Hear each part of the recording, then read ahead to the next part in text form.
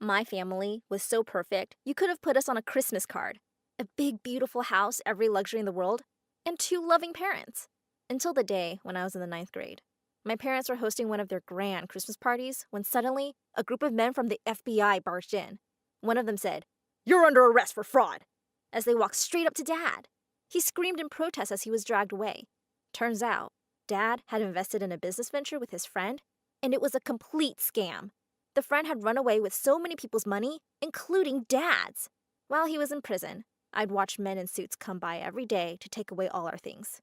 They let us keep the house, though. Mom and I would snuggle up in sleeping bags in front of the fireplace in the big, empty living room. When Dad was released on bail after a few months, I thought things would start to get better. But Dad wasn't a pleasant man without money. Mom had started working as a maid, and when Dad got back, he turned up his nose at her and said, "Yuck! You clean people's bathrooms now?" He refused to do anything himself except whine. I was forced to leave my fancy private school, of course, but he wouldn't even send me to a public one. He said, "I'm not spending any money on your education. If you were a boy, you would at least have some use. I'm going to get you married off as soon as I can." One evening, Dad walked in looking happier than he had in ages, and he was carrying takeaway food bags from our favorite sushi place. Mom glared at him and said, "What's that?" "The money I gave you was for a month's worth of groceries." Dad snapped at her. "Be quiet, woman. We have guests coming over in an hour. Can you try to look less like a miserable beggar, please?" Dave and Jenna, who were friends of my dad, came in with their son Jason, and they looked at us with pity as they sat down. Most of Dad's friends had disappeared as fast as his money had, but I'd always liked these two. Just as they were leaving, Dave turned to Dad and handed him some money. He said, "You shouldn't have to spend so much on dinner. Let us make it up to you." Dad looked furious. He shouted, "How dare you insult me like this? Get out of my house!" Mom started to say, "We could do with the money." But Dad carried on screaming at our guests to leave, and they hurried away. He turned to me and said, "I can't believe I wanted you to marry that jerk's son." Mom said, annoyed, "She's too young to be thinking about marriage." Dad said it was never too early to be thinking about it, and that my only chance of doing well in the world was to marry someone rich.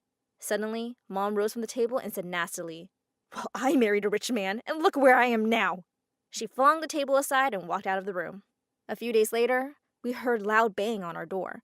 When Dad opened it, some men walked in and flashed a piece of paper in his face, saying the house had been seized and we would have to leave immediately. I couldn't believe it. We were homeless. We packed our few belongings and went to the nearest homeless shelter.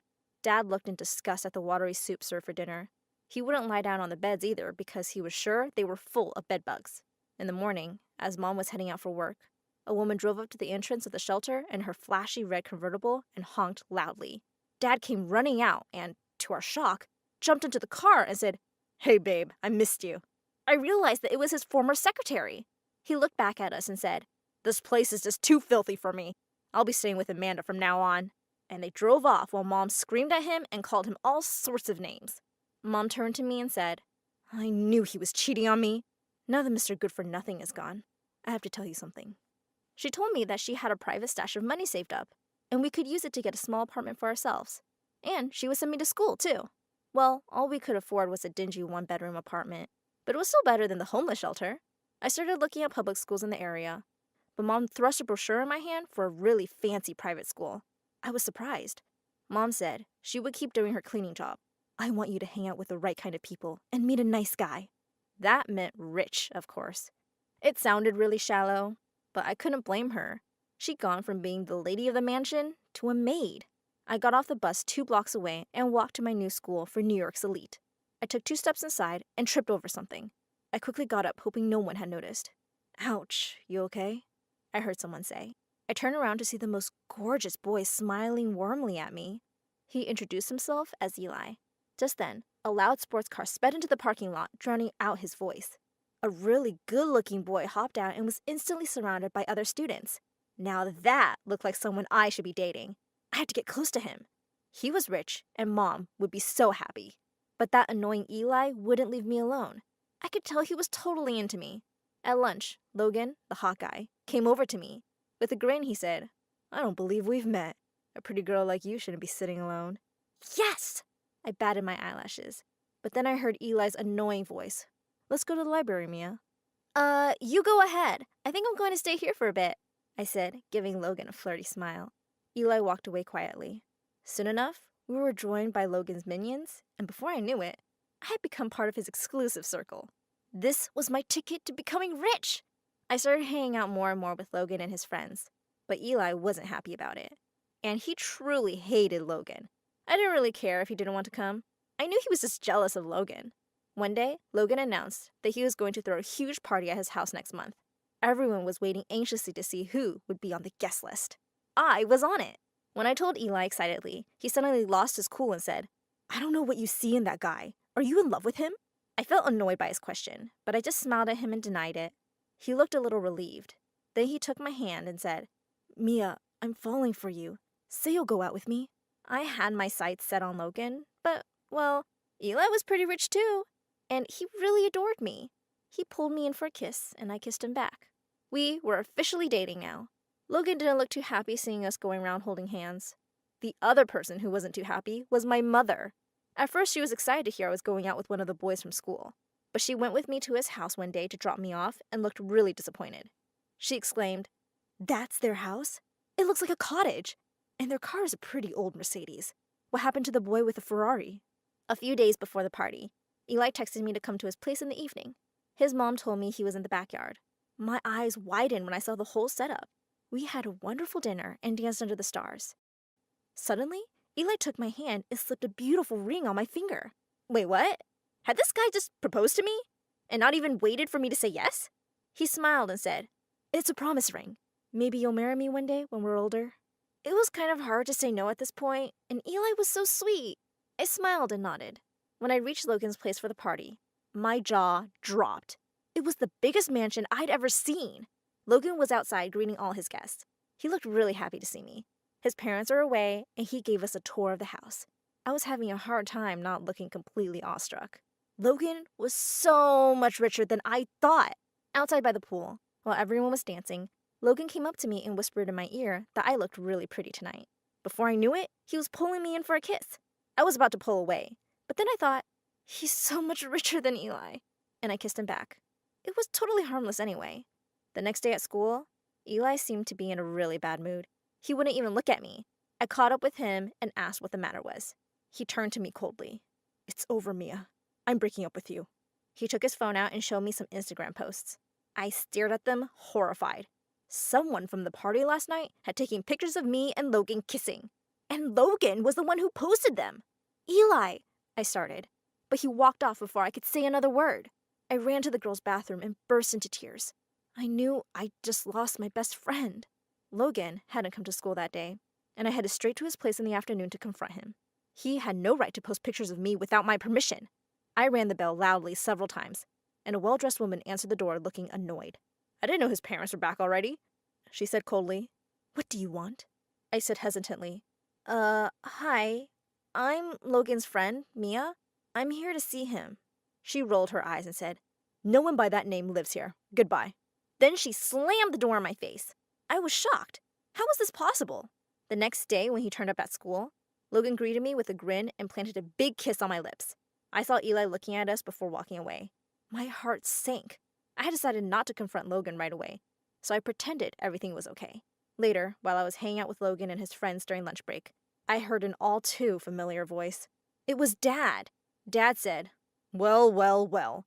Having you become all fancy again. What are you doing here, Dad?" I hissed. "I want to know what you're doing, Mia," he shouted. "Where are you getting the money for this school? Have you moved out of the homeless shelter? I've left Amanda and I'm ready to move in." Logan let go of my hand abruptly and looked at me in disgust. "Ew, you live in a homeless shelter? I can't believe I kissed you." I could feel everybody's eyes on me and wanted the ground to swallow me up. I could see Eli's face in the crowd. He looked shocked, but also like he felt sorry for me. A couple of school guards started pulling my father away. He shouted, "I'll find you and your mother, Mia! I want my share of the money!" I ran away from there as soon as I could. Mom was furious that Dad had ruined everything for me. She screamed, "That man can't stop ruining our lives, can he?" She decided there was no point in sending me to that school anymore. "Everyone there knows you're poor. I'll find another school." Feeling really sad, I went to school briefly the next day to clear out my locker. I could hear people whispering around me and tried to leave as soon as possible. Just as I was leaving, I saw Logan heading out too. I decided to follow him and ask him why he had ruined everything by posting my pictures. He led me straight to the mansion he'd had the party at. What was going on? I was just going to ask him.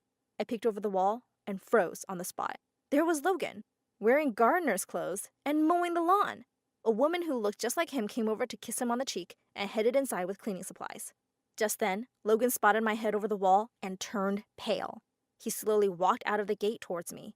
Almost crying, he begged, "Mia, please don't tell anyone. It'll ruin me." He went on to explain that he and his mom worked here.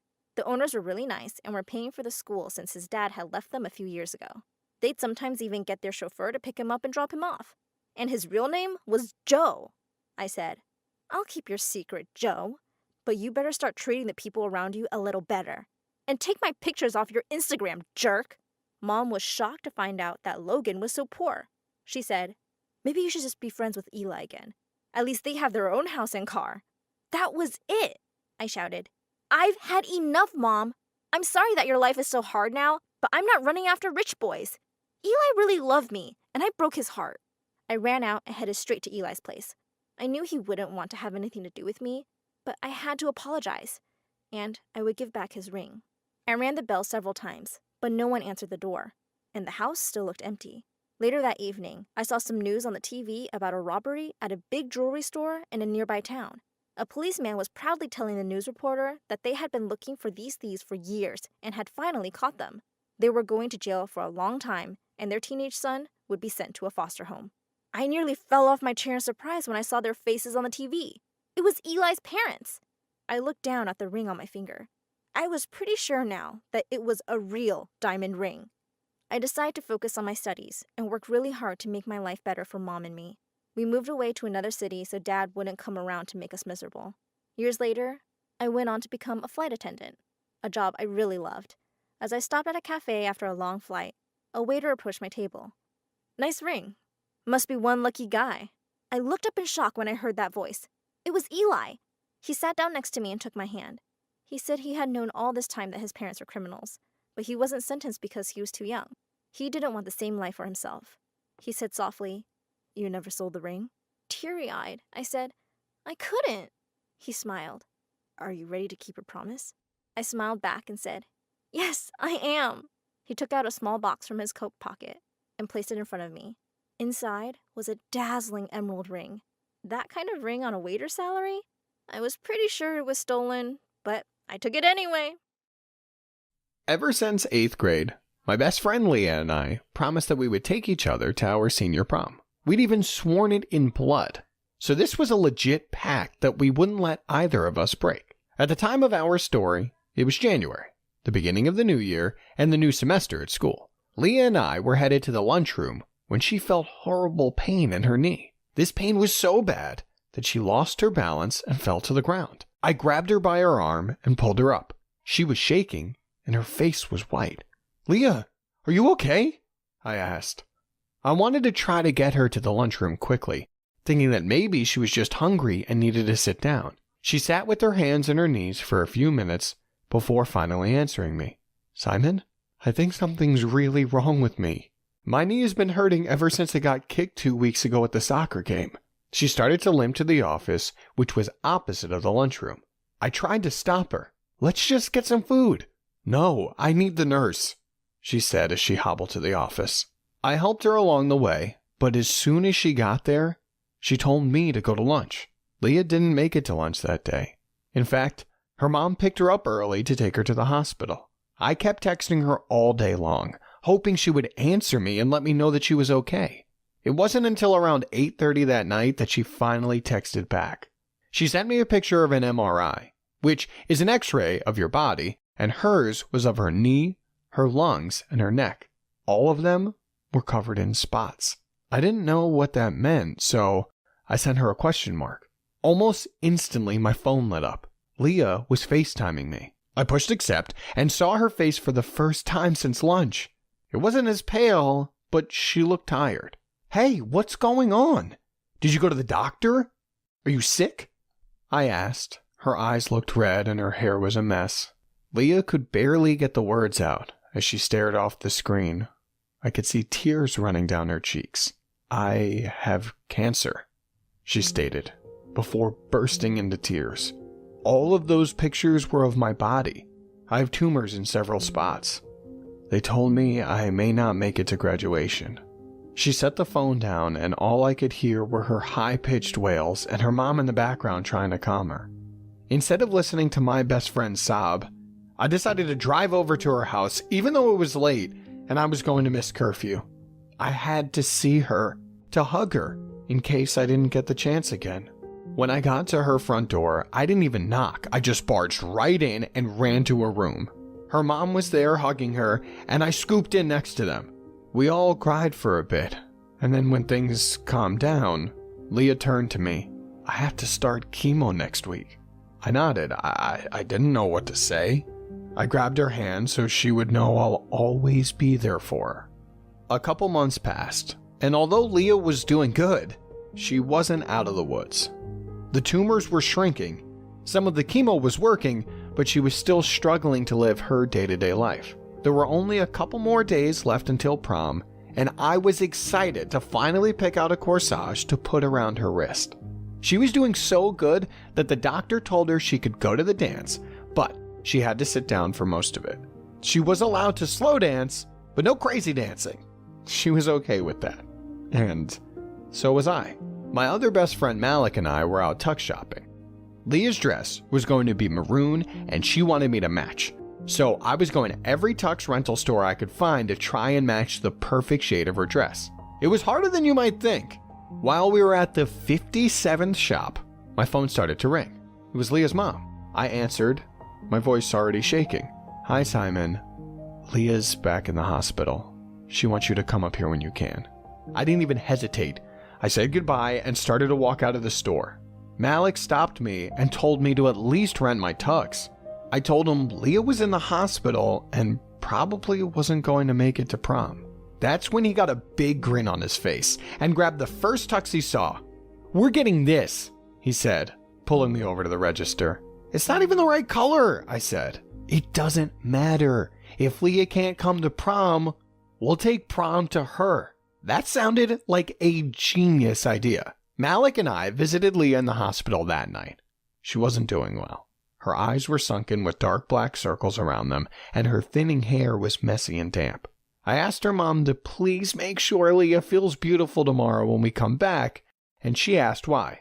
That's when I pulled her into the hallway and told her we were going to plan the biggest prom party for Leah we could imagine. Her mother grinned. I hadn't seen her smile like that in months. She gave me the biggest hug and kissed me on my cheek. "You are a beautiful person, Simon. We love you." "I love you too," I said as I walked away. Now, it was time to plan the prom that would hopefully bring Leah the dream she deserved. That night, I went on Facebook and invited all of Leah's best friends to come to the dance we were having. I went to Target and got some fairy lights, a bunch of streamers, and finally to the florist to purchase a beautiful corsage for the most beautiful girl in the world. We advised everyone to get dressed up in their prom attire for the next evening, as we were going to have a shindig whether Leah could go to prom or not. She deserved to be treated like a queen. Although some people declined our invitation as they didn't want to miss their own prom, many of our closest friends said they would come, and even planned to bring food, drinks, and other things to make Leah feel like one in a million, which she was. Malik came over the next afternoon, and we loaded up his truck with all of the things that we got over the last day and a half, including a Bluetooth speaker and a fog machine that Malik found in his sister's room. We got dressed in our tuxes and made sure that everyone that said they were coming would be there. Even Malik's girlfriend decided to come along. She got Leah's dress from her house and was going to do her hair and makeup before the dance. I couldn't wait to see the surprised look on Leah's face when we showed up. All night, she was texting me about how sad she was that she was going to miss prom, and she kept begging me to go without her. I told her that wasn't happening, and to just be happy, and I'd see her tomorrow. She didn't know we'd have all this for her, and I couldn't wait to show her. The drive to the hospital was filled with anticipation. Leah's mom met us at the front door to take all of the decorations. Leah had been sent to another room to do some tests, so we had time to set up before she got back. In just under half an hour, The hospital room sparkled with fairy lights and had gorgeous blue and green streamers running along the bed and window. Malik set up the fog machine, which the doctor said wasn't a good idea, so we had to leave it off. The music was playing softly, and we moved some of the furniture and medical equipment out of the way so we could have a dance floor. Leah arrived, and although she looked pale, her eyes lit up at the sight of what was ahead of her. At the same moment, she started to cry. "You guys, I'm not dressed for prom," she giggled and came over to hug me. "That's okay. We got everything that you need right here. Take your time. Ashley is going to help you with your makeup and your dress. We'll be waiting out here as long as you need." It seemed like forever, but it was probably only 20 minutes later. Leah emerged from the hospital bathroom with her hair in a braid that wrapped around the top of her head, and her beautiful maroon dress that clung to her in all the right places. It was sparkly and made her eyes glow. This was the exact moment I realized that I was in love with Leah. It seemed like everything had stopped when she walked out of the bathroom. I was so happy to see her so happy. I went over to her and gave her a huge hug. I pulled her hand up to mine and said, "I'm the luckiest guy in the world to have you as my prom date." Then I slid the corsage on her wrist. Malik got the party started, and we all began to dance, have snacks, and crack jokes about how lame the other prom probably was. After an hour, I could tell that Leah was struggling to keep up. "Hey, you can sit down if you need to." She grabbed onto my arms as I helped her sit in the chair. She was looking pale again. "Are you okay?" I asked. She waved me off. "Yeah, I'm fine, just all the medicine and tests today. I'm tired. But I'm having a great time, and I am so happy and so thankful that you did this, Simon. I really appreciate it. I love you." I know she was saying I love you as a friend, but it made my stomach fill with butterflies. "I love you too, Leah," I said. There must have been a look in my eye that told her I didn't mean as a friend, and that's when she leaned over to kiss me. I had never kissed a girl before. Don't judge me. I know I'm a senior, but it was never something that I thought about. Kissing Leah felt like home. I just didn't want to break her. I knew she shouldn't be kissing me right now. I don't think she cared. We pulled back, and I smiled at her. She rested her head on my chest, and we watched as the other couples danced and threw popcorn at each other from across the room. Thinking back on that night, I am so happy that I was able to give Leah her wish of being my prom date. After everyone left, her and I cuddled on her bed some more. We kissed, and I told her that I loved her again. She pulled me close and set it back, staring into my eyes. Then we both laid down. Leah was getting ready to go to bed, and I was getting ready to head home. Her mom walked in and told me to get out before I got yelled at by the night nurses. We hugged, and I left feeling triumphant, ready to take on the world. At 7 the next morning, I received a phone call from Leah's mom.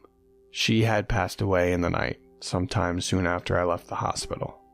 When she told me, I was speechless. I had plans to go to the hospital today and bring Leah some books she'd wanted to read. There was a big stack of new bestsellers sitting on my desk. I wasn't much of a reader, so the books broke my heart. I started to weep. I haven't cried that hard since I was a little boy, but it felt good to let my emotions out. I was practically wailing when my own mother barged in my room to see me laying in the fetal position on the floor. "What's going on, Simon?" she said, terrified. I could barely say the words. Leah died. My mom knelt beside me and hugged me for what seemed like hours as I cried.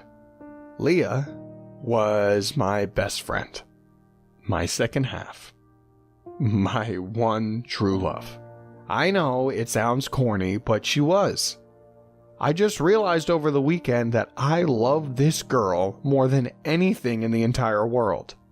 She was always there for me, she never gave up on me, and she was always passionate about what I wanted in life as much as she was about her own desires. I will forever be thankful that I was able to spend Leah's last night with her and with our friends having a blast. I'll never forget the smile on her face and the love in her eyes that night. Although I have to go through the rest of my life without my other half, I'll be okay. Leah's family will always be a part of my life, and I'm hoping they'll continue to want me in theirs. I do make some pretty incredible hamburgers after all. Leah was caring, gentle, and willing to try anything. So, today, I'd like you to try and be a little more like Leah. Thank you all for coming. The entire time I was speaking at Leah's funeral, I couldn't stop staring at the photo they used for her memorial. Her senior picture. She had all of her beautiful blonde hair cascading down her back, her huge blue eyes shining in the autumn sun. This was one of her favorite pictures, so I was thankful they shared that with everyone. After I finished my piece, her parents came to hug me. We all cried together, and they thanked me for loving their daughter. That happened over a year ago now, and I'm still recovering from the death of my best friend. Leah's parents are good. We get together every weekend for board games and burgers. I'm hoping as the years go on, we can continue to have this strong bond, and that whoever I end up with will be half the woman Leah was. I'm sure she'll help me out from where she's looking down on us. Thank you for listening to my story. What was something crazy you did for a friend? Please like and subscribe.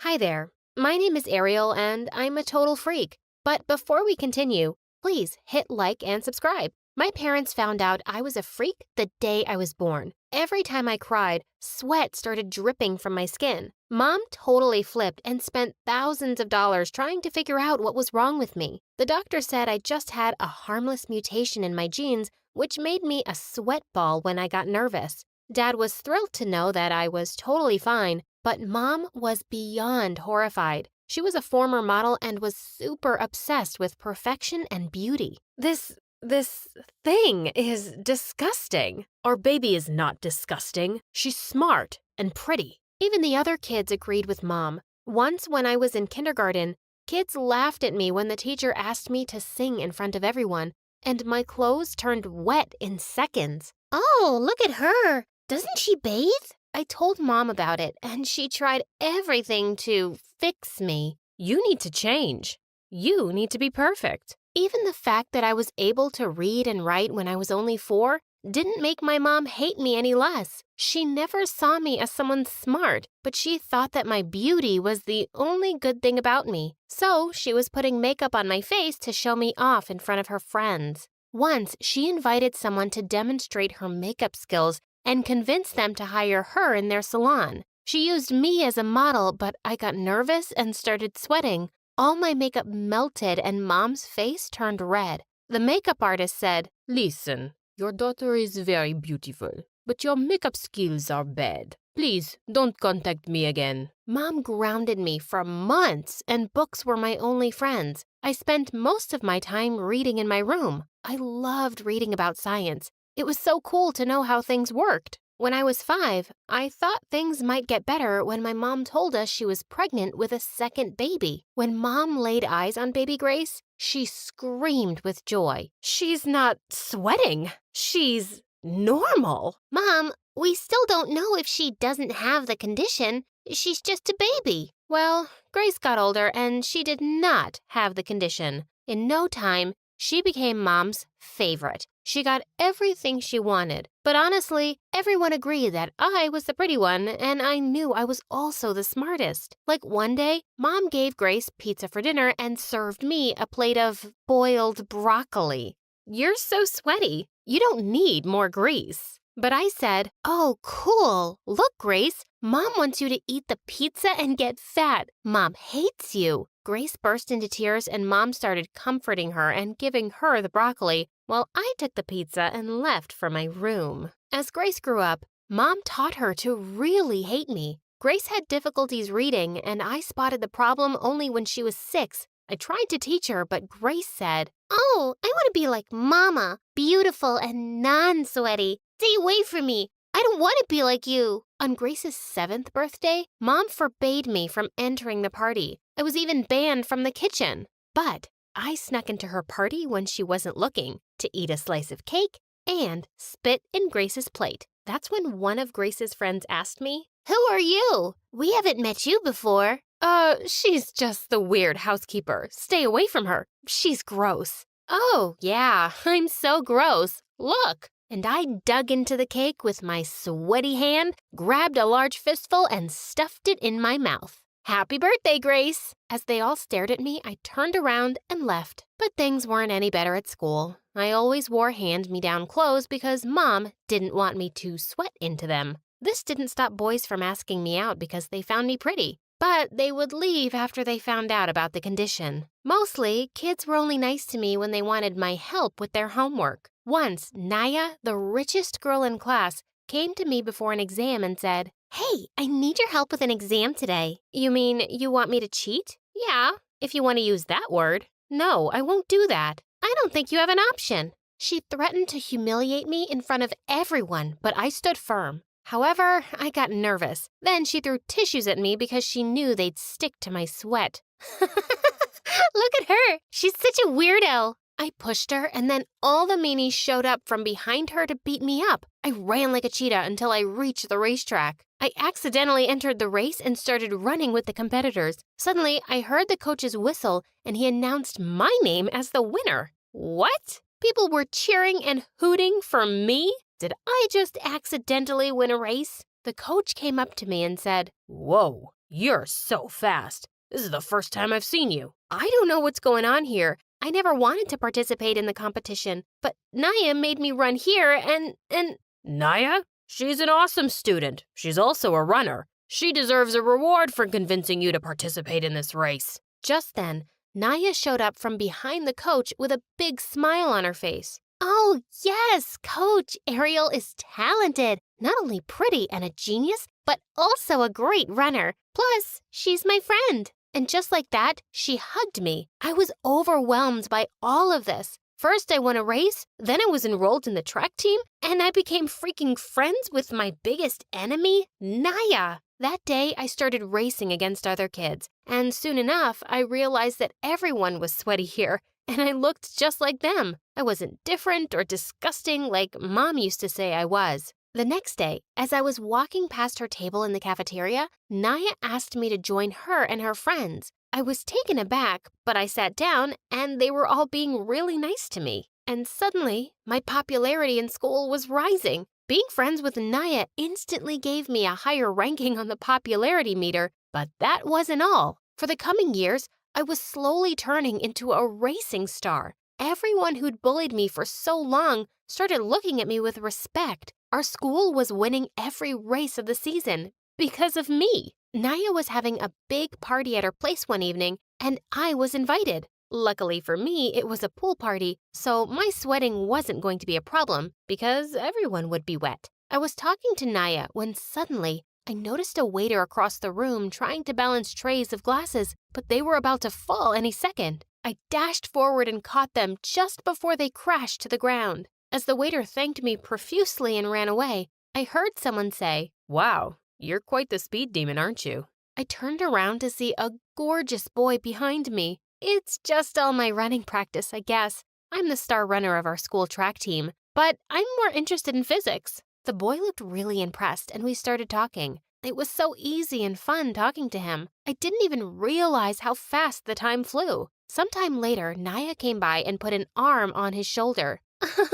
Liam, come and dance with me. My friend is making you miss all the fun. Oh, no. I was having a great time with her. Would it be okay if I could have your Facebook ID, Ariel? I could feel myself blushing hard as he added me on his Facebook. As Liam and Naya walked away, I suddenly caught the look on her face. She looked furious. Next day, I was super nervous to talk to Naya about last night. I waited for her in the changing room. When I saw Naya entering, I got up. Naya shrieked loudly. Ew!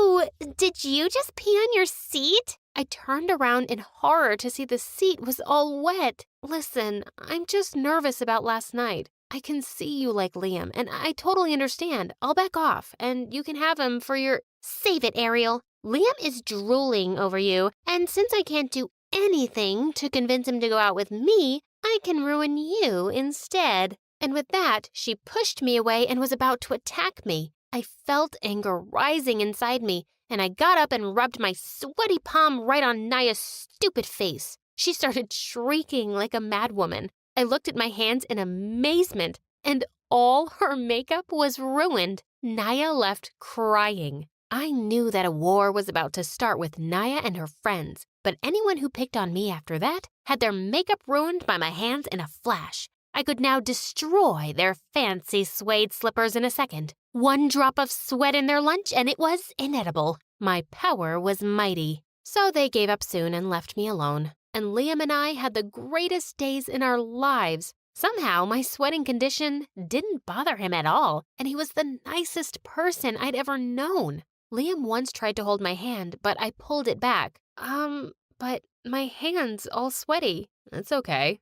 I don't mind. I just want to hold it. Once when I was in the 10th grade, I decided to invite Liam home and introduce him to my family. Dad was happy for me, but Mom and Grace were super jealous, especially since Liam was such a hunk. At dinner, Grace said, Oh, Liam, do you know about Ariel's condition? You're too hot to live with that disgusting creature. Mom laughed and agreed with her. This made me super nervous and mad. Shut up, Grace, or I'll soak you with sweat. I'm wearing waterproof makeup. Bring it. I was so angry and I was about to attack her when Liam pulled me away and whispered in my ear, I will always love you. Don't forget that, and don't let them affect you. I kissed him in front of them and we left for my room. A few months later, I had one of the most important races, and just when I was about to reach the final line, Naya tripped me and I broke my ankle. Liam ran up to me and held me in his arms. I yelled, It's Naya! The witch tripped me! The coach checked the cameras and made sure Naya was guilty. She was kicked out of the team for hurting the star player.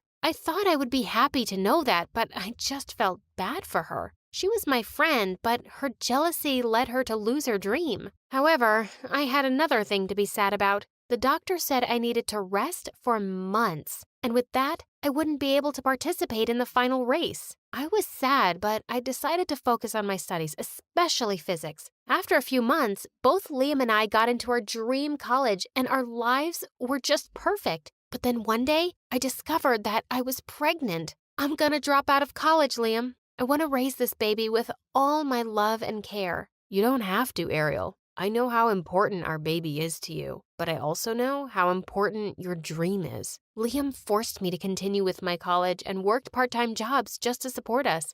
Dad also sent us some money, and then 8 months later, Liam and I were blessed with a beautiful daughter. We named her Emma. Oh, she looks just like you, honey. She's so pretty. Once I had a big exam and I couldn't find a babysitter for Emma, so I took her with me to the campus. The professors and everyone loved her. She took a nap in the professor's arm until I finished the exam. 3 years later, on my graduation day, Liam proposed to me. Will you marry me, Ariel? Say yes, Mommy, or I will. Of course I said yes, and we got married.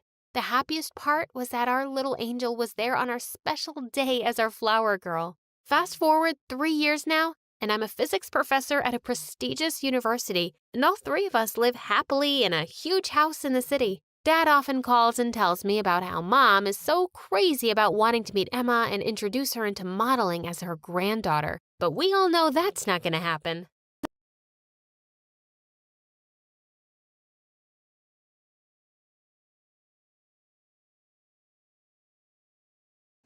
Hi, my name is Laurel, and my dad's a famous Hollywood star and a crazy one.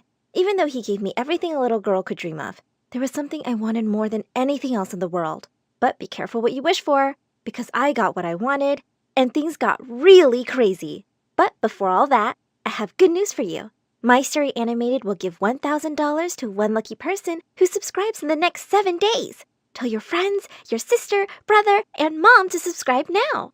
On my 5th birthday, when Dad asked me what I wanted for a present, I said I wanted a mommy. What? Who taught you the M word? Dad, I'm 5, not stupid. Everyone has a mommy. All I have is this stupid necklace. But I'm your mom. I've looked after you ever since you were a baby. Why do you want a mom when I'm your dad? How about I take you to Disneyland instead? I want a mommy. You're being ridiculous. Besides, I don't even know who your mommy is. What do you mean, Daddy? I dated a bunch of women at the same time. I really don't know who the mother is. I just found you at my door one day.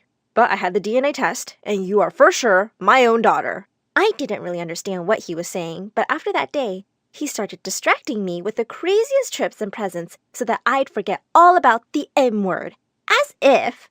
On Mother's Day, the kindergarten teacher told everyone to make cards for their moms. Well, hello! How rude! I don't have one. But I didn't let it bother me and decided to make a poster instead. Mom wanted for cute daughter a famous actor.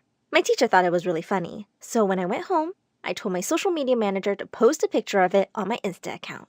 The next day, I woke up to Dad yelling, Laurel! Why are there women outside with CVs to be my wife? I ran to the window, and sure enough, there was a whole crowd of women outside the house. Dad had to call in security to get rid of them. He was really mad about my little stunt. But the next day, when I came home from school, Dad was sitting with a very pretty woman. As soon as she saw me, she threw her arms around me and started to cry. Who are you? I'm your mom, of course. I'm so sorry I left you. You don't even recognize your own mother now. I suddenly felt overwhelmed with emotions and hugged her back. Are you really my mommy? Where were you? I missed you so much. Even wear your necklace every day. Oh, darling. I saw your ad and I just couldn't stay away from you anymore. Dad told me Mom was his girlfriend when he started acting right after college. She'd been too poor to keep me, so she left me with him. But now she was back. Over the next few months, I was busy making up for all the time I'd lost with Mom. Since Mom was a struggling actress, we spent a lot of time watching movies and playing dress-up. But then things started to change. Dad helped Mom get a movie, and then another, and soon enough, she was too busy for me. But then one day when I was in the 4th grade, she forgot to pick me up. Again. And I felt really mad. I was about to walk back home in the rain when someone stopped me. Where's your mom, sweetie? I looked up. It was Miss Maisel. She had started teaching here just recently and was the prettiest teacher in the world. I don't know. She forgot to pick me up. Again. When we called Mom, her secretary said, We're on our way to the Bahamas for an important shoot. Ask your teacher to drop you. When Miss Maisel dropped me at my door, I told her to wait and meet my dad. He'll give you his autograph. And if you're lucky, maybe a kiss too. But when I came back with Dad, she was gone.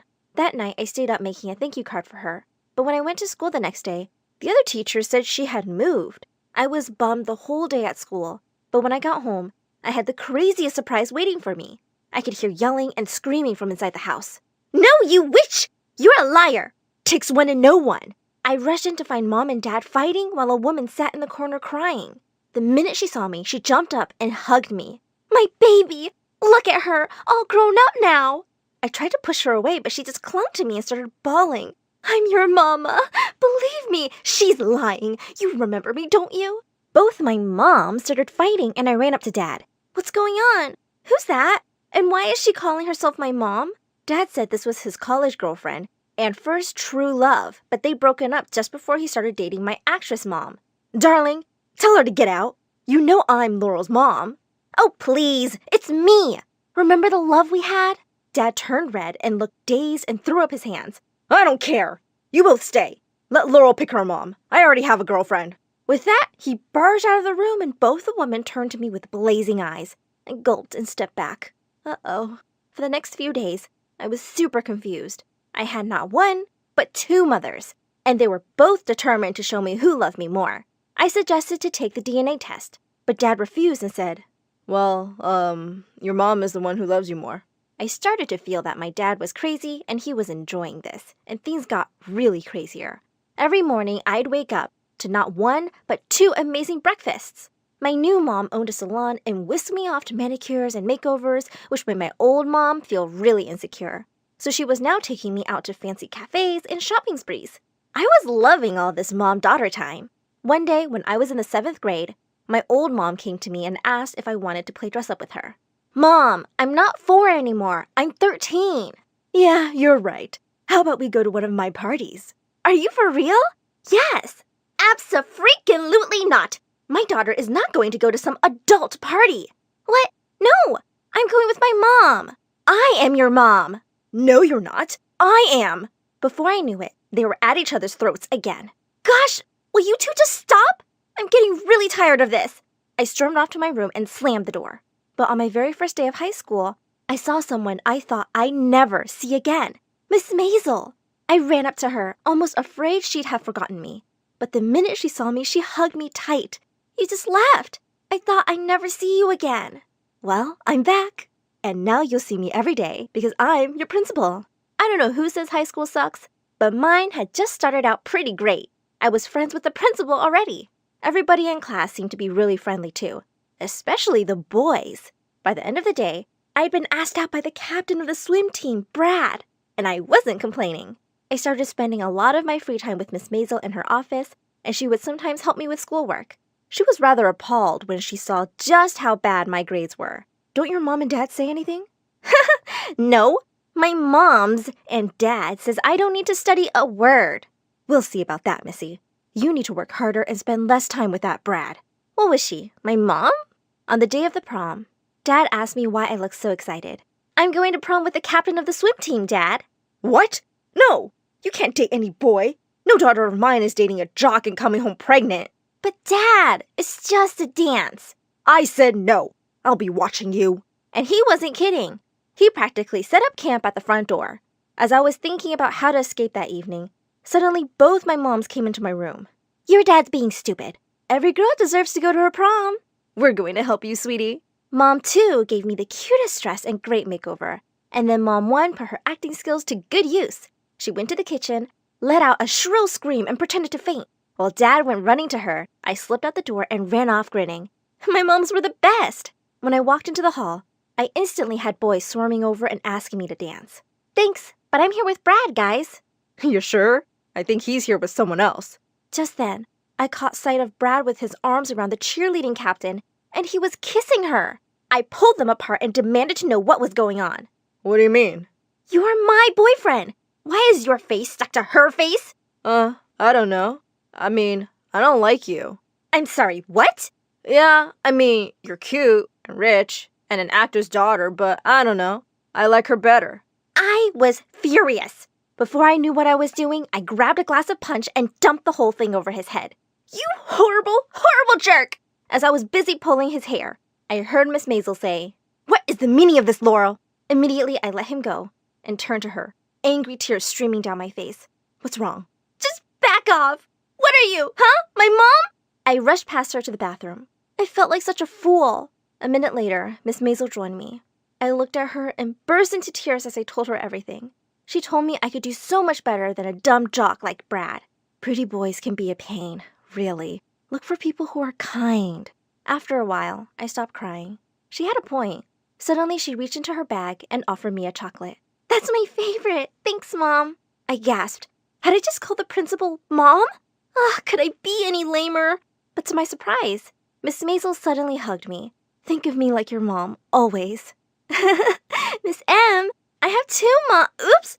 As I pulled away, my necklace got caught in hers, and then everything came crashing down. The necklace she was wearing was the other half of mine. What the? Why do you have that? Oh, Laurel. Wait, let me explain. Oh no, don't freaking touch me! You! It's you! You're my mom, aren't you? You lying, horrible woman! I hate you! And with that, I ran home in complete shock. I'd seen her, my mother, and the 2 women who fought over me every single day had both been lying? As soon as I got home, I barged into Dad's room. They are lying! They're both liars and gold diggers, Dad! I saw her, my mother! She has the other half of my necklace! I told him everything, and both moms looked like they'd passed out. Dad looked furious. I knew one of you was lying. That's why I let you stay in my house. But you were both lying? They both burst into tears, telling me they loved me. I told them to save it and turned to Dad. It doesn't matter anymore. You were right all those years ago. Mothers freaking suck. You're my only family, Dad. Just then, the maid announced Miss Maisel was here to see Dad. As she came in, I looked at Dad to see his reaction, and to my shock, he jumped up and hugged her. What? He said she was the sister of his dead college best friend. Dad, it's her! She has a necklace. She's my mom. Impossible. We never dated. Of course, we never dated. But you were with my sister for a while. And then you decided you guys were better off as friends, remember? Then she had Laurel, and after she passed away, our mom left Laurel at your door. Miss Maisel said after a while she'd come looking for me because she promised my real mom she'd look after me. But I thought telling Laurel would upset her, so I just kept a look from afar. That necklace was something I gifted your mom. That's why I had the second half. For a minute, Dad and I were stunned, unable to believe what we were hearing. My real mom was gone! I burst into tears. Suddenly, Dad, my two moms, and Miss Maisel hugged me, promising to be there for me forever. What was her name? Your mom's name was Sandra. I asked for her picture. When I saw her face, I could see how much we looked alike, and it made me miss her even more. Years passed. I moved forward from the loss of never knowing my birth mother, and forgave all the people who had lied to me. And today is my wedding. And even though my own mom won't be here to give me away, I have one crazy dad and 3 wonderful women who love me very much to do just that.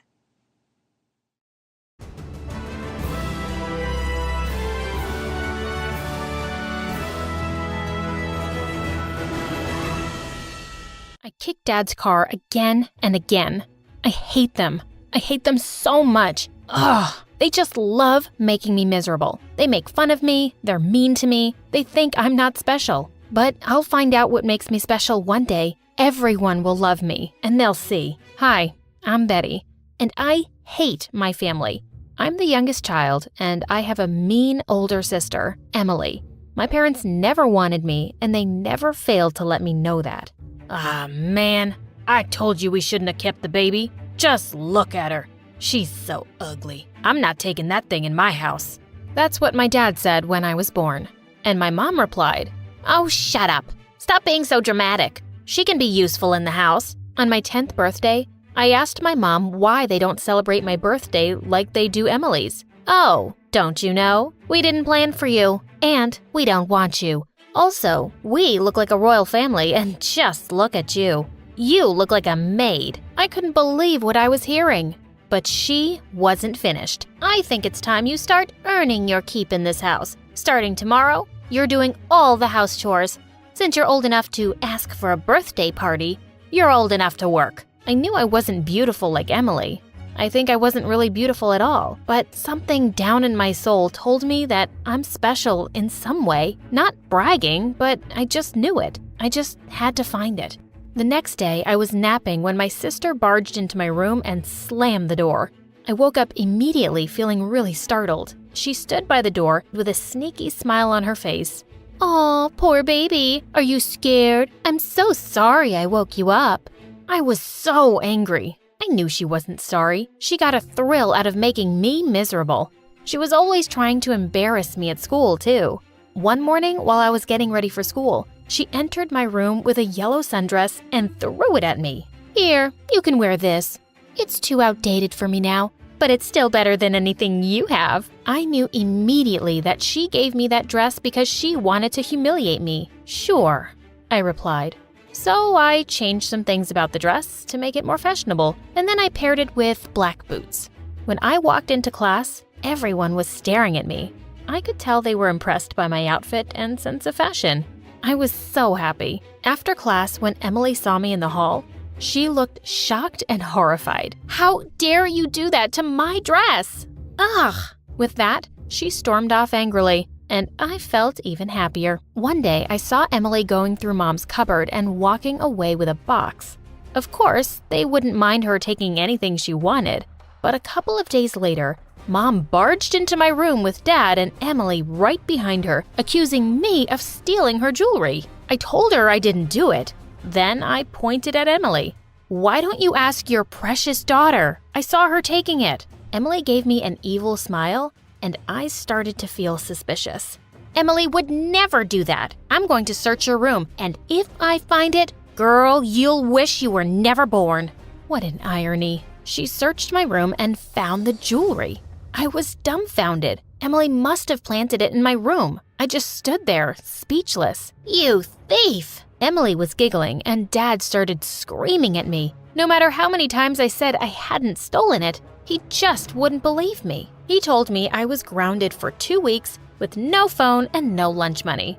As if that wasn't bad enough, he said I had to clean the house from top to bottom. I looked at my dad with hatred. He pampered my mom and Emily, but treated me like dirt. I couldn't take it anymore, so I screamed at them.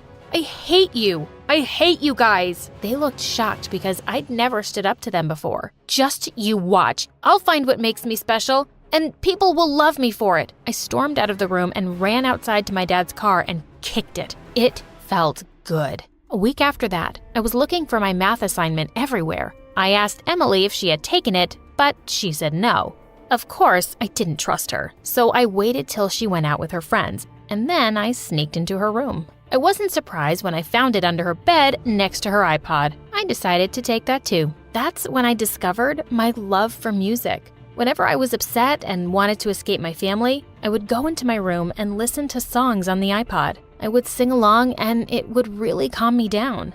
One day in the cafeteria, I was walking to a table when Emily suddenly threw something on the floor. Before I could stop myself, I had stepped on a banana peel and I slipped, with my lunch flying everywhere. I heard someone say, "What a clumsy fool." I was so embarrassed, I just ran out of there. After that day, I started eating in the school library all by myself. One day during lunch break, I was listening to music on my iPod as usual, and I started singing along when I heard a voice say, "Oh my, you have such an angelic voice." I turned around to see it was the school librarian, Mrs. Shepherd. She looked really impressed, but I didn't believe her.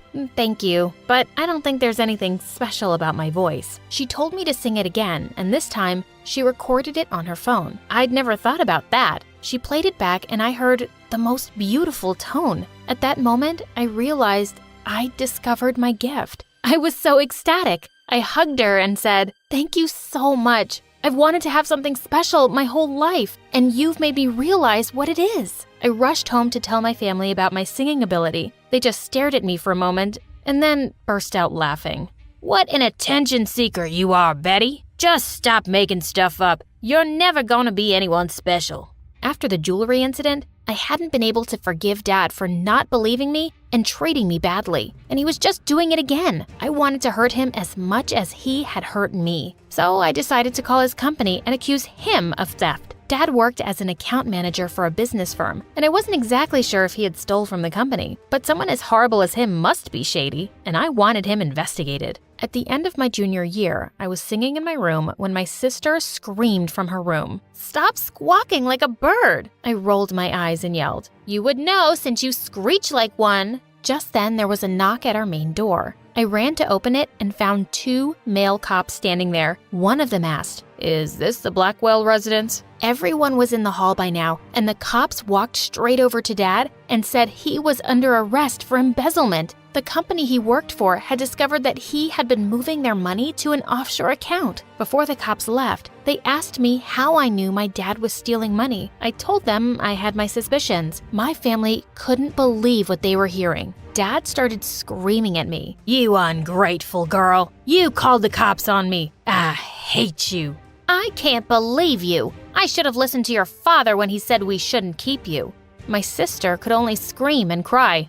I couldn't care less. After Dad was sentenced to jail, we became the talk of the town and everyone looked at us with contempt. Mom decided to move us to a small town where we could start afresh. I was so excited because I didn't really have friends in school because my sister had made everyone think I was a loser. The day we moved to our new house, my mom said, "Don't get yourself too excited, young lady. You'll have to fend for yourself now. Now that you've sent your dad away, I'm no longer responsible for you. You should be grateful I haven't disowned you." I rolled my eyes. I don't expect anything less. The next day, I started looking for a job, and I eventually found one in a small antique store as a salesperson. When I was walking back home, I heard someone singing, and I traced the voice to a guy in the park. He sounded beautiful. I sat next to him on the bench and started singing along. He seemed startled but didn't stop, and before I knew it, we'd gathered a crowd. Surprisingly, that became the beginning of my music career. After the performance, the guy introduced himself. "My name is Zach. You have a really nice voice. I've never drawn as big a crowd as you did today." I was so flattered I could only smile. That night, I went home with a skip in my step. Mom noticed my smiley face and asked if I'd gotten a job. I couldn't help spilling out the reason for my excitement, but Mom just rolled her eyes and Emily nastily said, "The townspeople must be deaf. And I'm sure this Zach guy is better than you. You're just jealous because I have talent, and you can't sing a note to save your life." She looked like she wanted to strike me dead, and that made my day. The next day, as I was working at the antique store, I started singing when I thought I was all alone. Just then, the owner came out of the back room. "You have a great singing voice. You should meet my son. He loves to sing too." I was surprised to hear that, but I said I would love to meet him. He called his son, and I couldn't believe my eyes when I saw Zach. We both laughed, then told his dad how we had already met once before. And every evening since that day, we would go to the park and sing. We started making good money, and the townspeople were so friendly and kind to me. Zach welcomed me into their home, and his family became my family. During my senior year at school, I decided to participate in the annual talent show. I was dressing up at home for my performance when my sister locked me in the room. I screamed and banged on the door. "Open this door right now!" She didn't reply. I kept banging on the door. "I will be late for the show, you moron! Give me money and I'll open the door." She was unbelievable. "You dumb fool! It's not my fault you're so spoiled you can't work to earn your own money." I became frustrated and threw my chair at the door. She wanted the money I'd been saving to go to college. I vowed I wouldn't ever share anything with her, even if we were the last two humans on Earth. I finally escaped through the window without injuries, and I made it to school just in time. I performed really well, and at the end of the show, an elegant, well-dressed woman walked up to me and said, "You have a great gift. The world needs to know about it." She gave me a card and told me she would love to offer me a music scholarship. Turned out, she was one of the directors at Juilliard and was invited by Zach's dad to watch my performance. It was such an amazing surprise. That day was joyous, and the whole town was thrilled for me. Well, everyone except my family, and I don't care about them.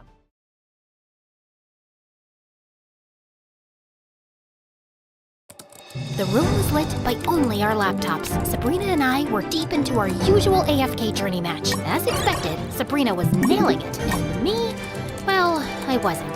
You got lucky this time, Sabrina. Luck's got nothing to do with it. It's all skills. Yeah, right. Stop showing off. If you know so much about the game, I wish you'd actually get sucked into that game. Now that'd be something.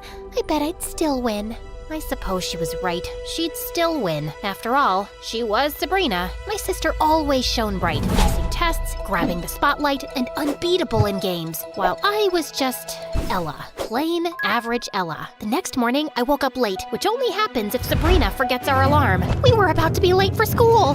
Come on, Sabrina! When I checked her room, there was no sign of Sabrina. Then I saw her slippers near her laptop, like she disappeared. Really? Trying to make me think you're in the game? I laughed, but suddenly, I felt the pull towards the laptop, like I was being sucked into it. And just like that, I was in a place straight out of a storybook. Huge trees with colorful leaves, bright skies, and tall mountains. There were little streams shining in the sun, and I could hear strange, beautiful sounds everywhere. It was so amazing. This had to be a dream. Ouch! Nope, not a dream. Right then, I heard someone behind me. Turning around, I almost fainted. Dianelle stood there, looking hot. A new face in Asperia? You look lost. OMG, you're Dianelle. I know everything about you. How you can soar into the air, becoming untouchable while unleashing a storm of sword attacks on your enemies. Seems you know a lot about me. How about you share your story? So I spilled the beans, telling him everything. Fear not. I'll help you find your sister. You can't search for her alone. Just then, Lucius and other heroes joined us, and Dianelle introduced me to them. We Lightbearers stand for justice. Asperia will show you both its wonders and dangers. Lucius's words hit me hard. Sabrina could be in trouble. But as I set out to look for Sabrina with Dianelle, Lucius, and the rest, I started to feel hopeful. Right in the middle of our journey, we bumped into some Hypogeans blocking our way. I was worried, thinking we were in for a tough fight. That's when Dianelle gave me a look, like he had a plan. Watch this. And then suddenly, everything started moving super slow. Dianelle jumped up, sword ready, and it was like I could see every little detail of him slicing through the air. How's everything so slow? What's going on? Just then, Lika fired her ability, Star Shot, shooting a deadly arrow that mesmerized me as it seemed to float in slow motion before forcefully pushing back her opponent. Begone. Wow! It's called bullet timing. It lets us slow down time to hit just right. Suddenly, Rainier, a villain from the Hypogeans, tried to sneak attack me. But Lucius jumped in front of me super quick, his shield up, stopping Rainier's attack, making him step back. Go back to the hell that spawned you! Wow, thank you so much. As we moved ahead, we entered the Dream Realm and saw Necrotraken, a beast straight out of a nightmare. We have to beat this thing? Yes, we do. The fight started, and Necrotraken unleashed his fearsome dragon's breath upon us. But Lucius was swift and blocked the attack, while Lika, Dinah, the others, and I kept on attacking Necrotraken. Finally, after the battle, the beast fell, and we saw a path. Following it, we found Sabrina. Ella, I found you! Can you believe we're actually inside the game? Yes, it's incredible. Right after I arrived, the Necrotraken captured me. Ella, when I play, I am fully immersed. It's like I'm not just playing a game, I'm living every moment of it. That's my secret to winning. But you've discovered something even more crucial, the power of working together. You've shown great courage today. Remember, the bond between heroes is the strongest weapon. And never forget, in Asperia, we stand together against any darkness. This journey, it was more than just a rescue mission. It was about discovering our strength and the magic of teamwork. And it's just the beginning. There's a whole world out there in Asperia, waiting for us to explore. Maybe next time. I think it's time for you both to leave. The heroes then led us to a portal, telling us it would take us back to our world. Goodbye. The next morning, when I woke up, everything seemed normal. Was it all just a dream? Did you have a dream too? About AFK Journey? Yes! We were both stuck in the game! I don't think it was just a dream. Ella? What's that under your bed? Curious, I leaned over to look and saw it. The sword Dinah had given me. It was all real. AFK Journey isn't just any game. It's an epic adventure that brings together strategy, courage, and friendship. With its unique art style, innovative gameplay features like bullet timing, and a story that unfolds across a beautiful 3D world, it's an RPG experience unlike any other. Available on PC and mobile, it's where you'll find your next great adventure. Asperia awaits. Are you ready to join us and discover the magic that follows?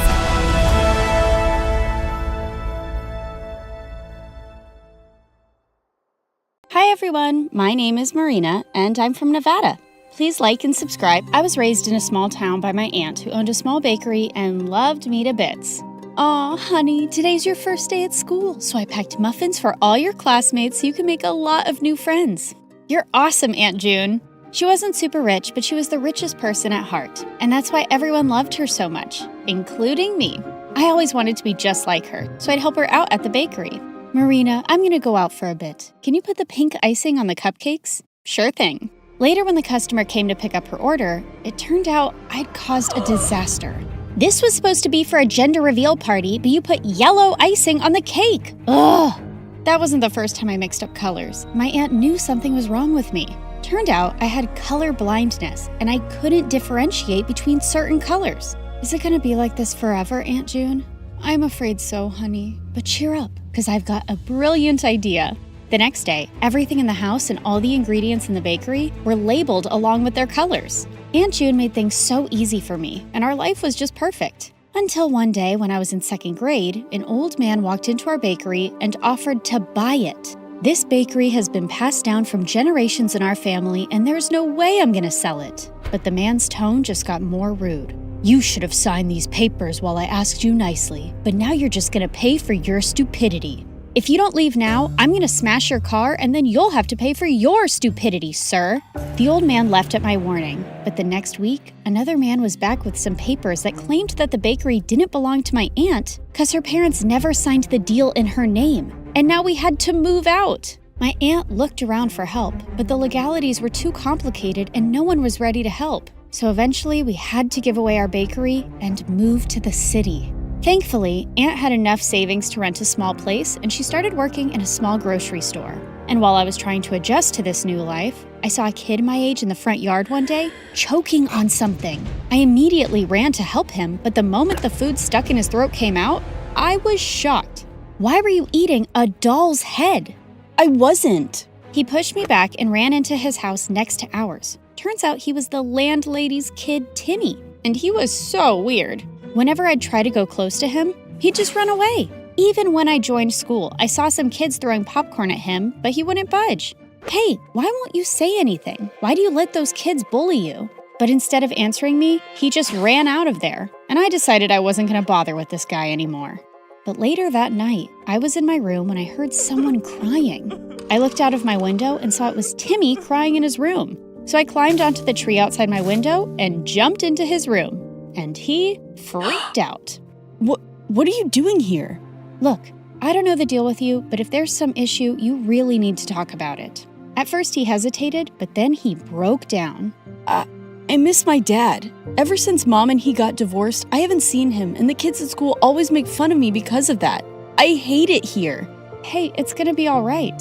I told him things were gonna be easy only if he fought back and didn't let those kids get to him. And it seemed like my advice worked. The next day, I saw Timmy was surrounded by a bunch of kids. I heard the cupcakes we gave you last time had Barbie heads in them. We're so sorry for that. Here, take these. They have cockroaches. And to my shock, Timmy pushed the bad guy away. Get away from me. And don't trouble me anymore or I'm gonna tell the principal about you. The other kids ran away scared, and Tim turned to me with a bright smile. Did you see that? I wasn't scared and what you said worked. After that day, we started getting along and became the bestest of friends. And Tim grew up to be really protective of me. He'd keep me away from all the bad guys and trouble in school.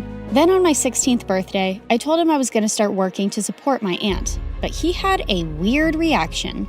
No, you can't do that. Your aunt wants you to study and make a life for yourself. You shouldn't be waiting tables. And if you need money, you can always tell me. Tim was a genuine friend, and I loved how he always cared for me. But now I really wanted to support my aunt, so I took the job without telling anyone. But the very first week of my shift, something weird happened. I ended up making a mistake because of my color blindness, and the customer went bonkers on me. I want to see the manager right now and get you fired. But I told you it was a genuine mistake. But he kept shouting and started pulling my hand when one of his friends got up and stopped him. Let go of her hand and apologize to her right now.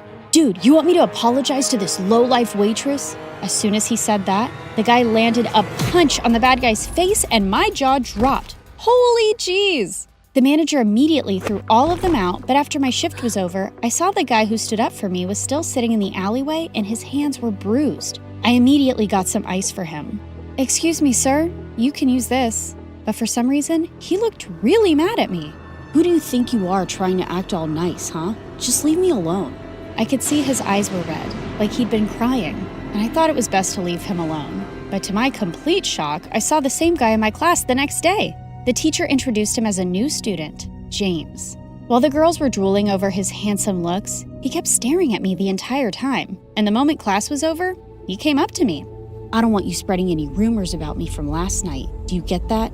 Before I could even reply, he just stormed away, and Timmy came running to me. What happened? Was that guy bothering you? I didn't want Timmy knowing about my job or anything about how I knew James, so I brushed it off and went ahead to prepare for my chemistry practicals. But turns out, James was already there. Minutes into the practical, I realized some of the labels on the chemicals were missing, so I asked James to help me differentiate, but he didn't even look at me. That jerk. I continued guessing and mixing the chemicals, but suddenly they caught fire and I almost got hurt when James jumped in and pushed me out of the way. I quickly got up and put out the fire. What are you, nuts? Did you want to die? Suddenly my eyes went to the burn on his hand and I rushed him to the nurse's room and gave him first aid myself. Seems like you're always helping people who are hurt. Yeah, especially those who get hurt because of me, and with you it's every single time. And that's when this tough guy finally let out a smile. You don't look so bad when you smile. I know. I don't want the chicks going crazy over me, so I keep it under check. This guy had multiple personalities. As time went by, we started spending more time together because we had similar projects, and James turned out to be a really fun person to hang out with. He'd often walk me to my work after school, and we'd enjoy all sorts of treats on our way. And even though he was a little mysterious, he was growing on me by the day. But there was someone who just hated our closeness. What's going on between you and that new guy? He's bad news. Stay away from him, Marina. What are you talking about? And how do you know he's bad? Oh, come on. Haven't you seen? He's always covered in bruises. Just stay away from him, okay?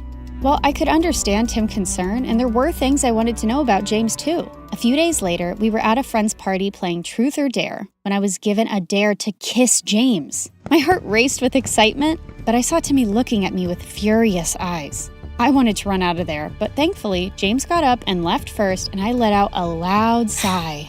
But later, when I went out, he was waiting for me. Was it that bad, huh? The idea of kissing me so you sighed with such relief when I left? No, it's not like that. It's just that there's only so much I know about you, and I didn't... Suddenly, he pulled me close and looked deep into my eyes. What do you want to know about me, Marina? Well, why did you cry that night in the alleyway? And is there something that you keep from me? My mom is really sick, and she was admitted to the ICU that day, and I couldn't help but... Shh, it's okay. You don't have to say anymore. With that, I pulled him in for a kiss, and he whispered into my ears, I love you, Marina. Gosh, I loved him too. But the very next day at school, my fairy tale came to an end when I received a message from James's phone. Here's my parting gift to you, Marina. There were several pictures of me kissing him and me working as a waitress with ugly captions, and he shared them with everyone in the school. What in the world? I tried to call James about what was going on, but he wouldn't answer it. And I felt so embarrassed and furious about everything, but then Timmy came to me. Hey, are you all right? I thought he'd question me about the pictures, but he just took me home and comforted me. I don't believe what's going on, and I can't even reach James. He left, Marina, and he's never coming back. He then showed me the newspaper articles of how James was the grandson of the same businessman who took away my aunt's bakery. I heard his grandfather sent him here as a punishment because he used to be a jerk at his old school, but looks like he's still going around messing with people's feelings. Gosh. There was no way I was going to forgive a jerk like him, but I wasn't going to cry over him either. I blocked him everywhere and decided to shift to another city for my college, along with my aunt. And after graduation, I joined a top law firm and helped my aunt open a nice bakery in the city itself. For the opening day, we sent out invites to everyone across the city, and it all went so well. After we were done with the day, we were about to close up when Timmy took me to the roof and proposed to me. I love you, Marina. I have always loved you and... Oh, Timmy, please stop. I liked him too, but he was my friend and I could never see him any other way. What is it now? Don't tell me you still love that moron. Timmy, what are you saying? You know I hate him. Then why won't you say yes to me? I tried to explain to him, but he wouldn't listen. And suddenly he pulled me in and tried to kiss me. God, Timmy, just stop. Just then, I saw a man pull him away and punch him hard. James, what in the world are you doing here? How dare you touch her, you filthy. I pulled him away before he could hurt Timmy anymore and slapped him hard in the face. Who do you think you are walking into my life again? Didn't you already mess around enough last time? Marina, what are you saying? I never messed around with you. Oh, really? Then why did you leave? And what about those texts and pictures? What? I have no idea what you're saying. I know it was my fault to leave you like that, but I told Timmy everything. What? What do you mean? That night after you left the party, I received a call that my mom had passed away. My grandfather wanted me to return home. Timmy was right there, and I asked him to inform you. What? I even tried to contact you, but you had me blocked everywhere. And when I called Timmy, he said you hated me and you were with him now. Timmy, what is he saying? Did you hide this from me and lie to him? Yeah, I hid the truth. I didn't want you to be with a jerk like him when I've loved you all my life. So I lied. For you. But those messages from your phone and those posts. I have no idea, Marina. I lost my phone the same night. You didn't lose it, moron. I stole it and sent those messages and those pictures. Timmy, I can't believe you. You son of a witch.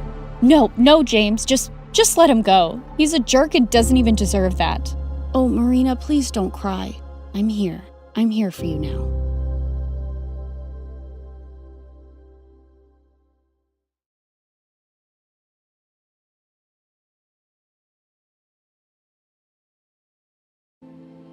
Hi, friends. My name is Celine, and my mom is my best friend. She was a small businesswoman, but after she divorced my dad, her luck turned around and she made it big. Mom adored me. By the time I was 7, I was living the life of a Malibu Barbie. She got me everything I wanted. She threw a birthday bash for me that had ponies and hot air balloons in it. My friends were shocked. Once when I was in 2nd grade, I had a fight with my annoying classmate, and Mom was called to the school to meet the teacher, who I hated. Celine needs some discipline. Just look at what she did to her classmate. Maybe she needs a father to teach her some manners. Get her one. My mom suddenly went ballistic and pushed the teacher away. Are you a moron? My daughter doesn't need a father. She has me, and I can take care of her. You say nonsense like that again, and I'll have you fired. I was so proud of my mom as she took my hand and stormed off. By the time I was in 4th grade, my mom was my best friend. I used to tell her every single freaking thing that happened to me.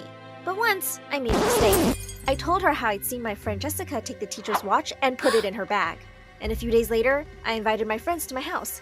When we were all having lunch, I heard a loud scream from my room. We all ran there to find Mom holding Jessica's hand. You can't fool me, kid. I know you stole your teacher's stuff, and now you're snooping in my daughter's room. Oh my God! Jessica was shaking and in tears. Mom, she had to go to the bathroom. I told her to go to my room. When my friends left, I was so angry at Mom. I told her I won't be telling her anything from now on. Even though she apologized, I ran to my room and slammed the door shut. The next day at school, my friends started avoiding me like I was some weirdo. And this mean Jessica said, "No, you can't sit with us because you tell all our secrets to your mom. Why are you like that, dumbhead?" I started eating alone, but one day, something amazing happened. A girl came and sat next to me at lunch. Her name was Ashley, and she was new in the school. Soon we became friends, and it was so good having someone to talk to. A few days later, I saw Jessica wearing my bracelet that Mom had specially gotten made for me. Hey, that's mine! That bracelet has my name on the back! You're such a thief! I grabbed her wrist to take it away, but Jessica pushed me hard and pounced on me. Just then, Ashley came running and snatched the bracelet from her. We reported her to the principal, and she took a look into Jessica's locker. She was stunned to see so many stolen items. Jessica was suspended for 2 weeks, and I felt so foolish. Mom had been right about Jessica all along. When I went home, I apologized to Mom and she hugged me tight. By the time we were in 10th grade, Ashley and I were best friends. Once she was at my place and we were discussing my new crush, Adam, when Mom walked in. I was so excited to tell her too, and showed her all his pictures on Facebook. I can't believe you just told your mom about your crush. I would never tell my mom such a thing. A few days later, Mom came to school and she spotted Adam with some boys. And then she said the most embarrassing thing ever. "Oh, you're Adam, right? This is Celine, and she's my daughter." Oh, yeah, that weirdo? What did you just call her? A weirdo, and I think she's also dumb. Oh my God, you're such a rude kid. I can't believe she has a crush on you.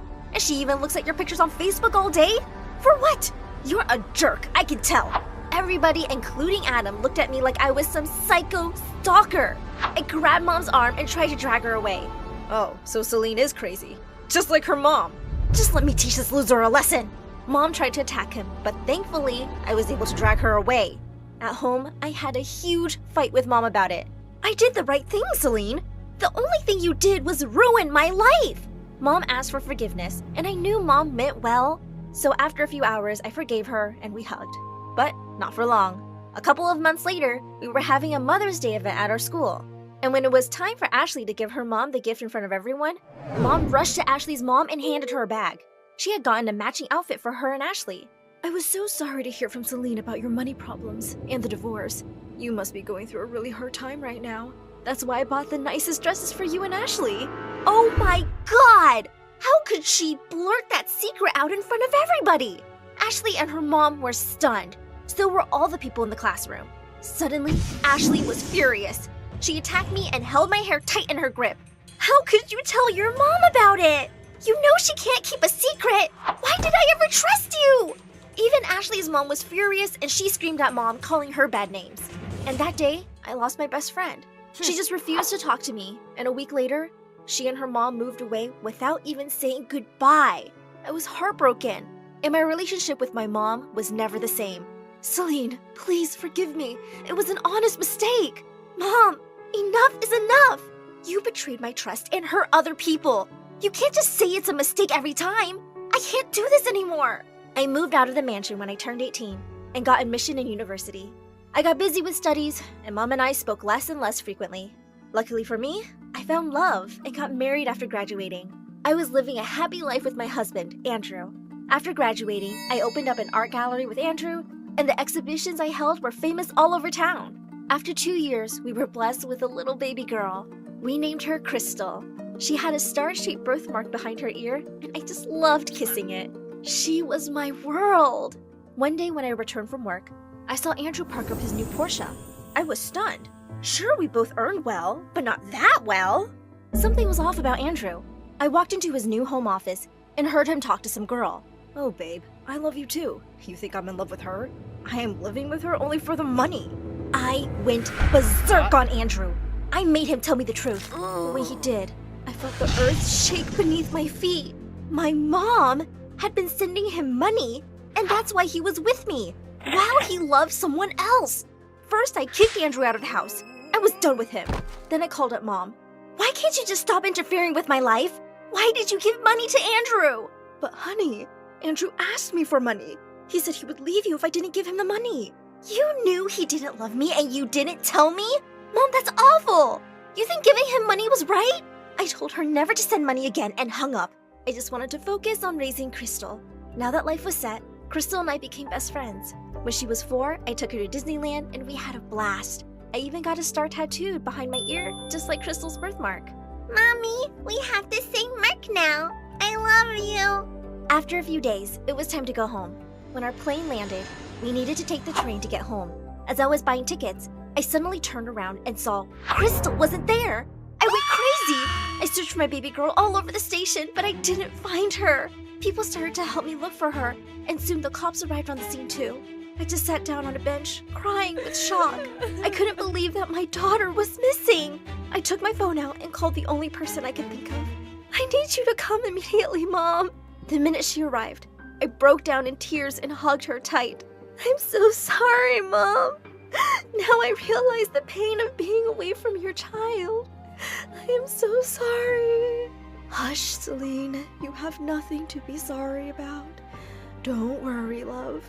We will find my granddaughter. But days turned into weeks, and my baby girl was nowhere to be found. It had been many months since Crystal was missing, when a familiar-looking woman visited me at home, and when our eyes met, we were both shocked. Ashley? Is that you? Oh my God, Celine! I'm the detective handling your daughter's case. We hugged each other tight as we both started to cry. Don't worry, we will get her back, I promise. For 5 years, we searched for Crystal day and night. Everywhere I went, I would see my daughter. One day, I was walking towards the police station where Ashley worked when suddenly, I heard a voice. A voice so sweet that it shook me. Hey, Mom, wait up, I'm coming! I turned around and saw a girl who looked so much like Crystal. Oh my God, it was my baby girl, all grown up. Without a second thought, I ran to the girl and took her arm, and she started screaming, Mom, Dad, help! Sweetie, just let me look at your ear. Turned out, it was not Crystal, and her parents furiously took her away, and I was heartbroken all over again. I was almost beginning to lose hope. I met Mom at the park that night and cried on her chest. Mom, it hurts, Mom. It's burning. I miss my baby. I'm so sorry for treating you badly. You were my best friend. I now understand how much I hurt you. Mom, I just want my baby back. Mom? I couldn't believe what I just heard. I looked around to see Ashley, and next to her was a 9 or 10-year-old girl looking confused. The moment I saw her, I knew it was my Crystal. I ran to hug her, but the girl took some steps back. Mom had a tattoo like mine behind her ear. Show it to me if you were my mom. I showed her the star tattoo, and she gave me a huge smile and flung herself in my arms. Mom! I missed you so much! Why did you leave me? You don't love me! Oh, baby girl, I love you so much, and I looked so hard for you. I missed you. I missed you. Ashley told me that my baby had gone on a train to another city, where a couple had found her wandering alone and crying, and they'd taken her in. Since then, they had been trying to search for her family. I pulled Mom to join our hug, and also Ashley. I love you guys so much. All my best friends are back now. I love you, Crystal. I love you too, Mommy.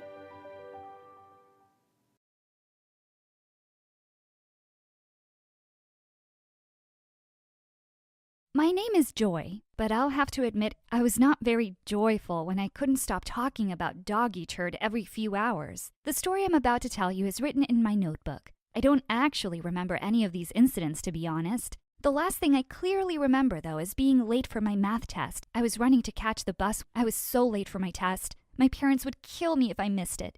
Suddenly, a blind man on the sidewalk stuck his stick forward. I dodged it at the very last minute, and then I saw it, a doggy turd on the sidewalk. It was too late. I slipped on it, and I flew in the air. And well, that's my last real memory. Mom later told me I fell on my head and got a concussion that put me in a coma for 3 weeks. The doctors apparently told my parents they should prepare for the worst. She said Brody, my twin brother, kept telling her that I waved at him when no one was looking. He said I was a drama queen who was enjoying time off school. It's usual for Brody to be so annoying, but this time I guess his attention-seeking lies saved my life. The doctors were so confused that they didn't pull me off life support. When I woke up, I yelled, "I'm about to slip on a doggy turd!" Everyone got really quiet in the hospital room while Brody burst into laughter like a maniac. Finally, the doctors saw a pattern. Not only did I repeat the same thing every few hours, but I also forgot everything after that point. But to make matters worse, Mom and Dad were sad that I was spoiling their perfect life. That night, I woke up wondering what I was doing there, when I saw Mom sitting in a corner furiously typing away on her phone. I called her 10 times, but she said, "Will you please wait, Joy? I have a huge party planned for tomorrow and I have to send the invites." How could she? I needed her the most. When I came home, my parents argued about whether I should be kept in my room or be allowed downstairs for the party. Since I could go a few hours without resetting, my mom thought they could let me come home, saying, "If she's missing, I'll have to tell everyone about her condition." But she kept repeating, "Don't talk to anyone. Stay in the background. Keep your mouth shut." She knew better than to stress me out because the stress triggered my condition. Geez, my mother went from one guest to another, flashing her smile. Suddenly, she froze when I yelled, "I am about to slip on a doggy turd!" The glass fell from her hand. All eyes were on me. Oh, dear God, no, I had done it again. My dad dragged me to my room and shut the door. My mom locked herself in her room and said she would never come out. She cried, "How will I ever show my face in public again?" As if that wasn't bad enough, Brody began using my memory loss for his own benefit. Thank God for Sally, my best friend, who was there for me every time. As soon as I was discharged, Sally came over. She said, "I hate that your memory loss stops you from going back to school." So she told my mom she was going to spend the weekend with me to understand my condition and to help me cope with school. My mom was already having a really hard time accepting her broken daughter, and she gladly handed over the responsibility for me and my problems to Sally. One evening, my brother came into my room and said, "Mom told you to give me $15, remember?" When I said I didn't remember, Sally told me all about how I forget things after a few hours, so I just gave Brody the money. The next morning, I was fast asleep when Brody shook me really hard. I said, "Is everything okay? Did someone die?" He reminded me I had to give him $15 and snatched it from me and ran out. An hour later, Sally was over when Brody popped in, reminding me to give him $15 again. But this time, Sally was there. She screamed at Brody, "Beat it, Brody. Stop messing with Joy or I'm telling your parents." Brody just ran out of my room so fast. He was terrified of Sally because he had had a crush on her for years. A few weeks later, Sally asked Mom if she could take me to the bookstore to see how I would function in public and to buy school supplies. Mom said, "Do whatever you want. I have friends coming over tonight." We had just stepped into the store when I spotted him. This really tall boy was looking straight at me. My heart started beating so fast I felt like it would jump right out through my throat and strike him in the face. I immediately turned to Sally and said, "That boy is going to be my husband." To my surprise, Sally just ran away from me. A moment later, she returned and handed me a new notebook and a pen and said, "Write down what you feel about the boy." I was super confused, but I wrote it all down and she said, "From now on, always keep this with you." Sally filled me in on other details and said his name was Amit. From that moment on, the notebook was always with me. Sally also set an alarm on my smartwatch to remind me to write things down. Thanks to Sally, I started school soon afterwards and things seemed a lot better at first. The reason why my parents allowed me to go back was because they thought that being in familiar surroundings would help me stay normal, whatever that meant. But that obviously didn't work out. As soon as I walked into class, I saw the most handsome guy in the world. He was tall and dark, and the moment I saw him, I wanted to be his girlfriend. The very same day, he walked up to me and said, "Hope your memory alarm won't stop you from going out with me, or I'll be heartbroken." Just as I was about to say yes, I suddenly shouted, "I'm about to slip on a doggy turd!" Sally was shocked. My smartwatch alarm hadn't gone off, so what just happened? Apparently, stressful situations reset my brain quicker and unannounced. Amit made my life worth living. One day when we were in the cafeteria, Amit made a video of us hanging out together. He realized that videos helped me remember everything faster, so he got very serious about it. He ordered a cool camera and even bought a tripod and gimbal so he could document our time together. One day, he came up to me and said, "I love you, Joy Joy." And I said, "Are you making a YouTube video? Because even though you're really cute, I don't know you." He laughed his head off and kissed my cheek, which made me blush red. A week later, Amit said he wanted to take me to a movie, and Sally said it was a bad idea. He didn't care. He and I sat together holding hands, and after a few hours, I screamed about doggy turds. Everyone would laugh, but Amit wasn't embarrassed at all. Every night, I read my notebook and smiled, knowing I was falling in love with Amit. One morning, Amit gave me a long gold chain with a real USB as a pendant, which was engraved with the words, "Watch me every day." I asked, what kind of a person needs a USB around their neck? But he just smiled really cute and left. His gift was super weird, but he was super hot, so I checked the USB. It contained videos of all the fun things we did together, and footage of me screaming about doggy turds at strange awkward moments. The next day, reading my diary, I had a brilliant idea. I knew how to get back at Brody. He opened his backpack in class, and his underwear fell right out. Oh, the look on his face. Sally started laughing so hard. "You need spare underwear for school? Why don't you just get diapers instead?" Brody turned red and looked like he was about to cry. Well, getting even with Brody was easy enough. It was harder dealing with how embarrassing Mom found me. A week later, Mom was hosting a brunch for all her hoity-toity friends. Before going down, she came to my room. She said, "Joy, please stay in your room for the next couple of hours. I don't want you shouting embarrassing things in front of my friends." She took my hand and wrote, "Must not go down till Mom says I can," and left. I felt really sad and curled up in my bed. I woke up and it seemed it was dark outside. My tummy was growling. I went downstairs to get myself some food when I heard Mom and Dad talking in the lounge. Mom said, "Oh, this is just so hard. All the girls today were talking about how their kids are going off to Ivy League universities next fall. And then there's Joy, who's now as dumb as a goldfish." I walked back to my room as Dad consoled her. My heart broke at their words. The only good thing was that I would forget about it in a few hours. However, things soon became even worse. One day, Amit was dropping me home when he asked me if I would like to meet his parents. I was thrilled and said I'd be delighted, and I said, "Well, I'd like you to meet mine too." Maybe when Mom found out I had a boyfriend, she wouldn't think I was the loser she thought I was. That weekend, Amit and I planned a whole meeting the parents' surprise dinner. When I got to the restaurant with my parents, Amit and his parents were waiting for us with his family. Everyone looked so confused. Then Amit took my hand, just like we'd planned, and said, "We are dating." All hell broke loose. My dad screamed, "No daughter of mine is dating someone different. No, you are not dating my daughter." Mom turned into a red tomato of anger and said, "Joy isn't allowed to date." Amit stepped in and said, "Please listen." But just then, the unthinkable happened. I blurted out, "I'm about to slip on a doggy turd." That made Amit's mom stand up so quickly that her chair fell backwards. She said, "Joy is, strange." And his dad said, "I don't think our lifestyles and culture are similar. I find this girl rude and vulgar. My son can do so much better." The next day, Amit showed me a recording of it all. Amit and I were still committed to taking our relationship to the next level. But it wasn't easy. I was leaving for school the next morning when Mom and Dad ambushed me. Mom screamed, "You can't date someone like Amit. He's poor and different." And I thought that was so ignorant. But before I could say anything, Dad threatened, "If you don't break things off with Amit, I won't pay for your college education." I screamed, "Don't you get it? I can't ever go to college with my short-term memory." That just reminded them how I wasn't the perfect kid anymore. Furious, I went to school when Sally ran up to me saying, "Hey, the new principal is looking for you. We should tell him about your situation." I told her she didn't have to come with me. I said, "I think I want to try this alone, Sal." She hugged me and said she was proud of me. On my way to the office, though, someone pushed me into a dark corridor. I freaked, and that was before she said, "You cannot date Amit. I will not allow it." I was furious. I jotted down everything, but just as I was about to write the name of the girl, she snatched my notebook, my flash drive, and my watch. Then I clocked out. I don't know how long I sat there when suddenly the principal pounced upon me and yelled, "Miss Joy, in my office right now." As I followed him, my memory reset and I yelled, "I'm about to slip on a doggy turd." A few kids standing nearby laughed as he turned red. As he called my parents, I tried to explain to him that I had no idea what was happening. He simply said, "One more word, Miss Joy, and I will suspend you." Mom came in looking like a fireball. She screamed, "How embarrassing! Even Brody has never been such a difficult child." And Dad yelled, "This is all because of that stupid Indian boyfriend. I told you he was no good." Just then, Amit walked in and said,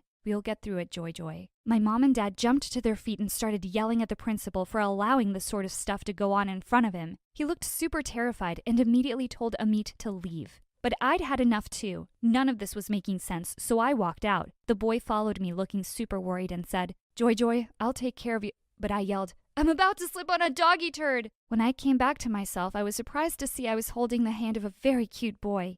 He looked Indian. I pulled my hand away and asked him who he was. He smiled warmly and said, Joy, it's me, Amit. Don't worry, I'll help you remember. It's all here. And he looked shocked then and said, Where's your drive, Joy? And your diary? I pushed him aside and called him crazy and then ran away. But as I was running away, I took one last look at his beautiful face, and for a minute, my heart hurt. Who is this boy? In the corridor, I bumped into Sally and clocked out again. Seeing how confused I was, she asked me where my stuff was. I said I didn't know what she was talking about, and she dragged me around. At the principal's office, I saw Mom and Dad leaving. Mom was crying. I ran to her and asked, What has Brody done now, Mom? She just walked away like she didn't know me. The next thing I knew, my parents had made me drop out of school. Sally reminded me of everything. At first, I couldn't believe her, but every time she said Amit's name, my heart felt warm. I asked her where Amit was, but she said she didn't know. A few days later at her house, Sally and I were sitting with Amit while he told me everything. When the bell rang, we went to check, and suddenly Amit's family barged inside, screaming. His mom yelled, We told you to keep that weird girl away from our son. Then, to our surprise, they threw something on the table. Amit yelled, Where did you get these? Then, to our surprise, his sister jumped in and said, I took them. You thought you'd just convince Mom and Dad to accept her? There's no way I'm letting that happen after they took away my love from me. Before Amit could say anything, Dad started to yell at me. I'm tired of all your drama. You're turning 18 next week, aren't you? You're a waste of time anyways. Get out of here and take all this drama with you. For a minute, I thought they were kidding. But in 10 minutes, I was homeless. But I wasn't alone. Sally asked me to live with her, and Amit moved out from his house too. As soon as he got a job, he rented us an apartment. It's been 5 years and we still live in the same apartment. Neither of our parents came to our wedding. And even though I never went to college, I'm now an established artist. Without my parents pressuring me for good grades, I could let my creativity flow freely. And best of all, my paintings don't disappear with memory. And Amit has set up video cameras and televisions in my room to remind me that I am a painter every few hours. I am now updating my diary with another entry. I'm pregnant, and I'm going to tell my husband as soon as he gets home.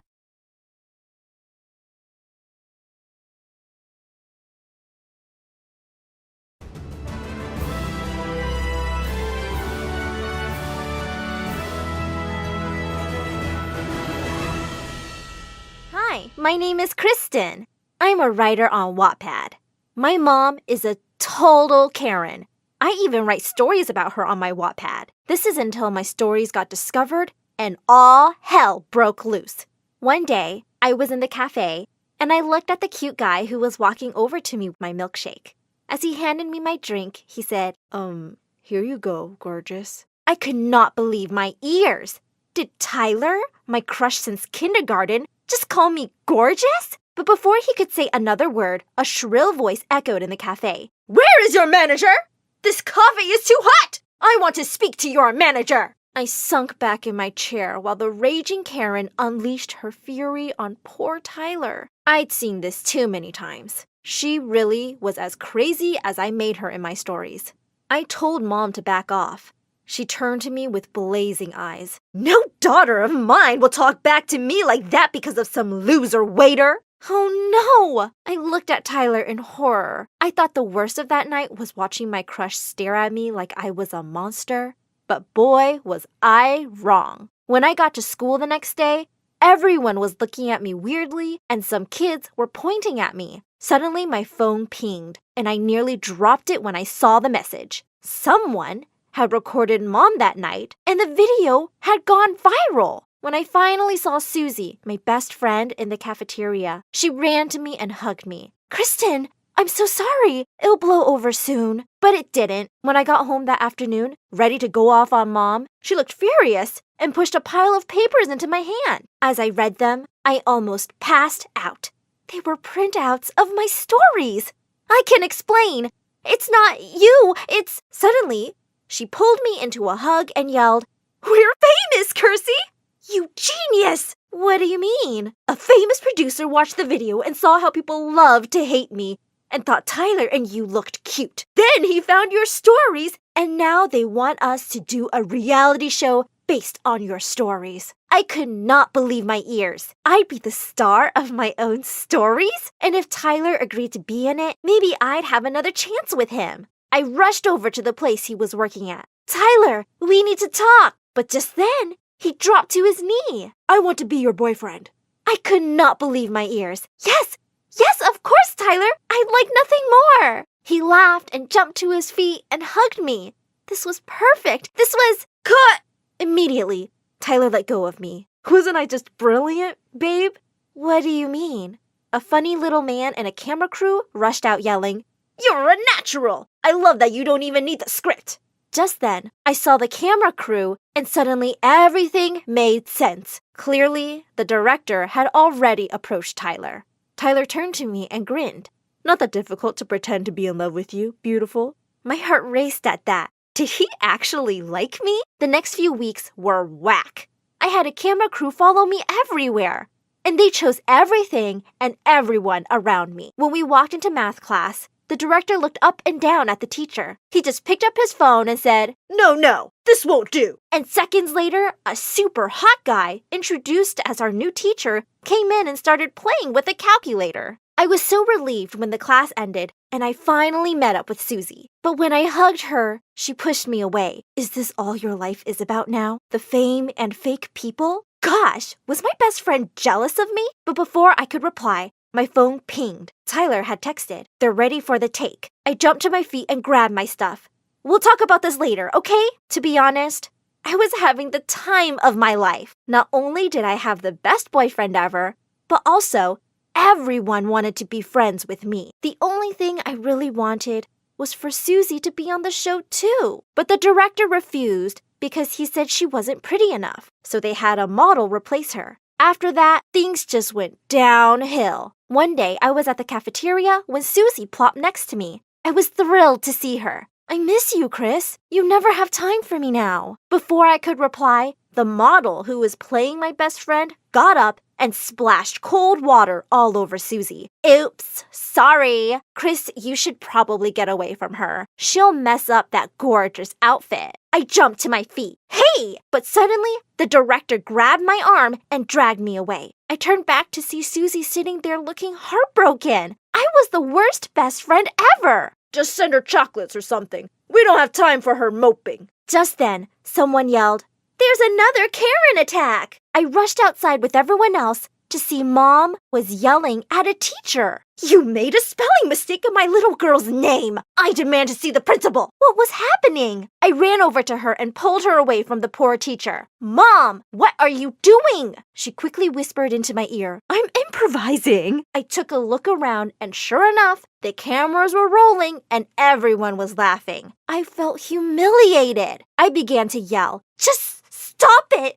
I quit! And then I turned around and ran. I just had to get away from this all. Suddenly, I heard Tyler calling my name.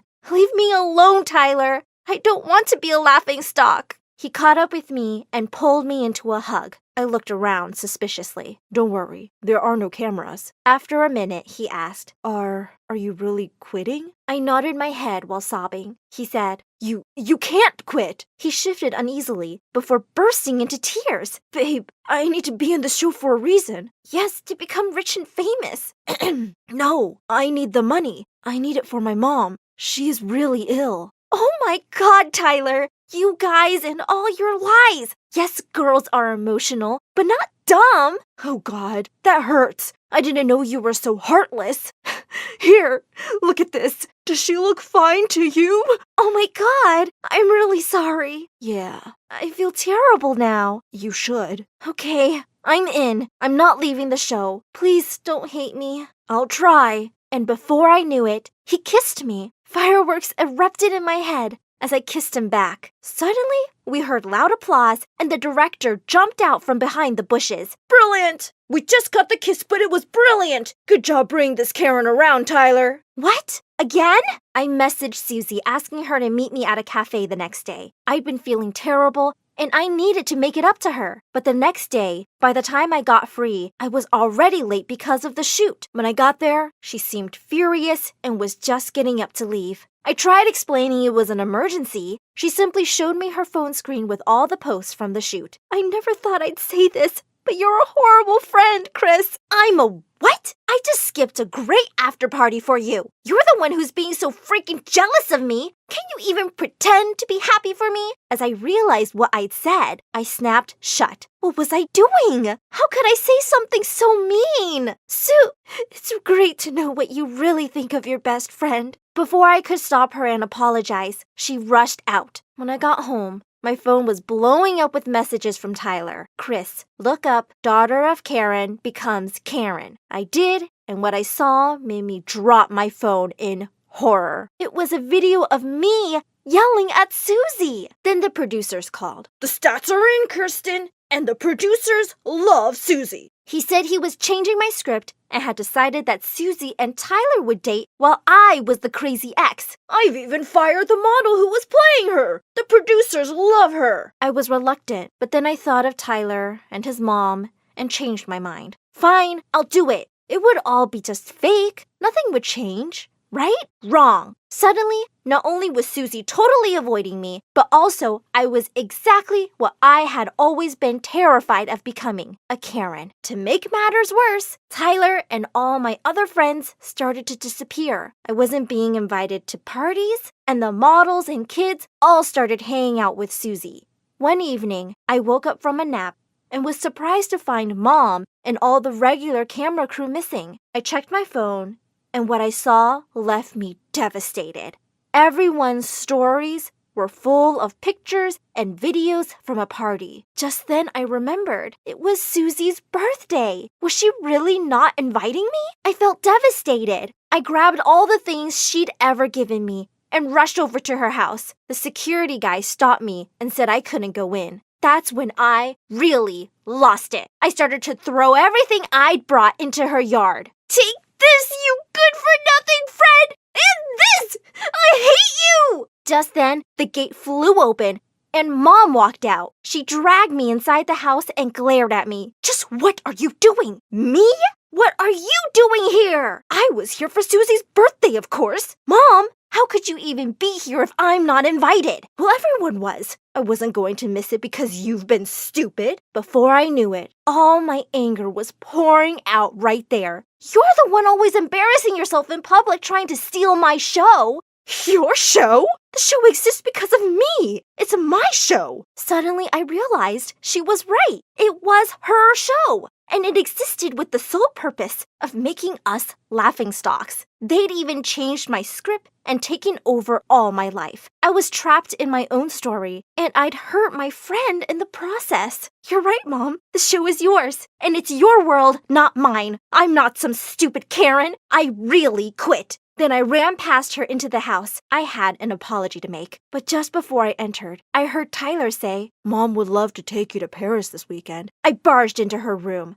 Susie and Tyler were kissing, and there was no camera crew. They were kissing for real. Tyler, what's going on? Why are you kissing her? And why is your ill and poor mom taking her to Paris?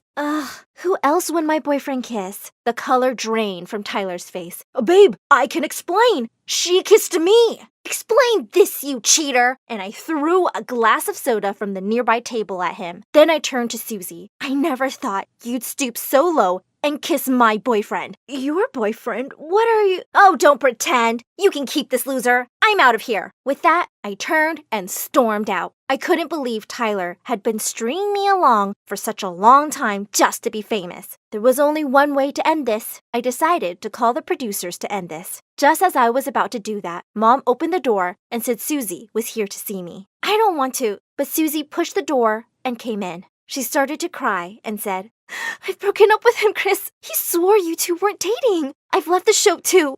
I don't want to do it at the cost of our friendship. I could tell she was serious. I found myself crying with her. I'm sorry for hurting you too, Susie. I got carried away. I missed you so much. I'm done with this stupid show. Immediately, Mom started yelling at us. What do you mean you're done, huh? You can't! It's my money too! But we ignored her as we both talked to the producers. We told them that they couldn't produce the show or we would sue them for making us go through this stressful and hard time. The producers decided to not air the show eventually. Mom went crazy and became more and more of a Karen. What I learned from all of this is that you can be a Karen without knowing you are a Karen. So take this advice from me. After you like this video, go ask your friends if you are a Karen or not and tell us what they said in the comments. A young Chinese couple moved to the US with their baby, and for 4 years, they were struggling to make ends meet. So, when the woman found out she was pregnant again, she was really upset. Another child? Even one is too much. Just then, her husband burst in and said he'd found an investor for his business. Oh, honey, our luck is about to turn. And it did. Within a few months, the man's business was booming. They moved to a lovely house where they welcomed their second child, who was me.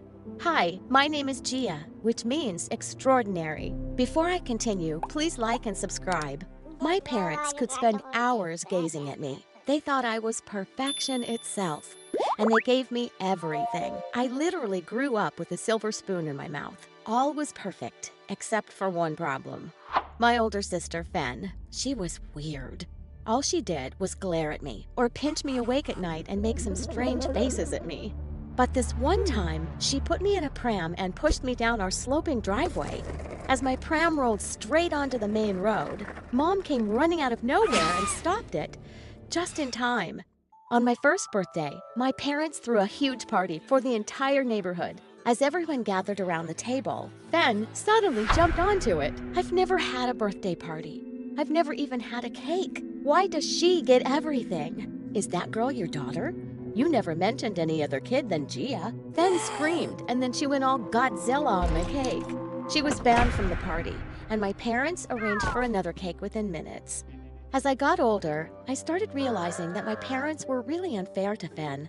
When I was 5, I got all the presents I wanted for Christmas, but she looked really mad at hers. Why would you give me these ugly socks? And a geography book? What's wrong with the book? If you opened one sometimes, your grades would be better. Why are you guys always like this with me, and never with Gia? Because Gia is perfect. She's just easier to love. I felt terrible as Fen's eyes welled up, and she stormed off. She wouldn't even join us for the Christmas party, so I took food up to her room. Hey, Fen, I brought you all your favorite. She viciously slapped the plate out of my hand. Don't even bother, witch. Nothing you could ever do would make me hate you less. Well, turns out I could give her a reason to hate me more. The next day, I was flipping through Gia's geography book when Mom said, "Oh, honey, you won't understand that. You're too little." Yes, I do, Mom. And I just learned the names of all 50 states. Want to hear them? I rattled off the entire list, and everyone stared at me.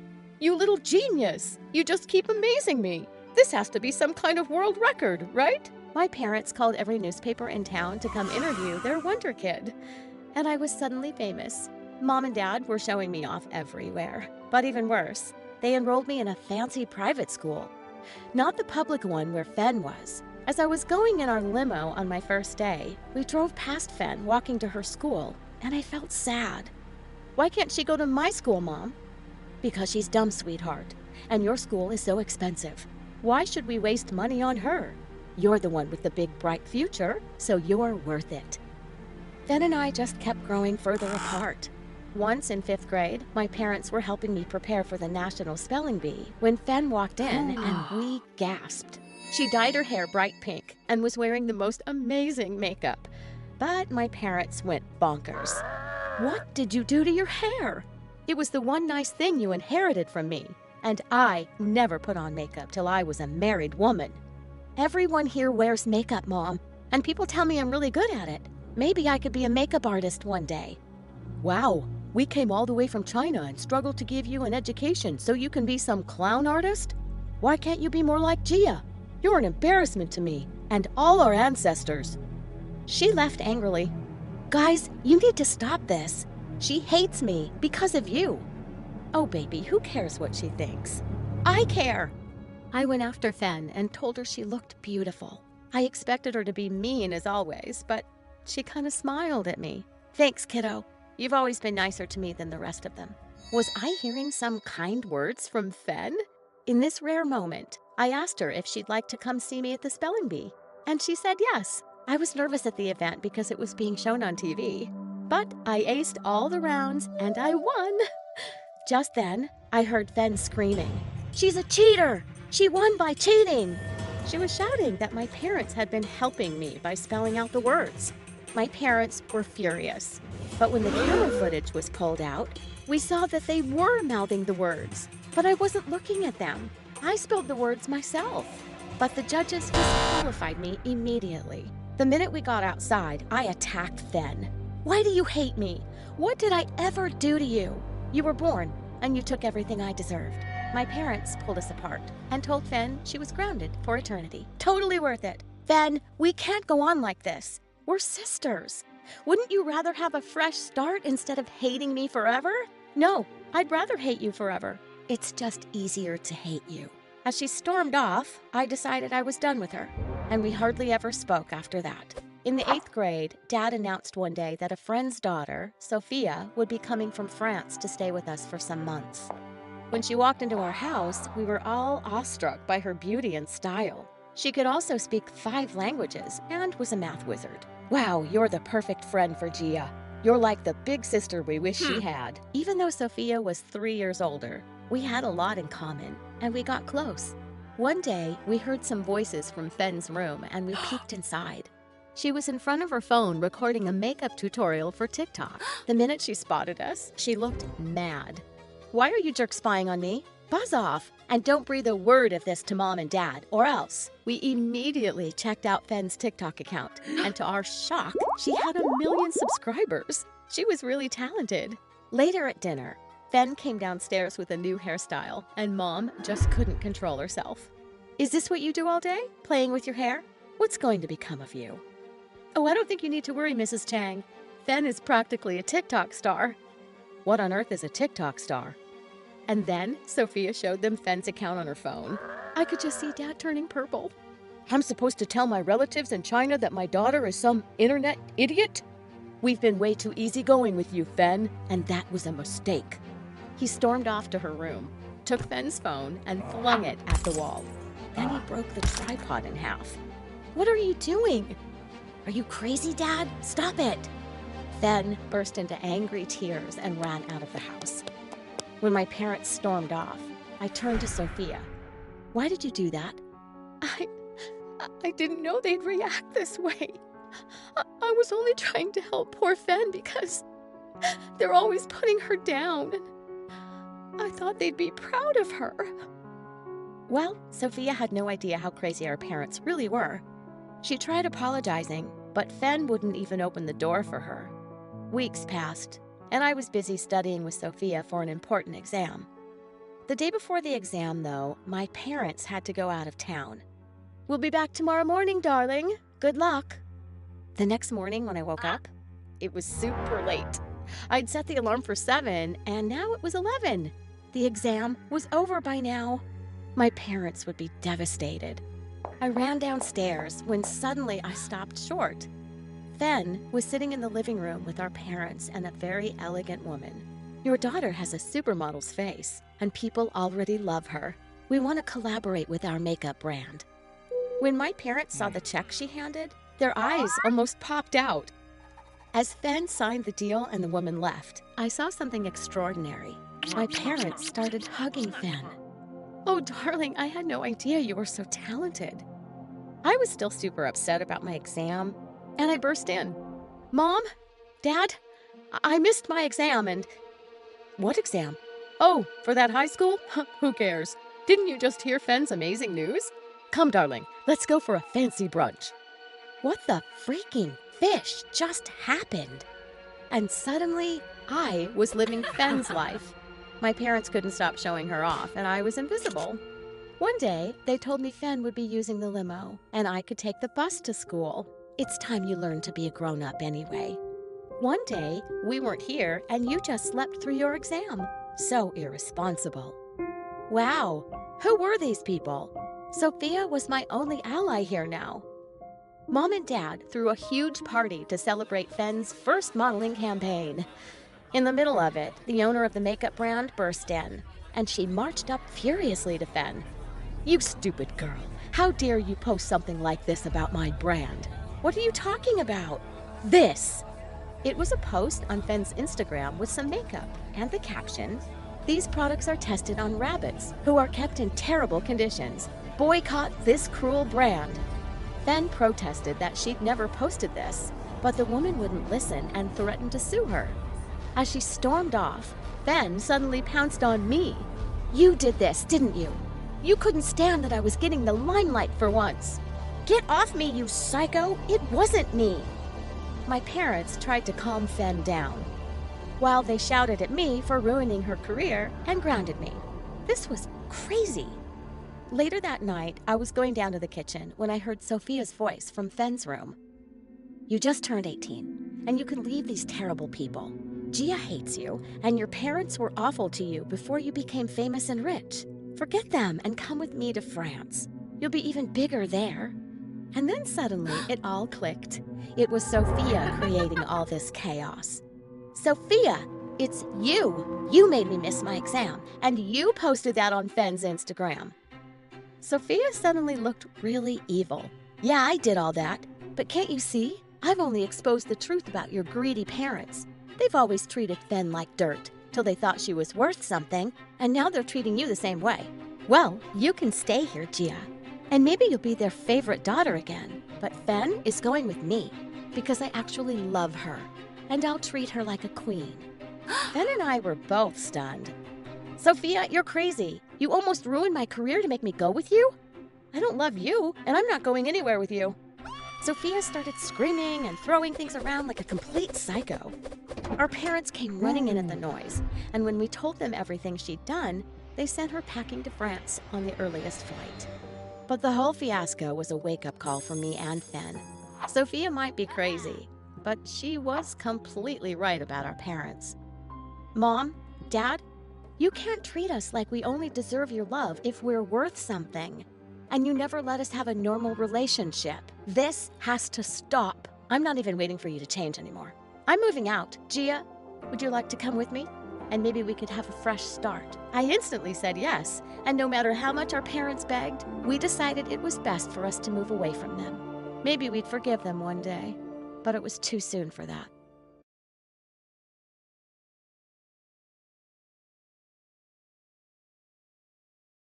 Hi, my name is Tina, or at least that's what my adopted parents named me.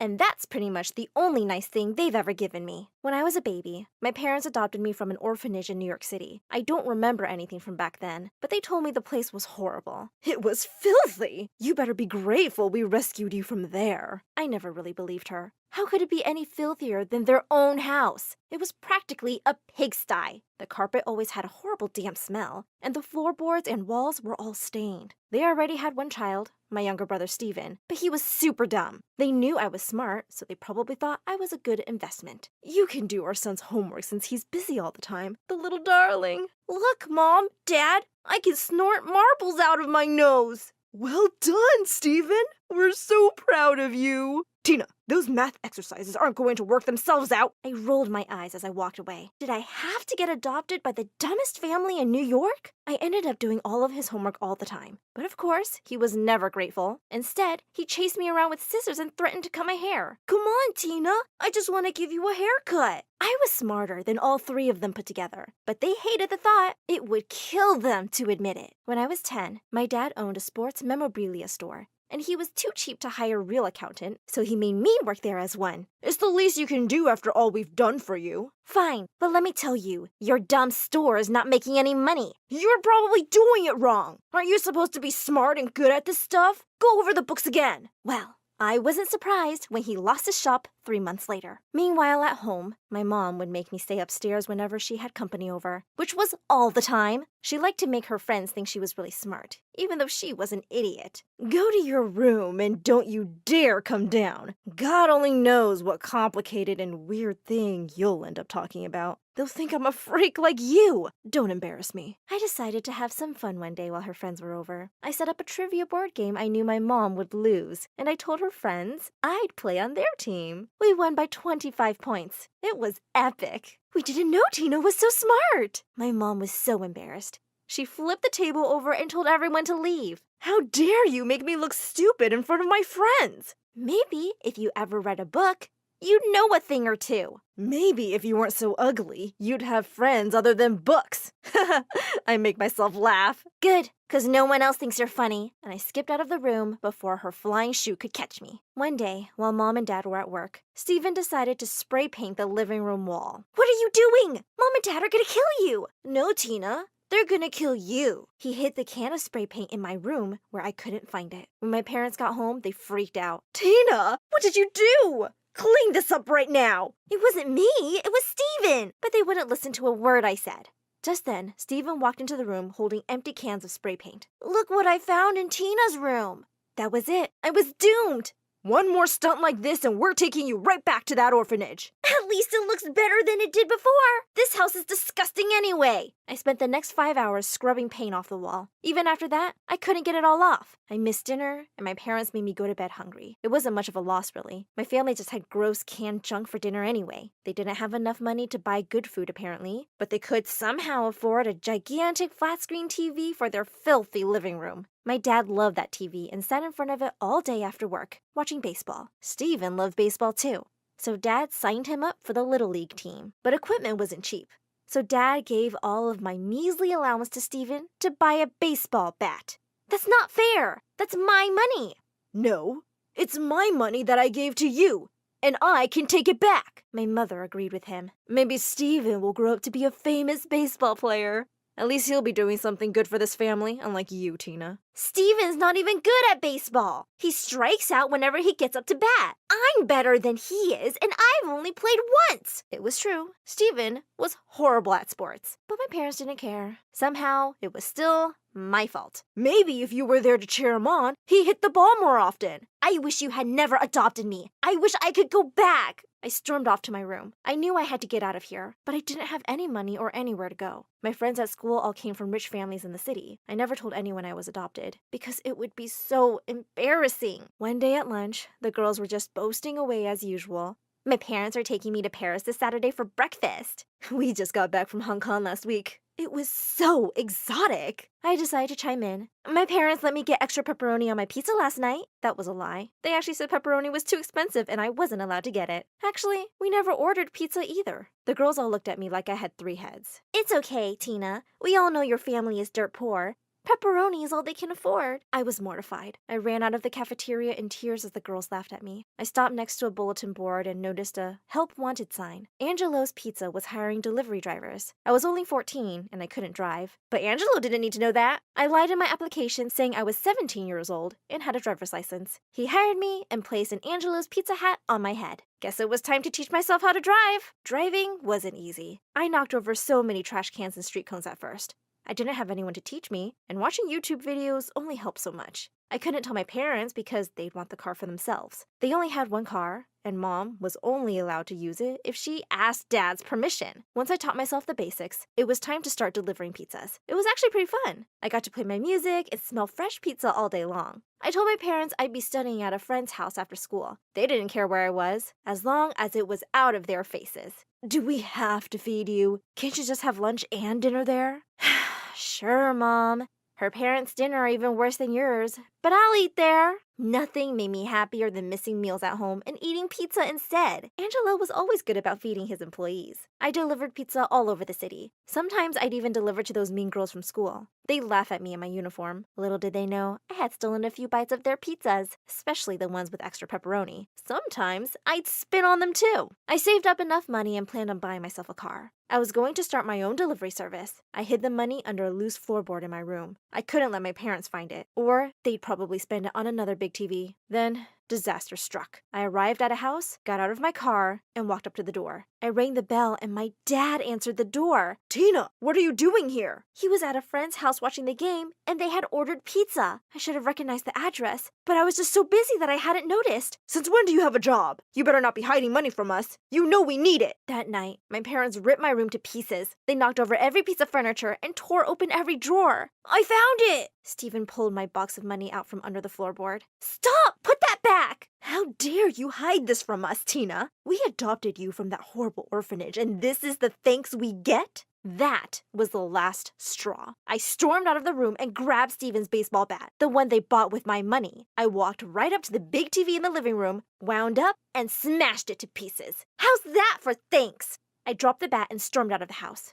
I went to the one place I knew I was safe, Angelo's Pizza. Angelo was closing up shop when I showed up in tears. I told him what had happened and how my parents stole all my money, and he felt really bad. Here, I know you've been saving up for a car. It's yours. And he just handed me the keys to my pizza delivery car. I gave him a big hug. Thank you, thank you, thank you! He invited me to stay with his family for the night. They had a small home, but it was really nice. His wife was an amazing cook, and their son was in school to become a hairstylist. Tina, would you like a real haircut?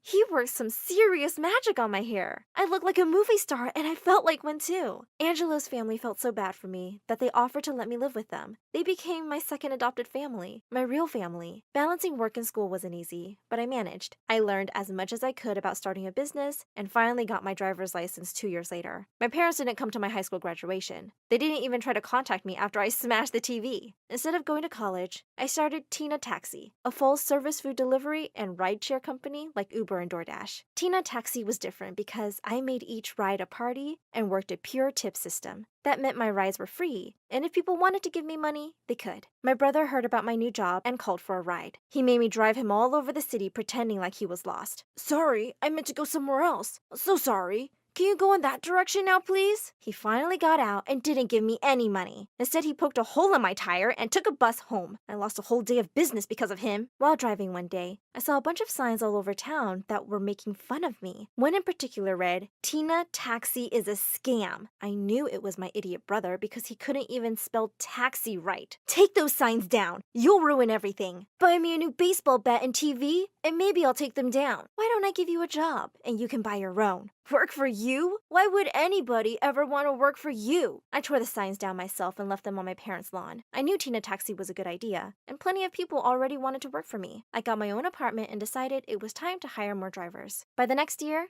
I had 20 drivers working for me, and Tina Taxi brought in over $1 million.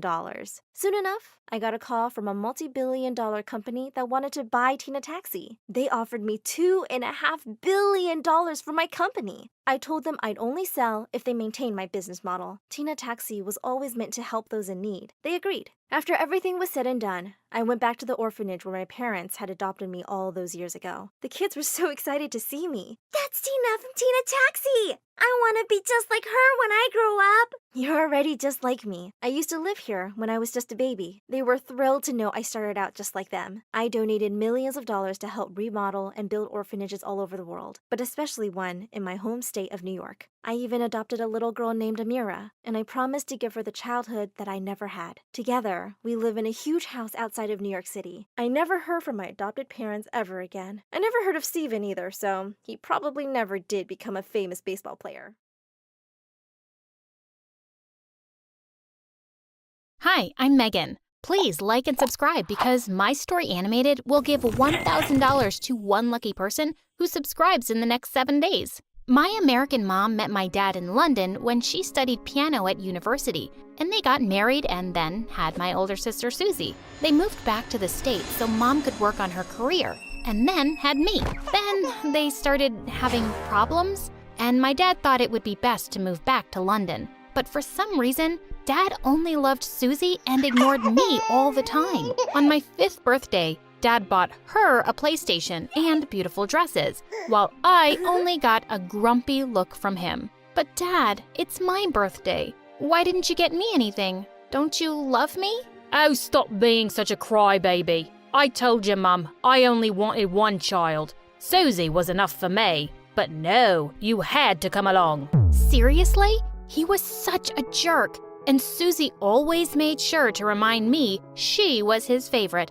But thankfully I had Mom, and she loved me to bits. Then one night when I was 8, Susie and I heard Mom and Dad fighting like crazy. I know that child ain't mine. I know you cheated on me, you awful woman. OMG. Is that why Dad hated me all this time? Because I wasn't his daughter? Dad stormed out of the house with his bags and didn't even stop for Susie as she called out to him. I hugged Mom and cried. but she convinced me that he was crazy and we were better off without him. But there was someone who was super pissed. Susie. Dad left because of you. You're the reason for everything bad, Megan, and I'm going to kick you out of our lives for good and bring him back. I thought she was just going to be mad for a while, but the next day, I screamed when I went into the bathroom.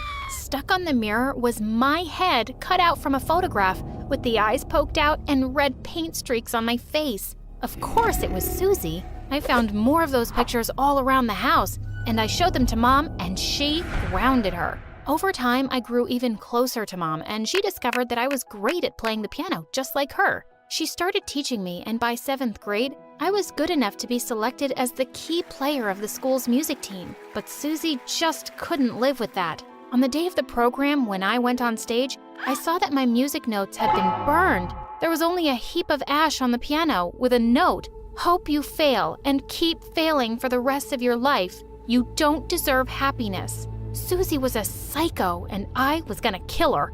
I nervously started playing the music from memory, and everyone in the audience loved my performance, except for Susie, of course. She looked fuming mad. As soon as I got home, I confronted her. "What's wrong with you? Don't you think it's time to find something to do with your life besides being a pain in my butt? My life? You ruined my life, my happiness, my family. I'm not going to let you breathe in peace, Megan. Just you watch and wait." OMG, she was unbelievable. But then what happened next shocked me even more. My left hand suddenly grabbed her hair and smashed her face into the cake Mom got to congratulate me. She screamed as loud as she could, and Mom came running. "What did you do now, Susie?" But it wasn't Susie this time, it was me. And I had no idea what had just happened. I ran out of there all confused. A few days later, I was taking my math test in class, but I couldn't figure out any of the answers. I started to panic when suddenly my left hand grabbed the test paper of the girl sitting next to me. She screamed in shock. And up next, detention. What the freaking heck? What was wrong with my hand? Susie couldn't wait to break the news to Mom. As soon as we reached home, she started screaming. "Look, Mum, your favorite has made you so proud. She got detention for cheating." Mom looked at me in shock, but I just ran up to my room. Later that evening, I told her what had been happening with my hand, and the next day, she took me to the doctor. And it turned out I had a strange condition called alien hand syndrome, where my left hand acts like it has a brain of its own. It's more likely to get out of control when you're experiencing extreme emotions, like stress. What? Then what about my career as a pianist? I freaked out and my left hand smashed the doctor's instruments into the wall. I decided to keep it a secret from Susie because I didn't want her to tell the world that I was a freak. I thought my life was just ruined, but at least I had my best friend Max. He never visited me at home anymore because once Susie had put so many chilies in his food, he ended up in the hospital. I didn't tell him about my hand, but he could tell I was bummed out. So he took me out for ice cream that evening. As we were walking back home, he suddenly turned to me. You have ice cream on your nose. Do you mind if I..." Saying that, he moved closer and my heart started beating a bit faster. What was he doing? He leaned in to kiss me, and I ended up slapping him really hard. Not my freaking alien hand again. "Oh, Max, I'm so sorry. I really didn't mean to. It's just, No, it's my fault. I should have asked you first. I'm sorry." Saying that, he ran off. I felt so terrible. A couple of days later, I was looking for him everywhere to apologize, and I found him making out with some girl in the music hall who was none other than freaking Susie. Oh my God, Max! Why are you kissing my sister? What are you, the kissing police? I can kiss whoever I want. You missed your chance when you slapped me. Oh, you obviously deserved more than that. Whoa. Easy there, Hulk. He's my boyfriend, and we've been dating for a whole day now. Susie, you know he's my best friend. Why are you such a jerk? Jerk? You're the jerk here, always wanting to take away my happiness. I'm not going to let you do it, Megan, so keep your paws off him. Saying that, she grabbed his hand and stormed out of the music hall. She just wanted to take away everything from me, even my best friend. Days passed and I focused more on my music. In the 10th grade, I had a chance to audition for a spot at the best music academy in the country. I was super excited for it. I reached the venue an hour early, but as I was waiting for Mom backstage, Susie called me on my cell phone, and she was crying hysterically. "Megan, you have to hurry. Mom met with an accident on her way to you, and she's in the hospital now." Did that witch really think I'd believe her? But I called Mom 10 times and she just wouldn't answer. That's when I started to panic, so I quickly hailed a cab and rushed to the hospital. Halfway through, I suddenly got a call from Mom. "Honey, my phone was on silent and I didn't even know. I just saw all your calls. I'm at the venue. Where are you?" OMG, I couldn't believe Susie had played me. I got stuck in traffic on the way back, and I arrived 10 minutes late for my performance. As the judges glared at me, I sat down shakily and tried to calm down, but I was so flustered. The performance started out fine, but only after a few minutes, my left hand went bonkers, and it turned into a complete nightmare. As people started to laugh, I ran off the stage in tears. I was so embarrassed and furious at Susie. She was so cruel. When Mom and I got home, I walked straight to Susie and slapped her hard in the face. "I can't believe you'd stoop so low to hurt me. You ruined my performance. Do you have any idea how important it was for me?" "Yeah, I do, and I don't care. Just like you people don't care about me. Mom has always loved you and supported you. But me, after Dad left, she just abandoned me." "Oh, honey, what are you talking about? I love you as much as I love Megan, but you always pushed me away, and I felt you hated me." "Oh, yes, I do hate you. I hate you for making me feel left out. You two even have your own little secrets, don't you? Yes, I know all about Megan's condition, and I was just waiting to use it against her at the right time, and it all worked out wonderfully." I was about to attack her again, but Mom stopped me and Susie stormed off. I was never going to speak to that witch again, ever, but I could still annoy the heck out of her. I hooked up my piano to some large speakers and played like crazy day and night right outside her room. I started making videos of myself while playing and uploading them on my YouTube channel. Once I even composed a song especially dedicated to her. "If you know any Susie, just be aware. Even if she's your sister, please take care. My sister can't see me happy. No, just never. My witch sister hates me forever and ever." The next day, I had hundreds of comments on that video. People loved my little composition, and they even sent me sympathetic messages about their own mean sisters. And a few days later, I got an email from a famous music producer saying he saw some real talent in me, and that he'd like me to work with him on a new album. What? Could it be that I was dreaming? This was insane. Soon after, my first album came out, and it became a huge hit, and I was on freaking cloud 9. After that, I was playing at concerts and even went on a music tour with Taylor Swift.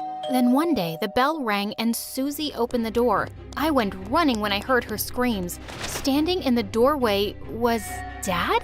OMG, Dad, I knew you'd come back for me. I missed you so much. What took you so long? But suddenly, he just pushed Susie aside and came running to me. "Oh, my daughter, my lovely, talented, famous daughter. I knew you'd make me proud one day." "What are you saying, Dad? I'm your daughter, Susie, the one you love the most." "You're not my daughter. You're the reason I left this house in the first place, 'cause you aren't my own blood." What? This was crazy. All this while I thought I wasn't his kid, but turns out Susie wasn't? She burst into tears when she heard this, but Dad wouldn't stop. "I don't know whose worthless child you are. Megan is my only daughter." "Just stop it, Dad. You're not Susie's dad, and you're not mine either. You never loved me, and then you just abandoned us all. You're not fit to be anyone's dad, and don't you dare talk to my sister that way." Just then Mom stepped in, looking furious. "You crazy, horrible man. I never cheated on you, and they're both your daughters. But you wouldn't believe me. Well, you don't deserve either of them, you selfish creature." Dad looked at Susie and said that he loved her and that she needed him. "You only came to get Megan's money. You never loved me, and I blamed Megan for it. I thought she was the reason why you left me. But I realize now You're just a terrible gold digger, Dad, and I don't want to see your face again. So leave, now. And then Susie kicked him out of the house. I'm so sorry, Megan. I was so mean to you all this time. I was such a moron for treating you like an enemy, and I don't deserve to be your sister. I don't expect you to forgive me, but I'm very sorry. Everything you did to me affected me badly. I don't know if I'm ready to forgive you, but I believe in second chances. I really hope you change. But for now, we can start with a hug. Susie hugged me and Mom joined us. I love you, my precious daughters. Everything will be fine as long as we're together.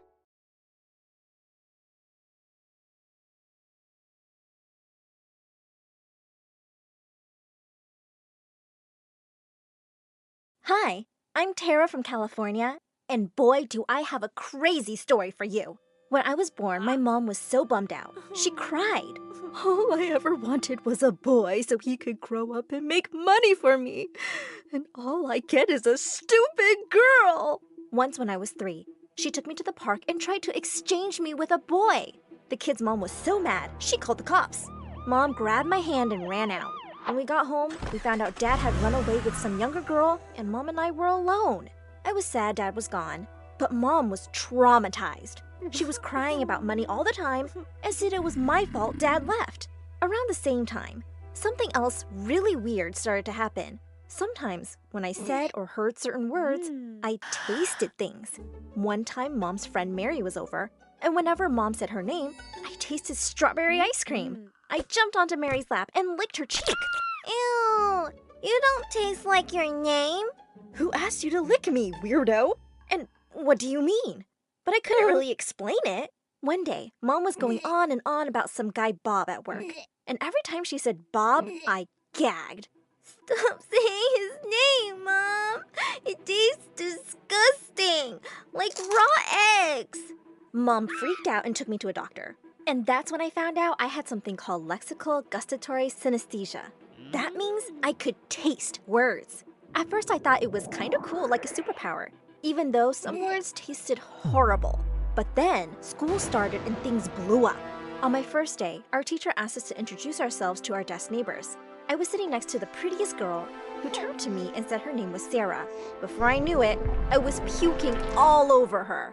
She screamed, saying I'd done it because I was jealous of her dress because hers had Cinderella on it, while mine had Mickey Mouse.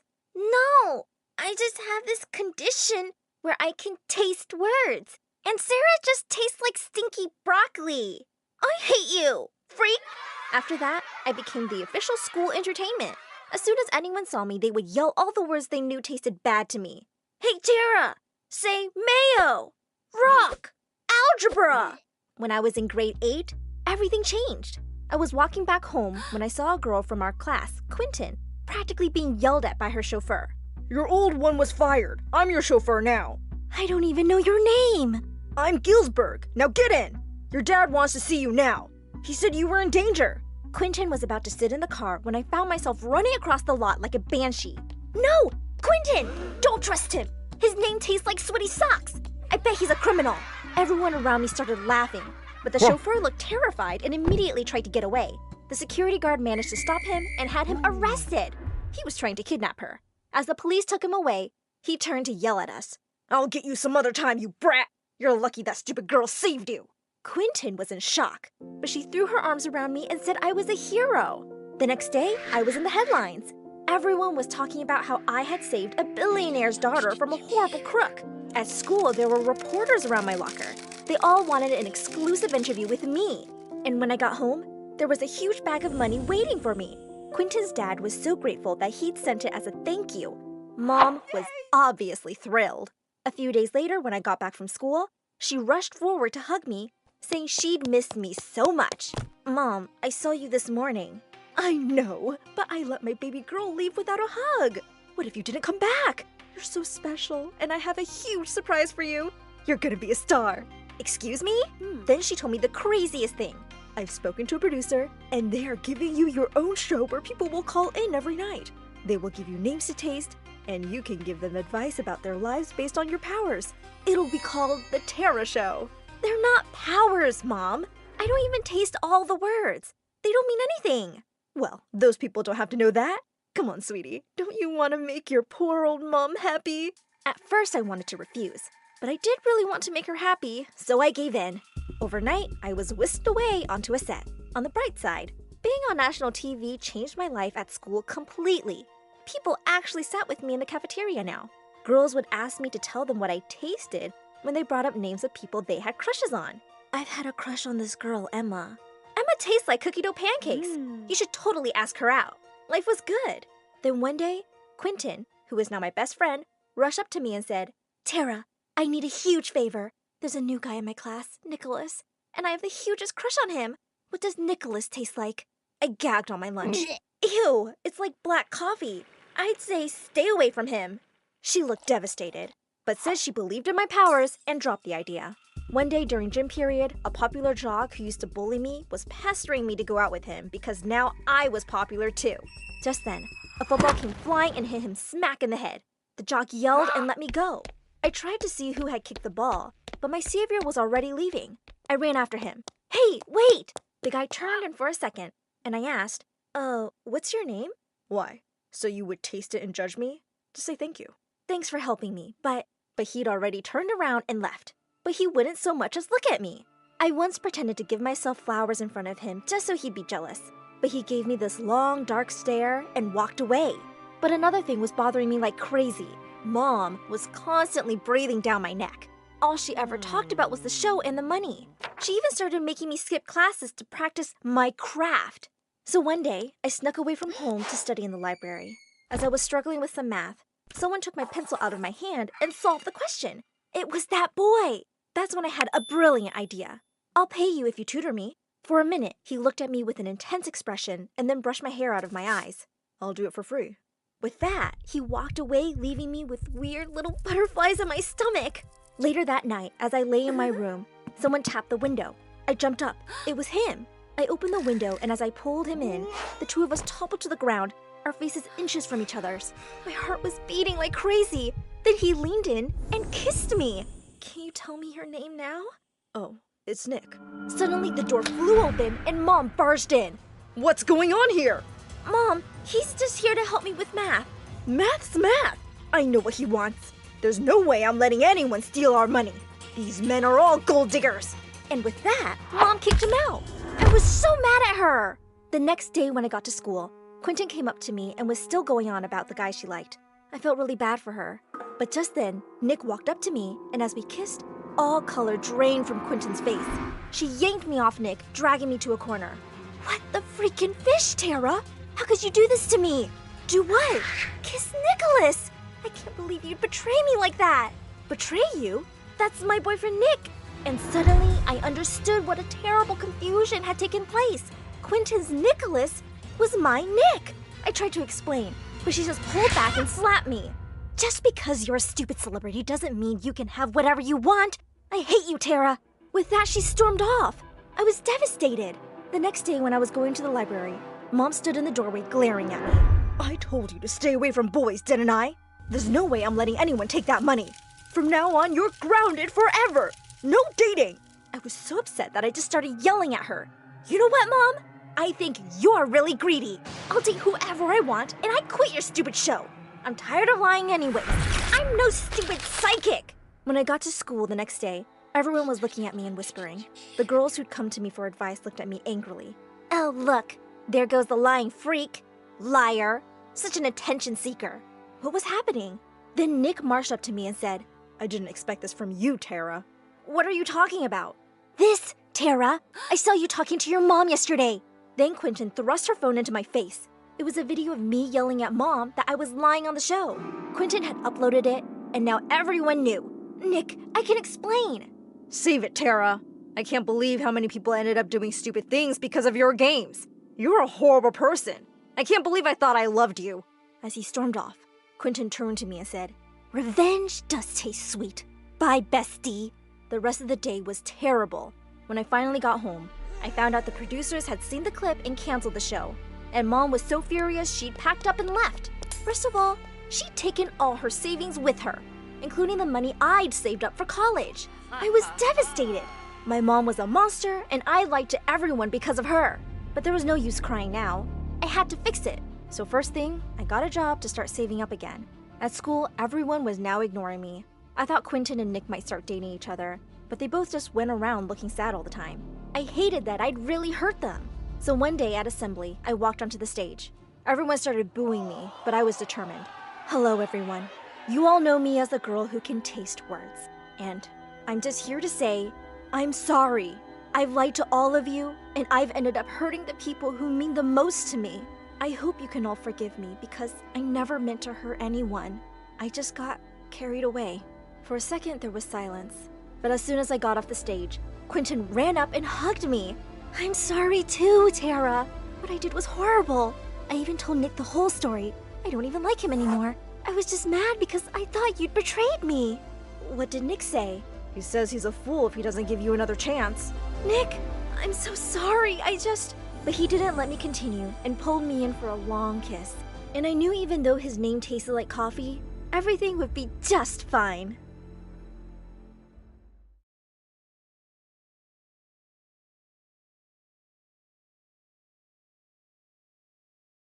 Hi, I'm Maria from Chile. Before I tell you my amazing story, please click like and subscribe. When I was 3 years old, I realized that the only smart person in my family was Mom. She was the only one who understood me. My dad and my older sister Elena seemed to be super dumb. One time, Mom had left an apple pie on the counter, and the smell was driving me crazy. I couldn't reach it, so I ran over to Dad and said, "Dad, bye." Okay. Bye. No, bye. Yeah. Bye. Me? Bye. Oh my God, what am I saying? Idiot. Bye. Bye. See me waving my hand? Go away. Bye. I burst into tears and threw his slipper at him. Luckily for me, Mom came in just then. You want pie, honey? Come with me. Mom realized that I had some trouble with my speech because I mixed up sounds and words, but Dad was just really mean about it. He said that girls should be perfect, and if not, they should be boys. One day, Mom took me to this nice doctor she worked for as a maid. He offered to give me free speech sessions for some months, and after that, I couldn't stop talking in perfect sentences, which also annoyed my dad. Girls are meant to be seen and not heard, so shut up. Soon after I turned 5, Mom announced at dinner that she'd enrolled me in a school. Are you crazy? I'm not wasting money on her school. You don't even have a job. I've been saving money for Maria, and she is going. She couldn't even speak properly till forever. Wake up, Mom. She's stupid. But Mom completely ignored them, and I was off to school the next day. Of course, Dad and Elena became even bigger jerks. Once I told Dad he'd spelled his name wrong on a school form, and he yelled at me. Oh, you think you're smarter than your dad now? And it's not a mistake. I was planning to change my name tomorrow. Wow, that was the stupidest thing I'd ever heard. But to be honest, I didn't think I was smart. I didn't understand most of the stuff we were studying in school. Once in the 5th grade, the teacher asked me why I hadn't done my worksheet. "I'm sorry, miss. My mom made me a sandwich last night, and I needed a tissue, but we didn't have any, so I rolled the worksheet around it, and it was the best sandwich I ever had. Want me to bring you some?" The teacher looked at me like I was crazy. Everyone started laughing, and someone yelled, "Gosh, she's dumb." "Yeah, thank God she's pretty." Well, yes, thank God for that. Boys were always trying to flirt with me as I grew older, which didn't sit too well with some girls. Once in the 7th grade, I was blocked in the corridor by Elena and her mean best friend, Amanda. "Listen, Maria, I'm sick of hearing my crush talking about how pretty you are, so I need you to go and tell him how dumb you are, okay?" Yeah, just open your mouth and something stupid will come out for sure. That's what happens when you have an empty trash can instead of a brain. As the two laughed, I tried to push Amanda aside, but I swear I didn't remember I had a pencil in my hand, and she let out a very loud scream. The principal called my parents and let me off with a warning, but Dad lost it. That's all she gets? I knew this school was for losers. This girl is insane and useless, and I'm putting her in a zoo. The only person who's useless in our house is the one who sits and eats all day and hasn't earned a penny in 10 years. Wait, are you talking about me? You suck. Good luck with your dumb daughter. With that, Dad left us for good, and our lives became better. I wish he'd taken Elena too. I had a secret I really wanted to hide from her. You see, since I wasn't good at anything, I randomly signed up for the school's music club. But it turned out I was really good at singing. Now I was spending even less time studying and was learning songs instead. If Mom found that out, she would kill me. In the 8th grade, I was chosen to sing 3 songs on our cultural day, and I was so excited, I started singing. Who run the world, girl? I clapped my hands on my mouth. Why did I sound like a freaking man? I cleared my throat and started again. Who run the world, girl? And there it was, this deep, manly voice I'd never heard before. What was wrong with me? As everyone started laughing, I ran off the stage and went home in tears. I skipped school the next day, pretending to be sick. Later that evening, Elena came to my room with a food tray. Aw, poor Maria. Here, I got you some hot soup for your throat. Oh, thank you. Maybe it'll help you sound less like a man. You heard me? I wish. I wasn't there, but it's all anyone in the school can talk about. So what are you now, Maria or Mario? Shut up, Elena. Hey, watch it. Because if I tell Mom you've been spending all your time singing with other losers, she's gonna take you out of school. Now, where's that sweater of yours I really love? And with that, she picked it up and walked out. She was such a witch. The next morning when the bell rang, I opened the door to find my music teacher outside. I immediately pulled her into the coat closet to hide her from Mom. Miss, you have to go. My mom can't find out I've been singing. But my teacher insisted that my voice was special, and I had to come back to school to join a competition. She wouldn't leave till I said yes. When I went back to school, I was the butt of all the mean girl jokes. But suddenly, none of the boys wanted much to do with me either. Hey, Mario, can you return that love poem I wrote for you?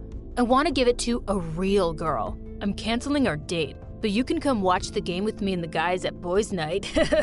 As I sat down in the corner to eat alone, Elena and Amanda walked over to me. Wow, I never thought I'd see the day when you'd be sitting alone. Aw, we'll have lunch with you. And with that, Elena dumped a whole plate of spaghetti on my head. OMG, what is wrong with you two? Why do you hate me so much? Oh, you need a reason? I'll give you 100. Number 1, you are dumb, but pretty. And the other 99 are the same. You're even dumber than I am because all you want is the attention of some stupid boys. Well, they're all yours. Go marry them. Have their idiot babies. Whatever you do, just leave me alone. I stormed out of there angrily. I was walking down the hallway when I heard my favorite song from the music room. It was my teacher on the piano, and I started to sing along. And this time, it was just my usual voice. After that, I started training with my teacher for the competition, and she taught me how to tune both my voices to perfection. She was convinced I would win with my unique talent. But one day, when I was alone at home, I was practicing in my room when suddenly, Mom barged in. Where's the boy? What boy? Mom, the boy who was just singing that cheesy song to you, and you were singing it right back. Stop acting, Maria. I heard you both. I had no choice but to tell Mom about my singing and the dual voices. Just then, Elena came in and Mom was super mad at us both. I don't break my back cleaning people's toilets, so you can go and be a dumb singer, Maria. I'm going to take you out of school if you keep getting such bad grades. And you, Elena, you knew all along and you hid this from me? You're both grounded for a week. No matter how much we protested, Mom wouldn't hear another word. But there was no way I was missing that competition. A few days later, I sneaked out and my teacher drove me to the venue. To my delight, I won first prize and I was given a $1,000 check. And that was a lot of money in my country. Mom couldn't be mad at me now. But when I got home, I was in for a shock. There were 5 men in the lounge, twice as big as Mom. This house isn't yours anymore. Your husband mortgaged this property long ago and we're taking over now. Get out. Before we knew it, all our things were out on the street, and so were we. We were homeless, all thanks to the worst dad on the planet. We camped out in a nearby park for the night. As we lay down to sleep on some benches, I went to Mom and took out the check from my pocket. Mom, I went to the competition and won first prize. You can take this to the bank tomorrow, and we can pay for a place to stay till we figure out something. Mom looked shocked, and then she hugged me tight. Oh, Maria, this will really help me right now, so thank you. Come, sing for me. I want to hear you. Just then, I heard some sweet flute music from the distance, and I started singing that song in my style. Now that it's raining more than ever, know that we'll still have each other. You can stand under my umbrella. You can stand under my umbrella. Ella, Ella, eh. When I opened my eyes, Mom looked stunned. Suddenly, we spotted an old man running towards us, holding a flute in his hand. Wow, you're such an amazing talent. I've never seen someone singing like that. Who are you? And why are you here? I told him we'd suddenly become homeless, and he immediately offered us a place in his house. When we got there, our jaws dropped open. It looked like a millionaire's mansion. I went to sleep on the biggest, softest bed I could ever imagine. In the morning, we discovered that the old man was a millionaire who came from a family of musicians. And what he said next left me shook. I own my own music production company, Maria, and I want to give you a record deal. You're going to take the world by storm, I'm telling you. Of course, I had to take up the offer. As Mom and I jumped for joy, Elena suddenly hugged me so hard I could barely breathe. Oh, my beautiful, talented sister, I knew you were special from the day you were born. I had to make a huge effort not to punch her face. I instantly shot to fame with my debut single, and suddenly, I was the talk of the city. In a few months, I was able to afford our own place and move out of the kind man's mansion. I hired house help for Mom and decided to enroll Elena and myself in a better school. But Elena was super jealous, and she couldn't hide it anymore. I don't need your charity, you dumb witch. I hate you. Always have, always will. I have a boyfriend now, and I'm moving out to live with him. And just like that, she left. And well, I can't say I miss her. I have my huge fans around the world to make it up to me.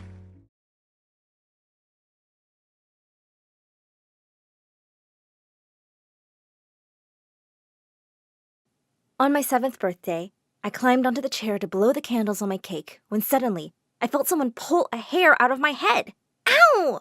I turned around to see that it was my older sister, and she was staring at the hair in horror. Oh my God, Mom! Bonnie has inherited the problem from you! You shush! Everyone, sing the birthday song now! Happy birthday to you! What just happened? Later that night, Mom inspected my head like I had lice, and it turns out I had a few white hair. Big deal! But by my next birthday, half my head had turned white. I thought I was transforming into some cool superhero, but Mom totally freaked. She had organic hair dyes imported from Brazil every month to color my hair a lovely deep brown. No one knew anything about my hair until I was 14, when suddenly everything changed. Hi, I'm Bonnie, and I have a condition called achromatrichia, which makes your hair suddenly turn white. Being different makes bullies think you're an easy target, but I showed them that I was not. Before I continue, click like and subscribe. The thing is, my parents used to be super rich, and we'd always live in a huge mansion and attend private schools. My oldest brother was a party animal, and my older sister's life revolved around shopping, salons, and changing boyfriends like clothes. But then, Dad lost all his money in a scam, and in a matter of days, we'd moved from our beautiful house to a tiny apartment in another town. Dad became super depressed and watched TV all day, and Mom was doing her best to support us all. But my siblings could just not stop complaining. I had to share a room with my sister, and she wouldn't even let me sleep on the bed. One night, she was sobbing so loudly about how poor we were, I dragged my mattress into the bathroom and slept there. Peace at last. The one thing Mom insisted wouldn't change was sending us to a private school. I felt bad she was working so hard for us, and I really wished I could do something to help. Dad dropped us off on the first day of school, and as soon as I walked in, I felt someone pull me by my backpack. I turned around to see a pretty girl grinning at me. OMG. Was that guy your dad? He's the millionaire who was all over the news for losing his fortune. So you guys are like, poor, right? Of course not. You have me confused with someone else. I tried to walk away, but she blocked me. Julia is never wrong about these things. Julia reads tabloid magazines cover to cover every day. Wait a second. Julia can see some white hair. Grandma? Everyone started staring at my hair. I was so embarrassed that I ran home to dye my hair. Thankfully, I had a big stock saved up. When I got home, I walked into our room to find my sister screaming at her empty closets. My bags! My shoes! My babies! Where are they? Just then, I saw my cupboard door hang open. Oh no! Oh my God! Where are all my hair dyes? We turned to each other. Our brother! We ran to his room and found him practically rolling in money. Turns out he'd sold all our stuff online. I wouldn't have cared if he had stolen my clothes, but I was really upset about my hair dyes. There was nothing I could even do except vent my frustration in my journal. I started writing stories featuring my crazy family. One night, when my sister was talking to her boyfriend on the phone, she had to pee, so she asked me to take the phone and say, to everything he said till she returned. That's when I heard him talking about a website called Wattpad, where anyone could publish their stories.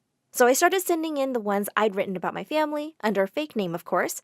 Otherwise, my siblings would kill me. To my absolute delight, people loved my stories. I was flooded with comments from fans, and I would even hear kids talking about them at school all the time. The best part, people started messaging me for paid writing jobs. This was perfect. I could actually help Mom doing something I loved.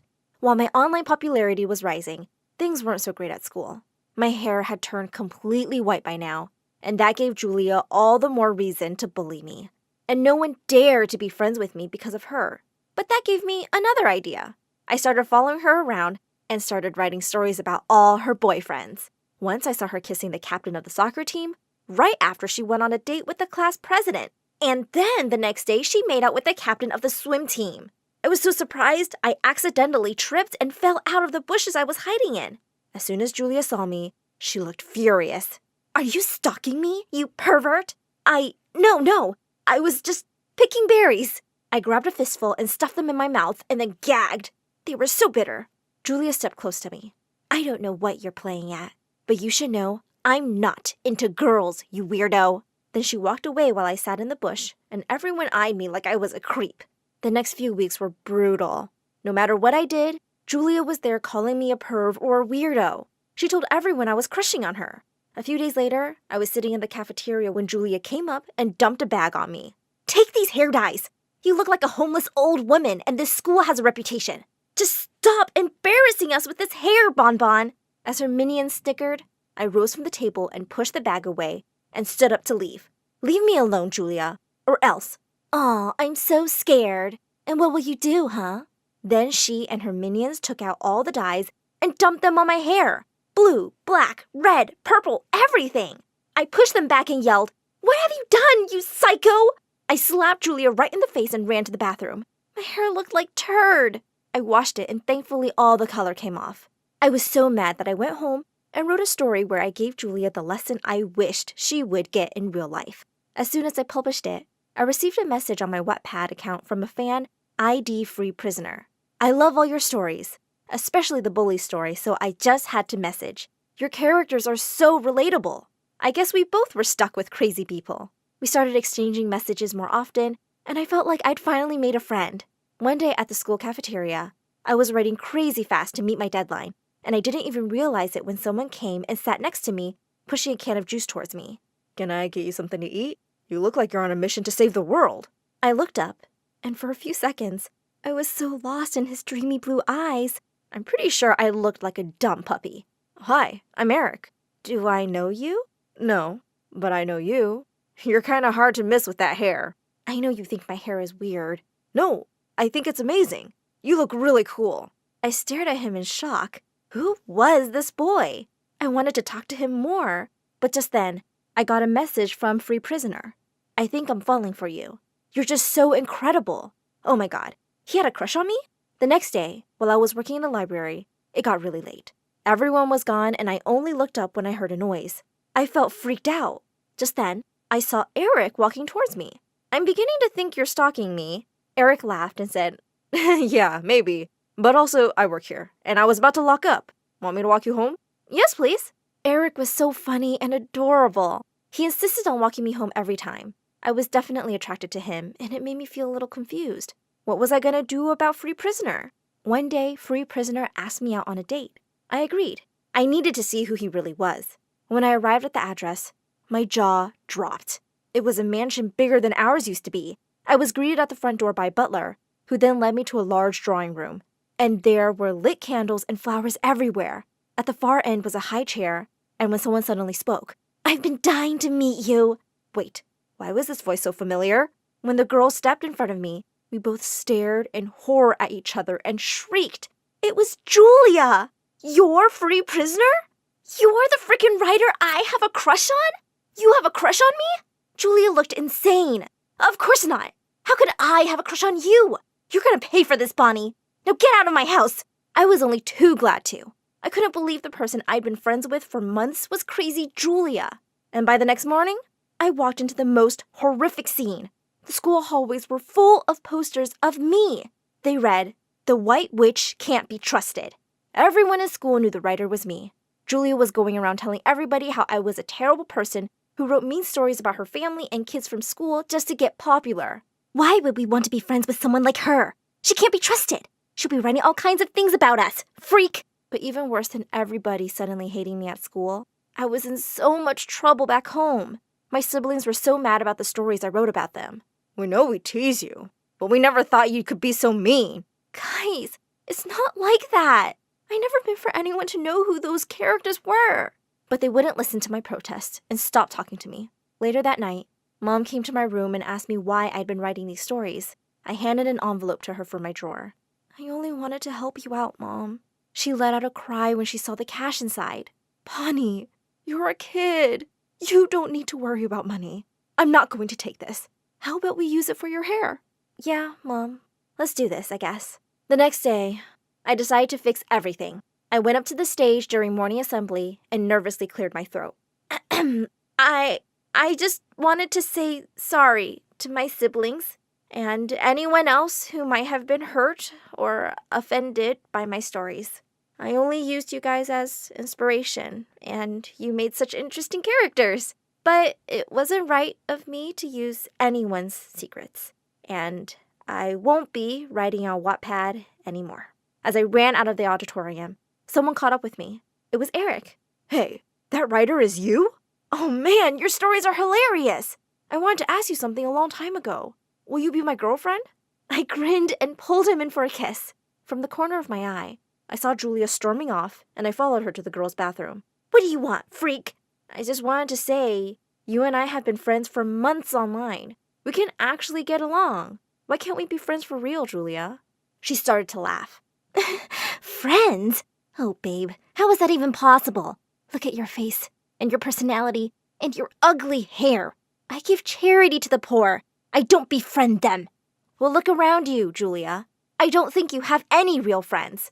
I'm here if you change your mind." And then I started to walk away. "Don't hold your breath!"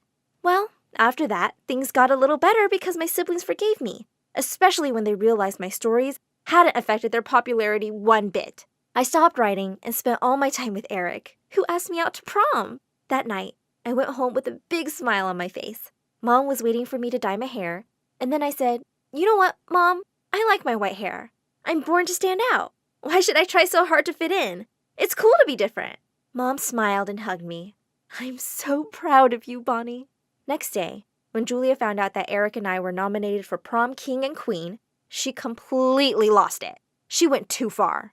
On the night of the prom, she started throwing a huge tantrum and even tried to snatch my crown. "That's mine! I'm the only queen this school has. Not this ugly beggar with the ugliest hair I've ever seen." When the principal intervened, Julia called her an old hag and dumped the whole bowl of punch on her. An hour later, she was expelled. Even though so many of the others laughed, I felt sorry for her because I knew there was a nice person inside her. But all her insecurities just made her a big bully. After that, high school was not so crazy. I got a scholarship for a writing program, and 4 years later, I joined a publishing house as a book editor. Fast forward a few years, and I'm married to Eric now, with 2 beautiful kids. And they are the only ones I write stories for. Hi, I'm Yuris from Arizona. Please like and subscribe. Me and my elder brother Ivan were raised by our single mom, who worked as a chef in a small restaurant. She worked really hard to give us everything, but it was never enough for my brother. How do you like this toy, Ivan? Yuck, it's so bad. I want this car. But that's really expensive, honey, and I don't have the money for it. I need to buy diapers and food for your sister. I hate her. Ivan just hated it. How he had to compromise on things because of me. So he secretly hid the car in Mom's bag, thinking that he could take it home. But I pointed it out right at the billing counter. Car, bag, Ivan. No, keep quiet. Unfortunately, the shop owner saw this, and since Mom didn't have the money to pay for it, he threw us out. And again, Ivan thought it was all because of me. So the next day when Mom went to work, he took me out and left me with one of the blind beggars on the streets. Stay here and don't come back. Thankfully, one of the neighbors saw this and she safely brought me home. But when Mom found out, she got really mad.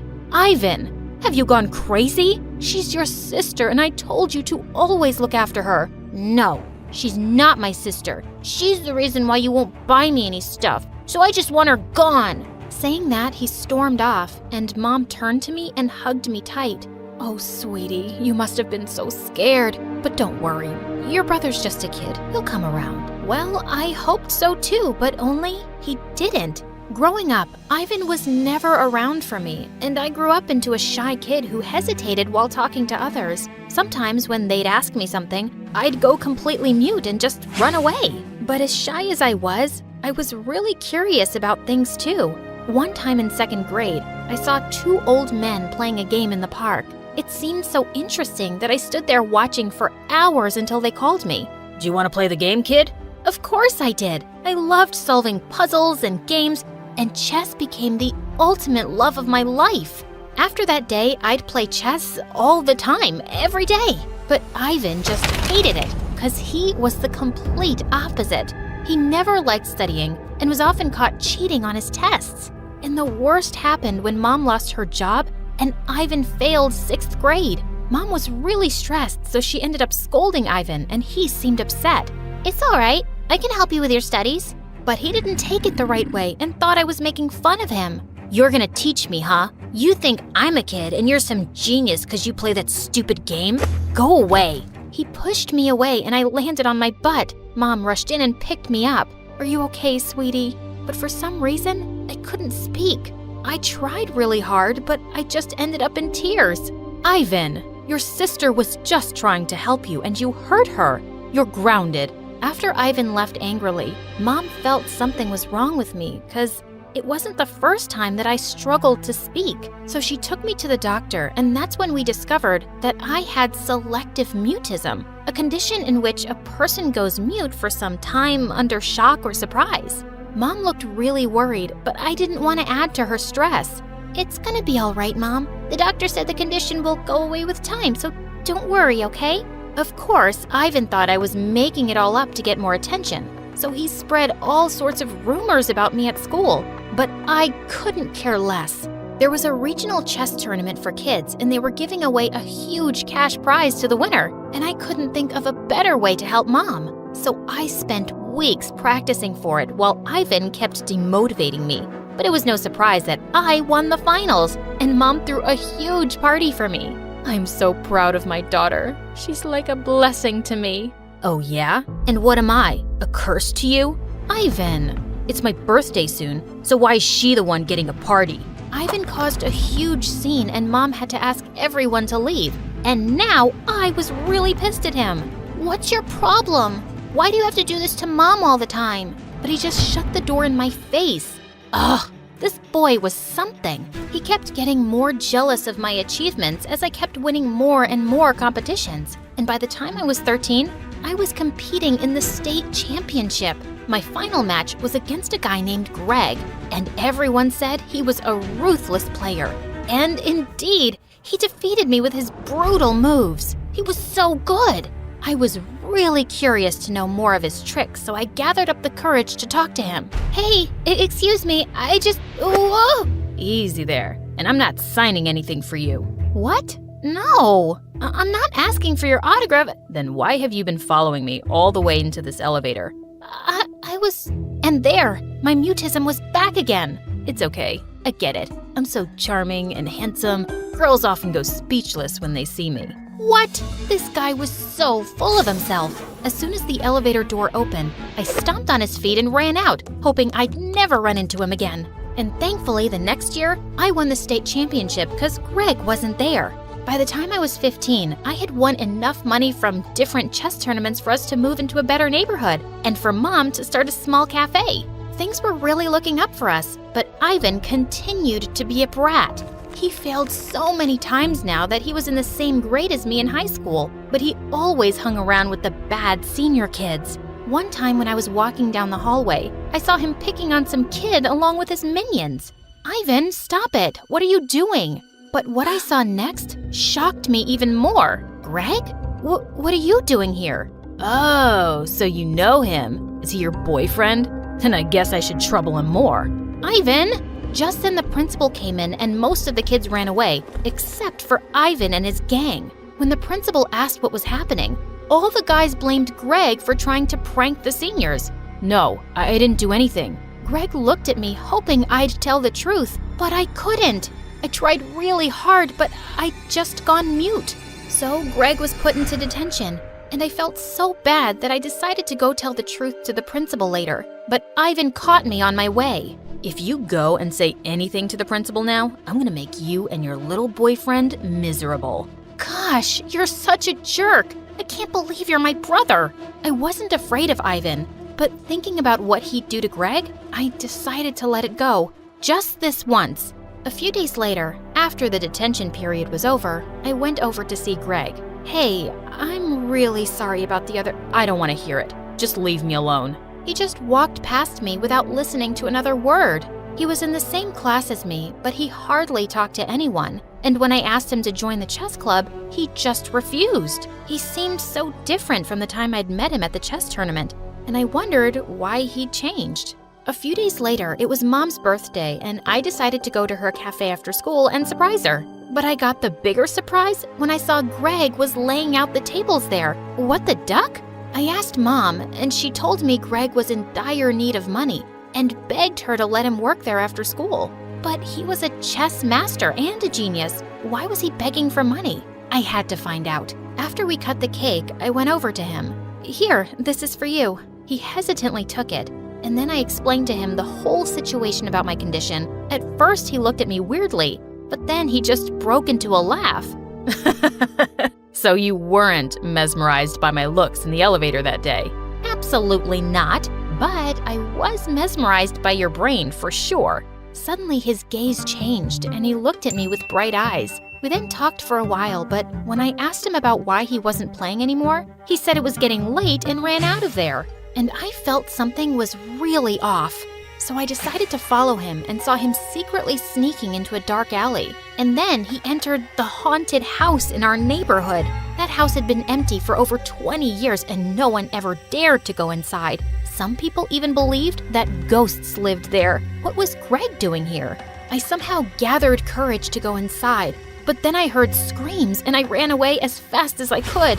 The next day, I waited for Greg at school so I could ask him what was going on, but he didn't come.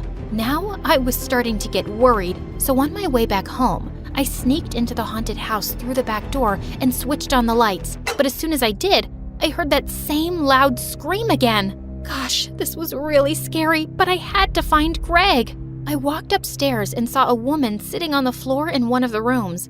And as soon as she saw me, she started screaming. Don't hurt me, please. Go away from here. Leave me alone. I was really confused, but I could tell the woman needed help, so I calmed her down. But just then I heard Greg's voice from behind me. What are you doing in here, and how did you get in? Get away from my mom. Your mom? He lifted the woman up from the floor and made her sit on a broken chair. Are you crazy? If she's your mom, then why have you kept her here like this? He didn't answer my question and kept insisting on me leaving the house. He looked really mad and I had to leave. But this felt really wrong. Why was he hiding her in there? Later that night, I was in bed when I heard a loud thud and I was shocked to see Greg standing at the window. Greg, what are you doing here? but he didn't say anything and just hugged me tight. I'm sorry for being rude to you earlier, Eurus. I shouldn't have talked to you that way. He then told me how his mom was diagnosed with some mental condition a few years back. His jerk dad ran away with all the money and left Greg and his mom by themselves, and ever since then, they'd been moving from place to place. But your mom needs medical help, Greg. You should at least inform your relatives or social services about it. They're all bad, Eurus. They just don't care, and they'll separate me from my mom. I don't want that. I promised I was going to help him with this situation, and he happily went back. But just then, my room's door flew open, and Ivan barged in. I heard everything you and your boyfriend were talking about. I've been hearing these screams, and I thought I was going crazy. But now, I can get rid of my headache for good. What do you mean? I'm gonna call the mental hospital and have that crazy cuckoo taken away. But why would you do that? Just 'cause I can. And I will. You're a piece of garbage, Ivan. I tried to stop him, but the very next day when I returned from school, I saw ambulances were leaving from outside the haunted house. And minutes later, Greg came running into our house. You informed them, didn't you, Eurus? They took my mom away before I could even see her after school. No, silly. I'm the one who did it. Why does no one give credit to me for what I do?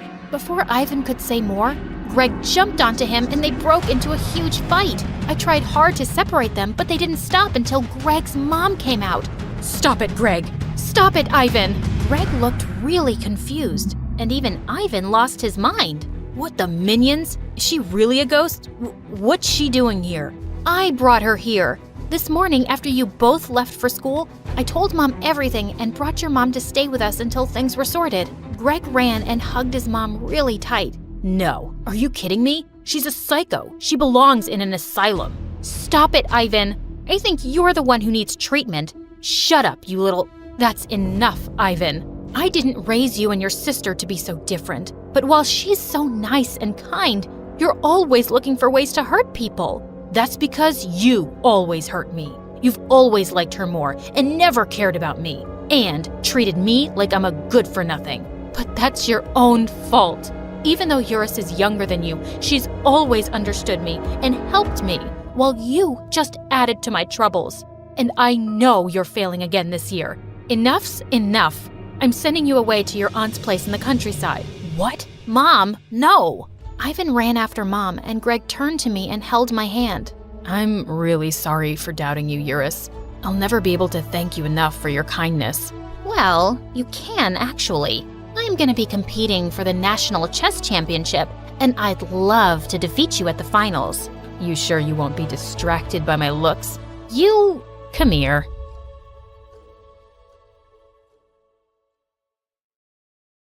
Hi, I'm Chris, and I live in Los Angeles with my celebrity mom. Before I continue, please like and subscribe to MSA. I never knew my dad, but I totally worshipped my mom. She was a famous singer, and with her sparkly clothes and gorgeous voice, she was perfect in my eyes, except Mom never seemed to love me the way I loved her. In fact, growing up, she was always so busy, she barely had time for me. Mom, could you help me with my hair? I'm late for school, and this knot is just the worst. Oh, sweetie, I'm late for a recording, but I've got an idea. And with that, Mom took a pair of scissors and cut a huge chunk of my hair. I walked around the school looking like a shaved lizard for days. When I was 10, I got selected to play the lead in the play. Mom promised that she would come, but I kept waiting and she never showed up. When I got home, I saw her having a spa session in the middle of our living room. Everything is calm. You're in your happy place, in the middle of the meadows, beneath the sparkling skies. Mom? Shh! She's in her happy place. I don't care. I need to talk to her. But Mom just lay there, face down, completely zoned out. I felt so mad. I walked up to the massage lady and smashed the bowl of oil on the floor. What's the matter with you, Chris?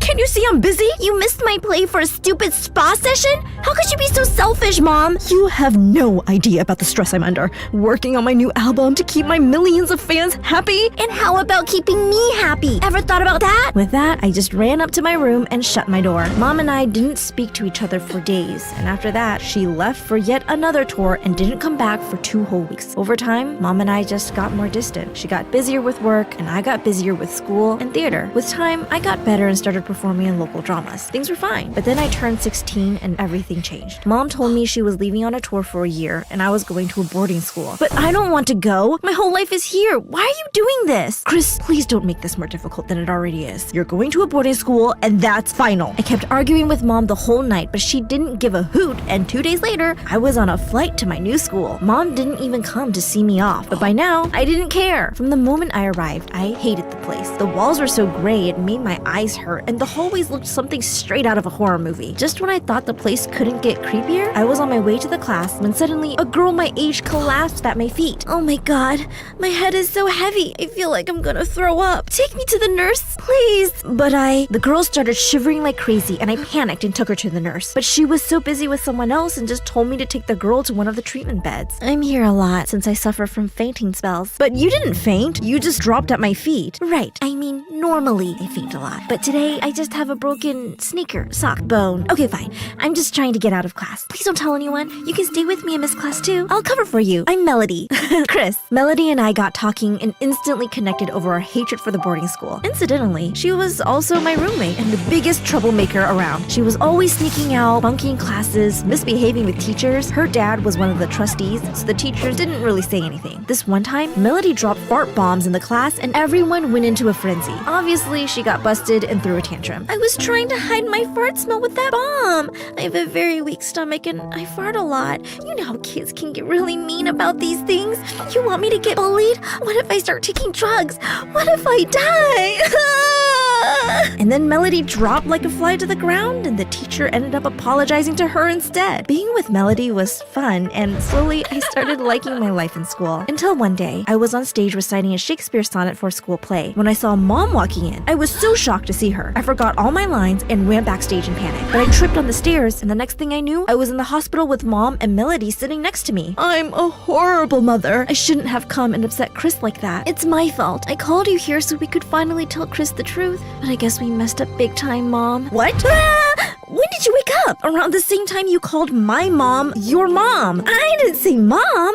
I said bomb, because your mom's the bomb. Shut up. I might have hit my head, but I'm not stupid. Now tell me, why did you call her mom? It's okay, Mel. I think it's time. Chris, sweetie, Melody is your twin sister. Mom told me how years ago she was in a horrible marriage with my biological father and she had no choice but to run away from home. But after a week, she found out she was pregnant with twins. She couldn't afford to raise 2 kids, so she gave Melody up for adoption. I ran away to LA and met this music producer who helped me out. When I got successful, I tried looking for Melody, but I couldn't track her down. My adoptive dad's witchy girlfriend wanted me out of the house, so he enrolled me in this boarding school. But last week, Dad finally told me about my biological mom. I got in touch with Mom and asked her if she'd want to meet me. And you chose to meet her here, Mom? You didn't think what would happen if I found out? I thought it would be nice to introduce you to your twin sister. Mom, you paid 0 attention to me all my life, and then you show up here unannounced and tell me I have a twin sister? What part of this is nice? And Melody, you knew I was your sister and didn't say a word to me? Why? Mom asked me not to. And you listened to her? The woman who abandoned you. This is crazy. My head's spinning. Just leave, both of you. Mom and Melody left, and I just sat in my bed feeling totally betrayed. Doctors discharged me that evening, and soon after, Mom left for home. Back in school, I just avoided Melody like the plague, even though she tried talking to me a million times. Soon, it was time for spring break, and I was packing my stuff when Melody walked in. Are you done? The driver's here to pick us up. What do you mean? I'm going home. My dad is traveling for business, so Mom invited me to stay at your place. I know you hate the idea, but I've waited all my life to have a family. Please,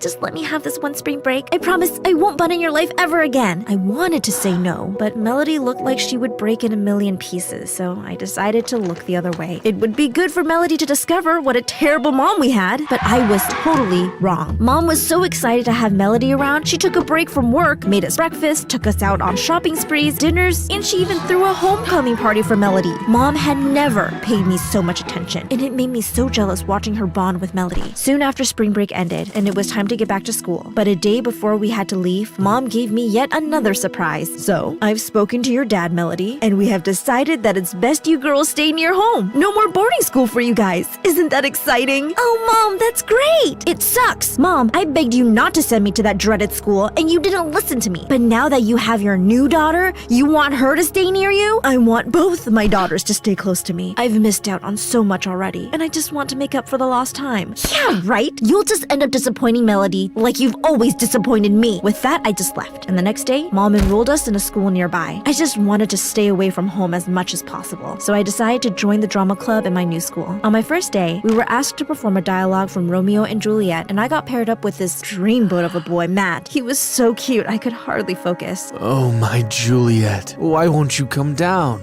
I want to see your pretty face and your beautiful sparkling eyes. Go on. It's your line? Sure. Oh, Romeo, you are the light of my life. Your face is so perfect, like a sculpted statue, and those arms, so strong.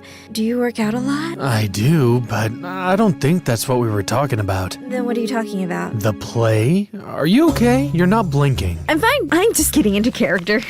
You know, Juliet and all. I'm weird. Sorry. Bye-bye. Nice to meet you. I ran in the other direction, feeling totally embarrassed. And minutes later, Matt came behind me. The two of us started talking, and by the end of the day, Matt asked me out on a date. I had the best time with Matt that evening. He was fun, cute, and a really good listener. Pretty soon, I found myself pouring my heart out to him, telling him everything about my family and Melody. It sounds tough. I grew up without a family too. I mean, I had my dad, but he was hardly around, so I get where you're coming from. Thanks for listening. I've ruined the date, haven't I? Maybe there's still time to turn things around. And with that, Matt leaned in and kissed me, and I kissed him back. We went on a few more dates, and I was over the moon when Matt asked me out officially. Every night, he'd come over, and I'd sneak out with him. We'd go for drives, parties, walks, and it helped me keep my mind off things at home. One evening, Matt invited me to this party at his cousin's place. It was a little out of town, so he told me we'd be staying the night. I was just climbing out my window when Melody walked in. Where are you going? To hang out with your hippie boyfriend? I know you've been sneaking out to spend time with Matt, but Chris, I just don't think he's right for you. I heard he's always skipping school and his grades are trash. And just last week, he almost got arrested for stealing cars. Those are baseless rumors. And you're one to talk. Have you completely forgotten what a mess you were in school? Besides, you should be happy I'm out of your hair so you can spend more time with Mom. I'm just trying to reconnect with my family. And look how great that's going. Now I'm getting late, so go back to your room and stay out of my life. And I just picked up my bag and left. I took a cab and went straight to the location Matt had sent. But when I reached the place, it was totally dark and there was no one around. I walked up to the cabin and knocked, but no one answered, and seconds later, someone tapped on my shoulder. I turned around and saw two big men staring at me, and Matt was right behind them. What's happening? And who are you? Oh, don't worry, sugar. We'll only keep you here till your mom comes and rescues you. Rescue me from what? Matt, what is this? I'm so sorry, Chris. I owe these people a lot of money, and since my dad won't give me any, I had no choice but to kidnap you. Just do what they're saying and we'll all be safe. I promise you. Are you out of your mind? I trusted you. You're my boyfriend. Oh my god, this is such a mess. Help! Don't bother. There's no one around. Please, Chris, just sit tight and hear me out. Get away from me! I pushed Matt away and ran for my life, but one of the two big hounds caught up to me and took me back to the cabin. Just as he was trying to tie my hands, I bit his ear and pushed him away. The other guy launched himself at me, but before I could react, a vase came flying out of nowhere and hit him in his head. He fell backwards, and I saw Melody jump in with a baseball bat. Matt saw everything and rushed out the cabin, but he was stopped by Mom and a bunch of policemen. As they handcuffed and dragged Matt and the two guys away, Mom came running and hugged me tight. I'm so glad you're okay. Thank God. I saw you getting into that cab and noted down its number. He's the one who told me about this place. Don't you dare do something like this again, Chris. I'm so sorry, Mel. I was so mad watching you and Mom together. It just made me jealous and crazy, and I just couldn't think straight. I thought you guys didn't care about me since you had each other. It's my fault. As a single mom, I needed to work hard and I got my career break, but I guess I just kind of got carried away with it. I wasn't there when you needed me, Chris, and I will never forgive myself for that. But I'm here now. Not just for Melody, but for both of you. So please, give me another chance. I'm sorry too. I should have been there for you as a friend before anything else, but I was so happy to have found Mom. I ignored how you must have felt. Hey, at least we're all here and together, and that's all that matters. How about we start with a clean slate? You spoke my mind.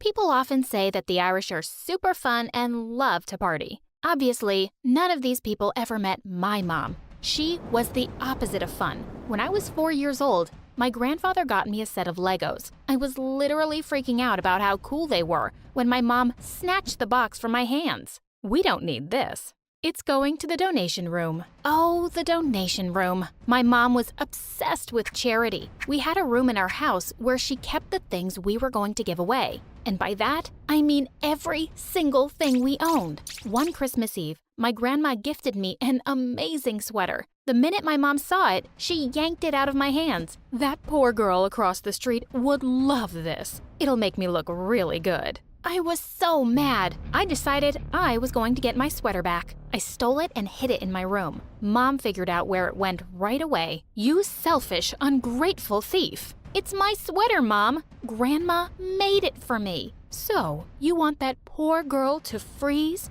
Is that it? Of course not. Good people choose others' happiness over their own, always. Mom doubled down on our charity. When I even thought of bending the rules, she'd get furious and call me cruel names. I wanted her to love me, so I decided to just get into the spirit. I learned to find joy in other people's happiness, especially when I made it happen. I started giving away my lunches, my jackets, and even my textbooks in school. My goodness meant that I was loved by everyone, so I didn't hate it so much. The trouble started when I got my first boyfriend. After weeks of flirting in class, Nick and I started dating. A month into my relationship, my friend decided to drop a little surprise on me. OMG, Mabel, I have a crush on Nick. My Nick? She grabbed me and started crying on my shoulder, snotting all over me. He's perfect for me. And you're always like so generous. Help me?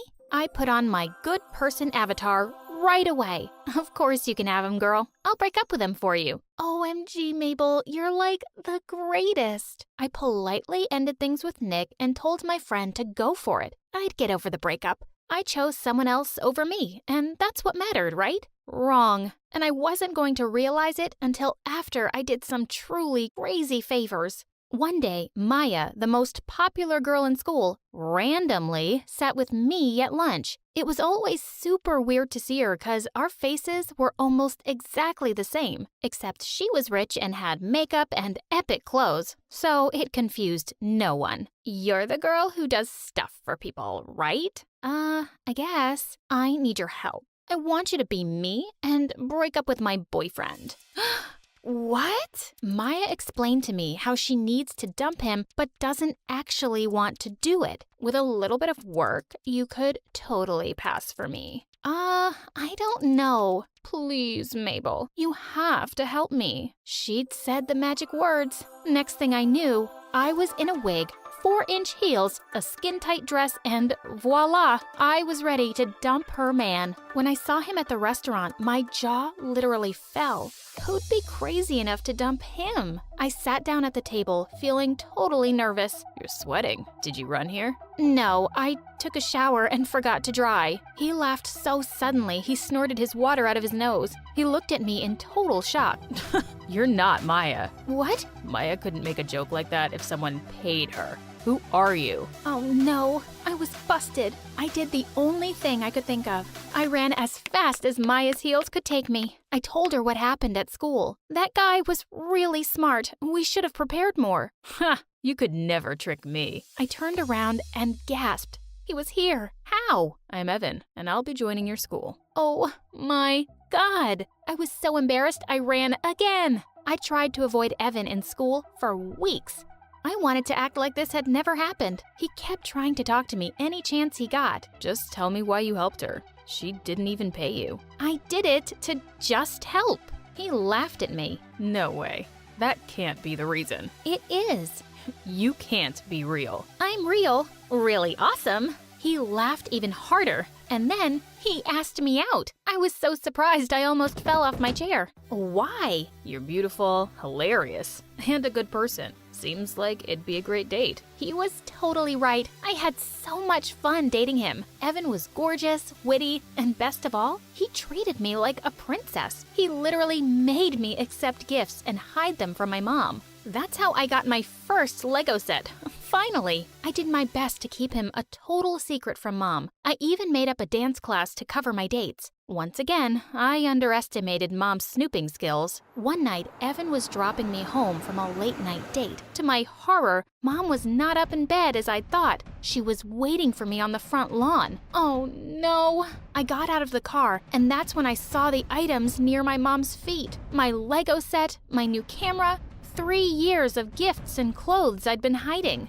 She'd found them all. She started screaming at me so loud that our neighbors popped out to watch the show. You horrible, selfish girl. Do you know how many poor kids we could have fed with all this junk? You're going to give away all of this, and you're never seeing this boy again. She threw my pictures with Evan in my face. With all due respect, ma'am, you can't tell her what to do. Son, you can do way better than Mabel. What? She's a lazy, boring leech. Dump her while you still can. Enough! You have to shut up. Excuse me? You're the leech. You literally suck the joy out of life. I'm done being your doormat. You can't tell me what to do ever again. Mom literally turned purple with hate. If you live under my roof, you live by my rules. Then I'm not living with you anymore. She didn't even try to stop me. She was sure I wouldn't make it one night without her. She was heartless. I packed up my things and went straight to Evan's house. The moment his mom saw me, she made a face.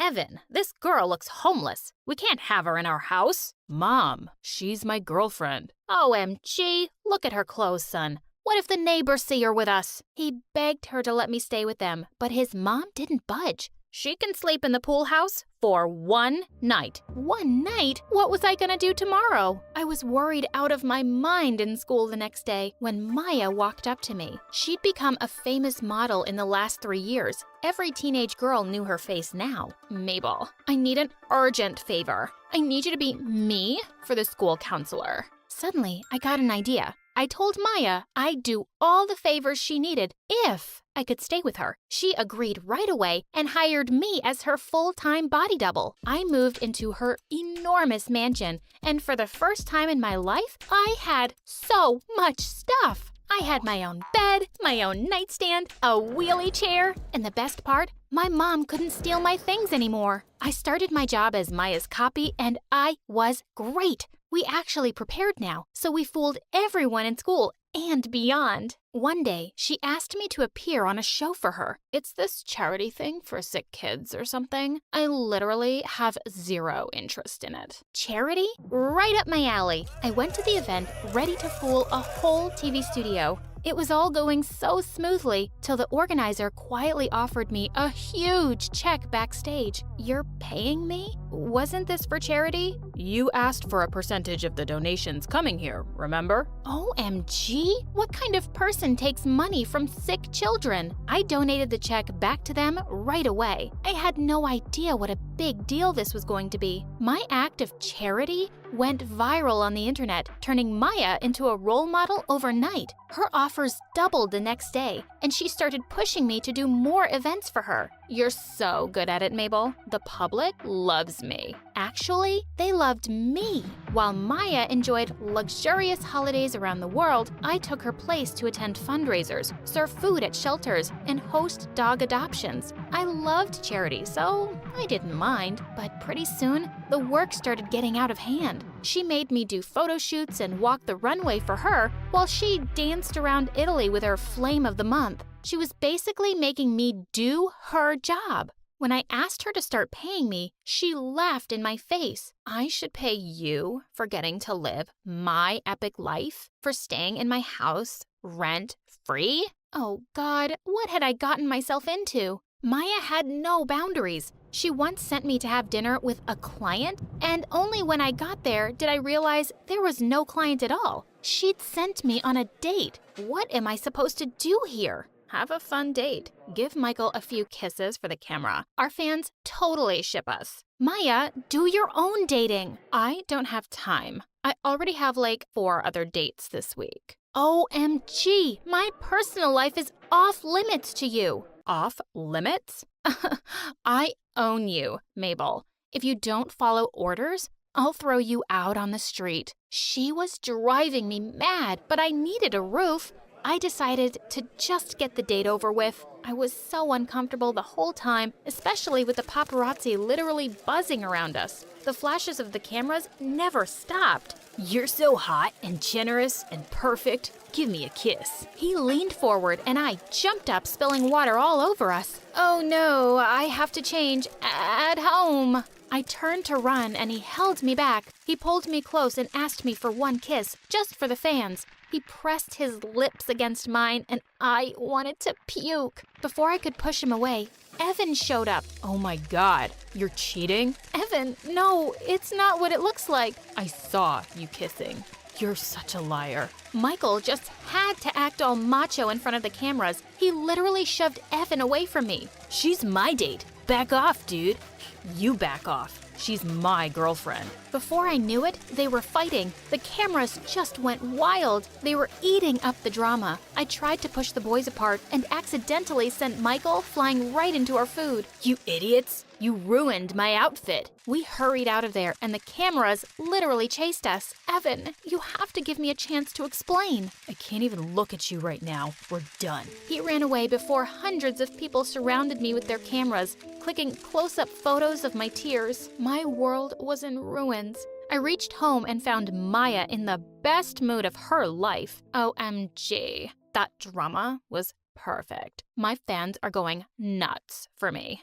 Genius. The pure destruction of my life was genius to her? I was living with a monster. I finally told her I was done. No more dating guys for her and no more doing her job for free. I would only do charity and that's it. Maya immediately kicked me out of the house. Maybe freezing your butt off will fix your attitude. Know your place, beggar. I couldn't control my anger anymore. I'd lost my boyfriend and my dignity to Maya's selfishness. It was time for revenge, and I knew exactly how to get it. I called the local station and set up an interview about Maya's drama with Michael. Before anyone could say a word, I threw off my wig and revealed Maya's secret on live TV. I had so much proof ready for them that they had no choice but to believe me. Maya was a total fraud. My move pretty much ended her career. She lost nearly all her clients in a matter of a day. Next day at school, Maya came to me and said,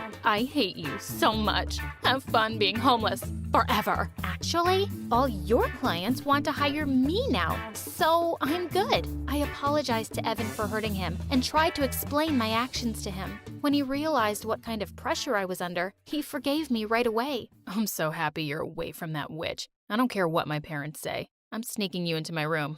You can stay there. I love you, Evan. I love you more, Mabel. I lived with Evan till I received my first paycheck ever. It made me so happy and proud of myself. I could finally rent a place of my own. This was the first time I experienced complete freedom. I worked super hard to survive and made sure I got into an awesome college. I knew now that the best person to rely on for my future was me.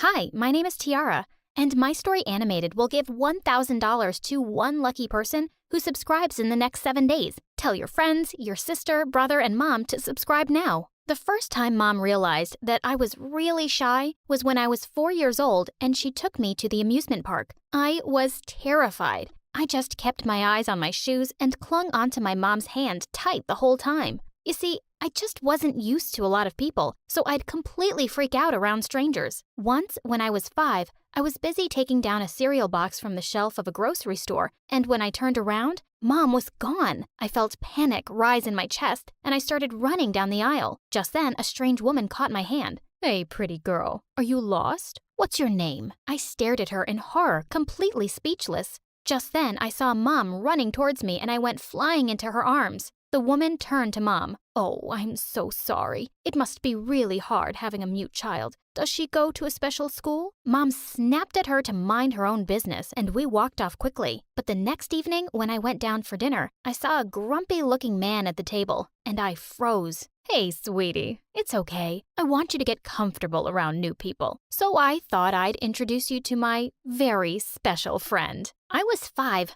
not stupid. I knew he was her boyfriend. Did she seriously think bringing a boyfriend would help me with my shyness? Grumpy kept coming over every day, and I didn't get comfortable around him because he was a pain in the butt. Luckily, I caught him stealing money from Mom's bag one day, and she went ballistic and threw him out. I started school later that year, and Mom thought that would help me overcome my shyness, but it didn't. I was terrified on the first day, so the teacher allowed Mom to sit in class, and I felt much better. But when I was walking into class without her the next day, I immediately got hit by a paper ball in the face. It was Bridget, the meanest girl in class.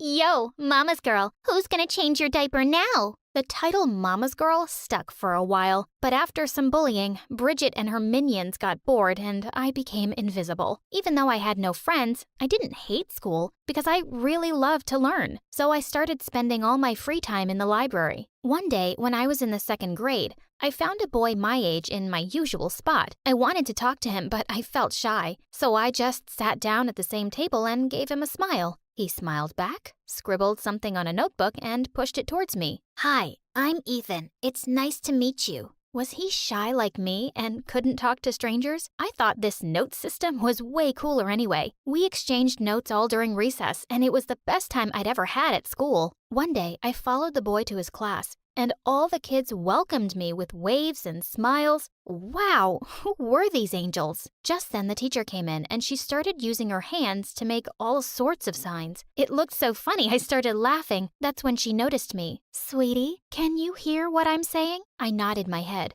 Then you're not supposed to be here. And that's when I realized that Ethan and all the other kids here were deaf, and this was a special class. It was really sad to go, but Ethan slipped me a note. See you at the library tomorrow? And I did. Every single day after that. We only ever hung out together in the library, though. I felt protective of Ethan and wanted to keep him out of Bridget's face. And finally, I had a best friend, but I never invited him home because Mom could be super embarrassing. Over the next few years, she had a string of stupid boyfriends at our place. She was also just always doing odd jobs, and we never seemed to have enough money. One day in 9th grade, I went to get lunch at the cafeteria and almost jumped back in shock to see Mom behind the counter. Mom, what are you doing here? Sweetie, I work here now. Can you chit-chat with your lunch lady friend later, Tiara? I don't have all day. I turned around to see Bridget behind me, and as I started walking away, I suddenly heard her scream. OMG, you stupid woman! You poured hot soup all over my new iPhone! I turned around to see Mom looking red in the face and apologizing to that brat. I'm so sorry. It's only my first day here. Do you need a degree to be a lunch lady? Because you must have failed lunch lady school for sure. Show me your degree. I'd just had enough. Didn't your nannies teach you any manners? She's working hard to serve lunch to hundreds of kids, and she made a mistake. Have some respect. Oh my, look who finally found a voice. Who are you, Martin Luther King now? And why do you care about the dumb lunch lady? Is she your mom? Yeah, actually, she is. As everyone suddenly stared at me in silence, Bridget burst out laughing.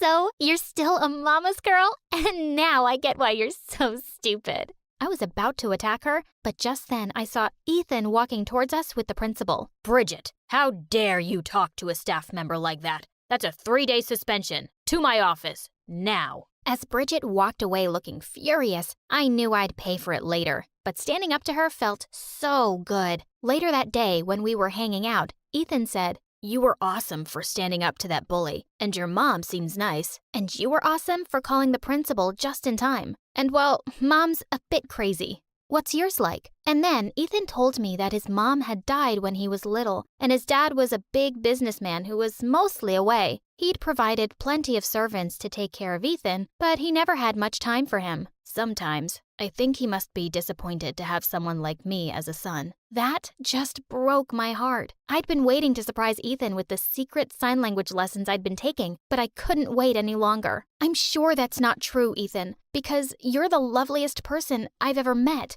He stared at me in complete surprise, and suddenly his face broke into a huge smile. Then he pulled me close and kissed me. We started going out, and after a few months, I finally decided to introduce him to Mom. The dinner went well, but when Ethan took the dishes to the kitchen, Mom turned to me. What are you doing with that boy, Tiara? What do you mean, Mom? I mean, look at you. You're smart and beautiful. You could have any guy you want. Why would you choose someone who's deaf? Her words made my blood boil. Mom, would you like it if I was deaf and no one wanted to date me? But you're not deaf. He is. He's not good enough for my perfect girl. Stop saying such awful things, Mom. It's not like he can hear me, honey. Just then, to my horror, I turned to see Ethan standing in the doorway. He just looked at me once and left. I turned to Mom, furious. He can read lips, Mom. That was cruel, and I couldn't care less about Ethan's hearing. It doesn't make him less kind or caring or smart. He's perfect,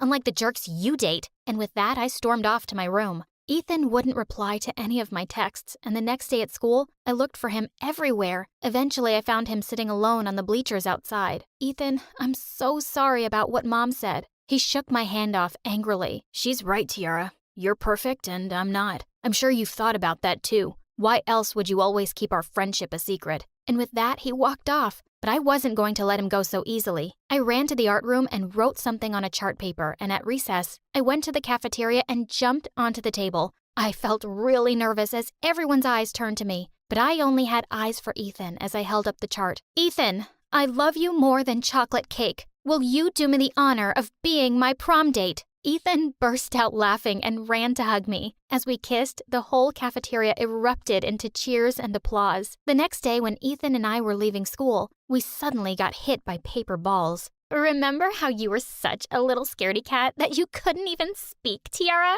And now you have a boyfriend just like yourself. He's only with you because there's something wrong with him, obviously. I was about to lash out at her when suddenly, a limousine stopped next to us and a well-dressed man came out. I was surprised when Ethan hugged him and told me he was his dad. Ethan's dad turned to me. I haven't been around much, but Ethan told me all about you and how you've changed his life, and I just wanted to show you how grateful I am. Hey, you, give her the present. Just then, his bodyguard leapt forward and handed me a small box. When I opened it, I gasped. It was a diamond tennis bracelet. I can't accept this, sir. But Ethan's dad wouldn't hear a word and just left. As Ethan clipped the bracelet onto my wrist, I could see Bridget's open-mouthed face turning all shades of green, and that was truly priceless. After that day, Bridget was always trying to get close to Ethan. I'd often catch her trying to talk to him at recess or in the library, where she'd probably never set foot in her life before. On prom day, I was getting asked to dance by lots of guys, and Ethan smiled at me to go ahead. When I stopped to catch my breath and looked around for him, I spotted Bridget cozying up to Ethan. I think you and I would make a really cute couple. Oh, wait, you can't hear me? Let me show you how I feel about you. And with that, she grabbed his face and kissed him. Before I could pull her hair, Ethan had already pushed her aside and he looked really angry. And then Bridget went totally mental on him. Seriously? You're rejecting me? You think I'd actually ever be interested in someone stupid and deaf like you? And I'd have to learn dumb signs to explain everything to you? I'd rather shoot myself in the head. By now, I'd walked over to her and given her a tight slap across the face, and everyone started booing her, so she left the prom. But someone did something even better. A girl had made a video of the entire scene and uploaded it online, and thousands of people were now calling out Bridget for bullying someone differently abled. And the best part?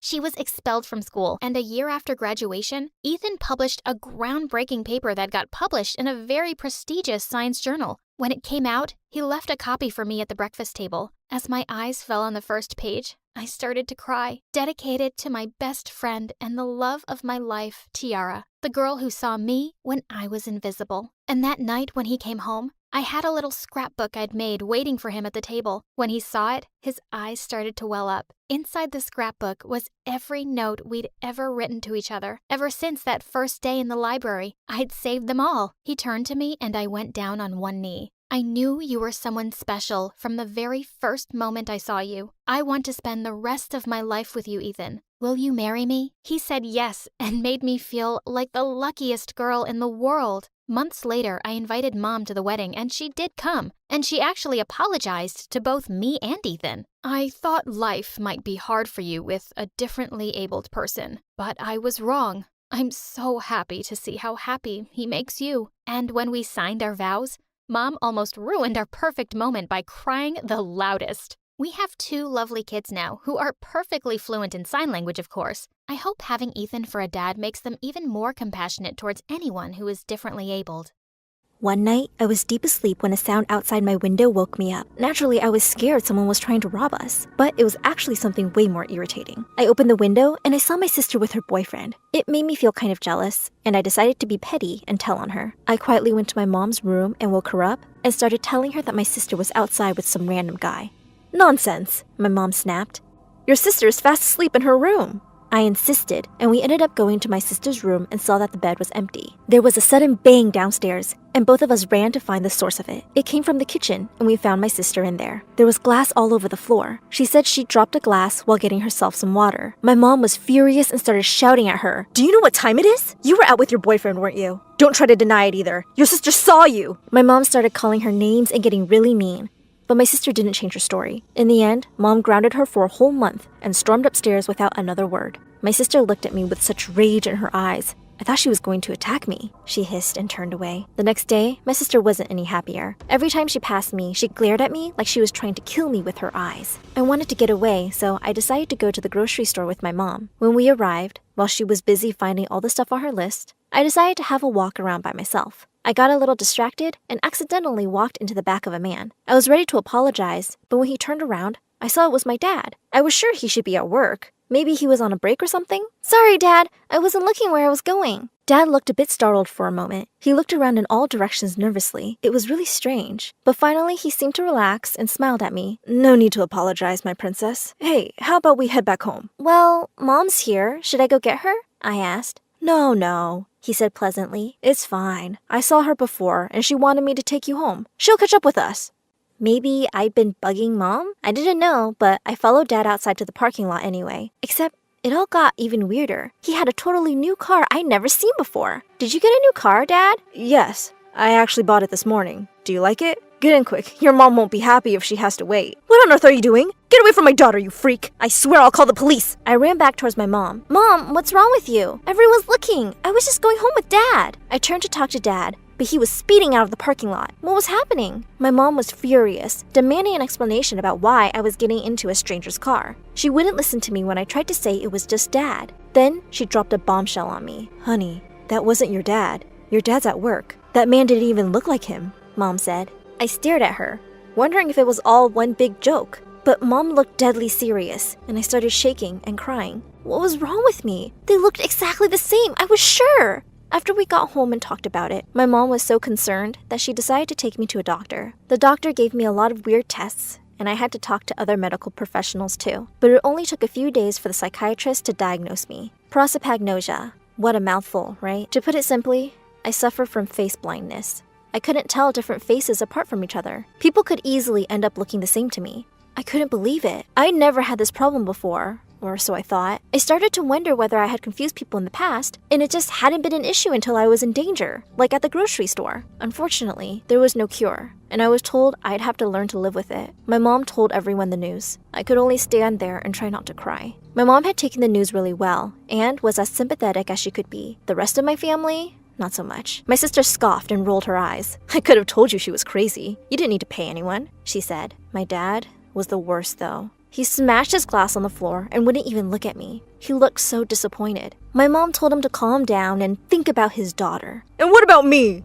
he roared. "My daughter is abnormal. Do you know how embarrassing that is?" I ran off crying, but I could hear the entire fight from my room. My dad was yelling about how he never loved me and always knew there was something wrong with me. My mom told him to shut up and that I was just special, but he was too stupid to notice. My sister didn't say anything, but I could hear her laughing. At least someone was getting a kick out of this. In fact, she seemed pretty happy about the whole thing. At least I had my mom, or so I thought. My dad and sister quickly ganged up on me. My sister cut her hair like Mom and wore her clothes to confuse me. And it worked. The next day, she walked over to me in her mom costume with an evil smirk on her face. She came close and whispered in my ear, "Hey, idiot. Guess what? I love your sister more than you." I started to cry hysterically and asked her why. "You've just always been such a disappointment to me," she said. She started to laugh in a way that seemed oddly familiar, but I couldn't place it. Before I had time to really think, Dad walked in. I told Dad that I was sorry for everything, but he just rolled his eyes at me. It's fine, I guess. I always knew you'd be a problem, he said. By the way, since there are no secrets between us anymore, I guess it's time we told you about our open relationship. Pointing at my mom, he said, No need to tell her when other women are here. We all agreed to it. Not that you could tell your own mother apart from some random woman off the street. He and my sister both laughed before leaving the room. These people were stupidly evil. Shamefully, I really thought it was my mom who spoken to me like that, and I felt so betrayed and hurt that I didn't want to speak to her again. Every time my mom tried to approach me over the next few weeks, I avoided her. I couldn't take her insulting me again. Mom worked every night, so not seeing her wasn't particularly challenging. And from then on, every single night, my dad brought a new girl home. He made me stay in my room and told me my mom was totally fine with it all. Of course it was all a lie. My sister would even put on her mom disguise and tell me that she didn't mind the random girls in the house. I felt trapped in a nightmare. I just accepted things as they were. Even though I was angry at my mom back then, I still had guilt deep inside me. I knew something was wrong, but I couldn't quite figure it out. My mom had never been mean to me before, and I just couldn't fully believe she'd be okay with Dad bringing girls home. I needed to know the truth. I confronted my dad about it and told him he should stop. He got annoyed and told me I didn't understand. He asked me how I could even tell they were different girls since I was face blind. I can still tell voices apart, I said sadly. If you say so, he said before walking back to his room to go to bed. I felt defeated at first. But then something dawned on me. I may not be able to trust my eyes, but I could trust my ears. I just needed to listen to voices more carefully. With a little practice, I could be normal again. I was jumping for joy when I saw something that nearly broke my brain. Why are you jumping, honey? One of my moms asked. There were 2 moms in the room. I must have gone white as a sheet, as one of the moms told me I should go to bed and get some rest. Then she left. The mom who stayed behind started laughing. I see you just noticed my little haircut, you idiot. It was my sister. It was you the whole time? I shouted. Was it? Maybe sometimes. It's not like you can even tell the difference, my sister said. I was going to fix this whole mess. We all sat down and ate breakfast the next day, and no matter how hard I tried, I couldn't tell them apart. Their voices were different for sure, but I couldn't pin a voice to a person. My sister definitely had a distinct laugh, but her regular speaking voice wasn't much different from Mom's. And when I couldn't tell who was speaking, I couldn't train myself to know who was who. But then I thought, sure, their voices were similar, but their personalities weren't. That was it. My sister was rotten to the core, you see. And not just with people. My sister was also very mean to animals. She hated puppies and she hated kittens. Not like my mom and me. I decided to borrow the neighbor's puppy for a few hours. When I walked into my house, I could already tell my plan was working. One of my moms looked over with disgust and walked out. The other ran right up and started petting the dog. I took the next few hours to memorize my mom's voice as she played with the dog. The longer I listened, the more I could identify unique things in her voice. I could hear the difference between her voice and my sister's, not to mention the girls my dad brought home. I decided to sit down and have a conversation with my real mom. I told her all about the woman and the mean comments and told her if she knew about any of it. I didn't, she said with a serious look on her face. The next day, I was surprised to see her sitting on the couch with my sister, looking nervous next to her. She told me that she decided to stay home for her night shift. It was only about 20 minutes before Dad walked in with his new date. My mom was so angry, she screamed at the woman to leave and started shouting at my dad. She threw a few things at him and told him to get out and never come back. My sister started crying and apologizing, saying that Dad had forced her to go along with everything. I didn't believe a word of it and told my mom that my sister had enjoyed tormenting me. My sister, who usually thought she was so cool and scary, was reduced to a blubbering mess on the ground, begging my mom not to kick her out. My mom agreed, but on one condition. She picked up a bag of stuff from behind the couch and told my sister to follow her. My mom took my sister into the bathroom, and she came out with a green mohawk. Perfect, my mom said. Now Susan will always be able to tell us apart. My sister was humiliated, but it was true.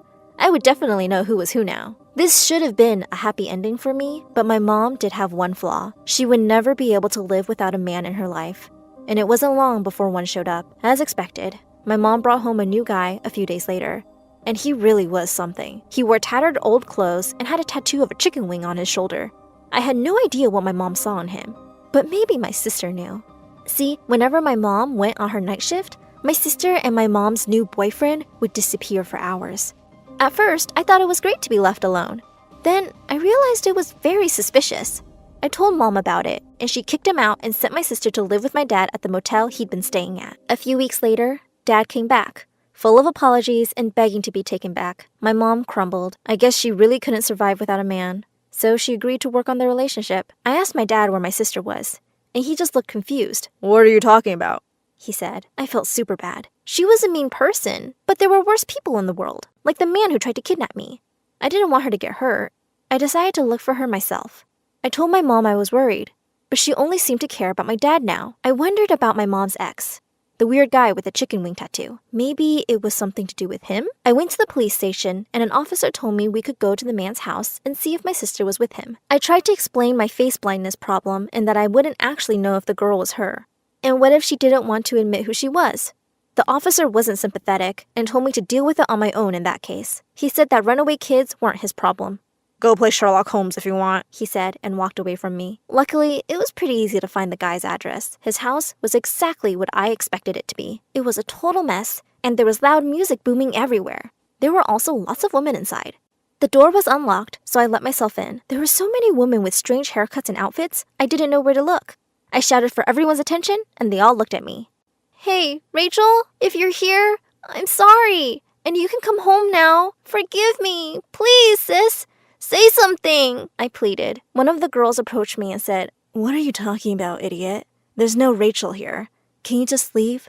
I went back home and asked my mom for help again because I couldn't find my sister anywhere. That's when my mom finally snapped. "Honey, I've tried to be patient with you. I just can't take this anymore," Mom said. "Take what?" I asked, confused. "All these games. It's not funny. You almost cost me my marriage, and for what? Now all of this?" Mom explained. "What do you mean?" I asked. "You don't have a sister!" my mom yelled, holding her head in frustration. What was she talking about? Of course I did! I pulled out my cell phone and checked my sister's number. She hadn't answered before, but maybe I could leave a voice message? Except now it said the number didn't exist. I ran over to my room and looked for any of her stuff, or photos, or something, but there was nothing. Her room was totally empty. I turned my computer on and searched frantically for her social media accounts, but they were all gone. I even ran into my mom's room and pulled out the family photo albums. She wasn't in a single picture. I was crazy, wasn't I? I'd been crazy the whole time. Or maybe there was something else happening here. Whatever it was, it had to be something dark.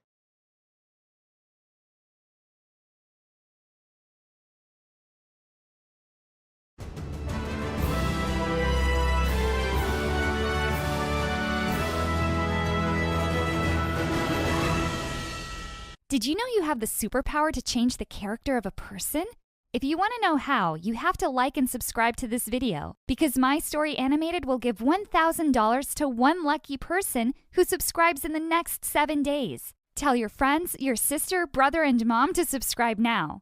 Hi, I'm Annie. When I started basic school, I hardly ever talked to anyone. I was so shy and quiet that some of my classmates thought I was a dummy. My kindergarten teacher even told my parents to take me to a doctor and find out what was wrong with me. But Dad completely lost his temper with her. Are you dumb? She is too beautiful for there to be anything wrong with her. Why don't you save your advice for some other real dumb kid? But no matter what, my shyness just didn't go away. I didn't talk much to my classmates, and they thought I was a snob. As if.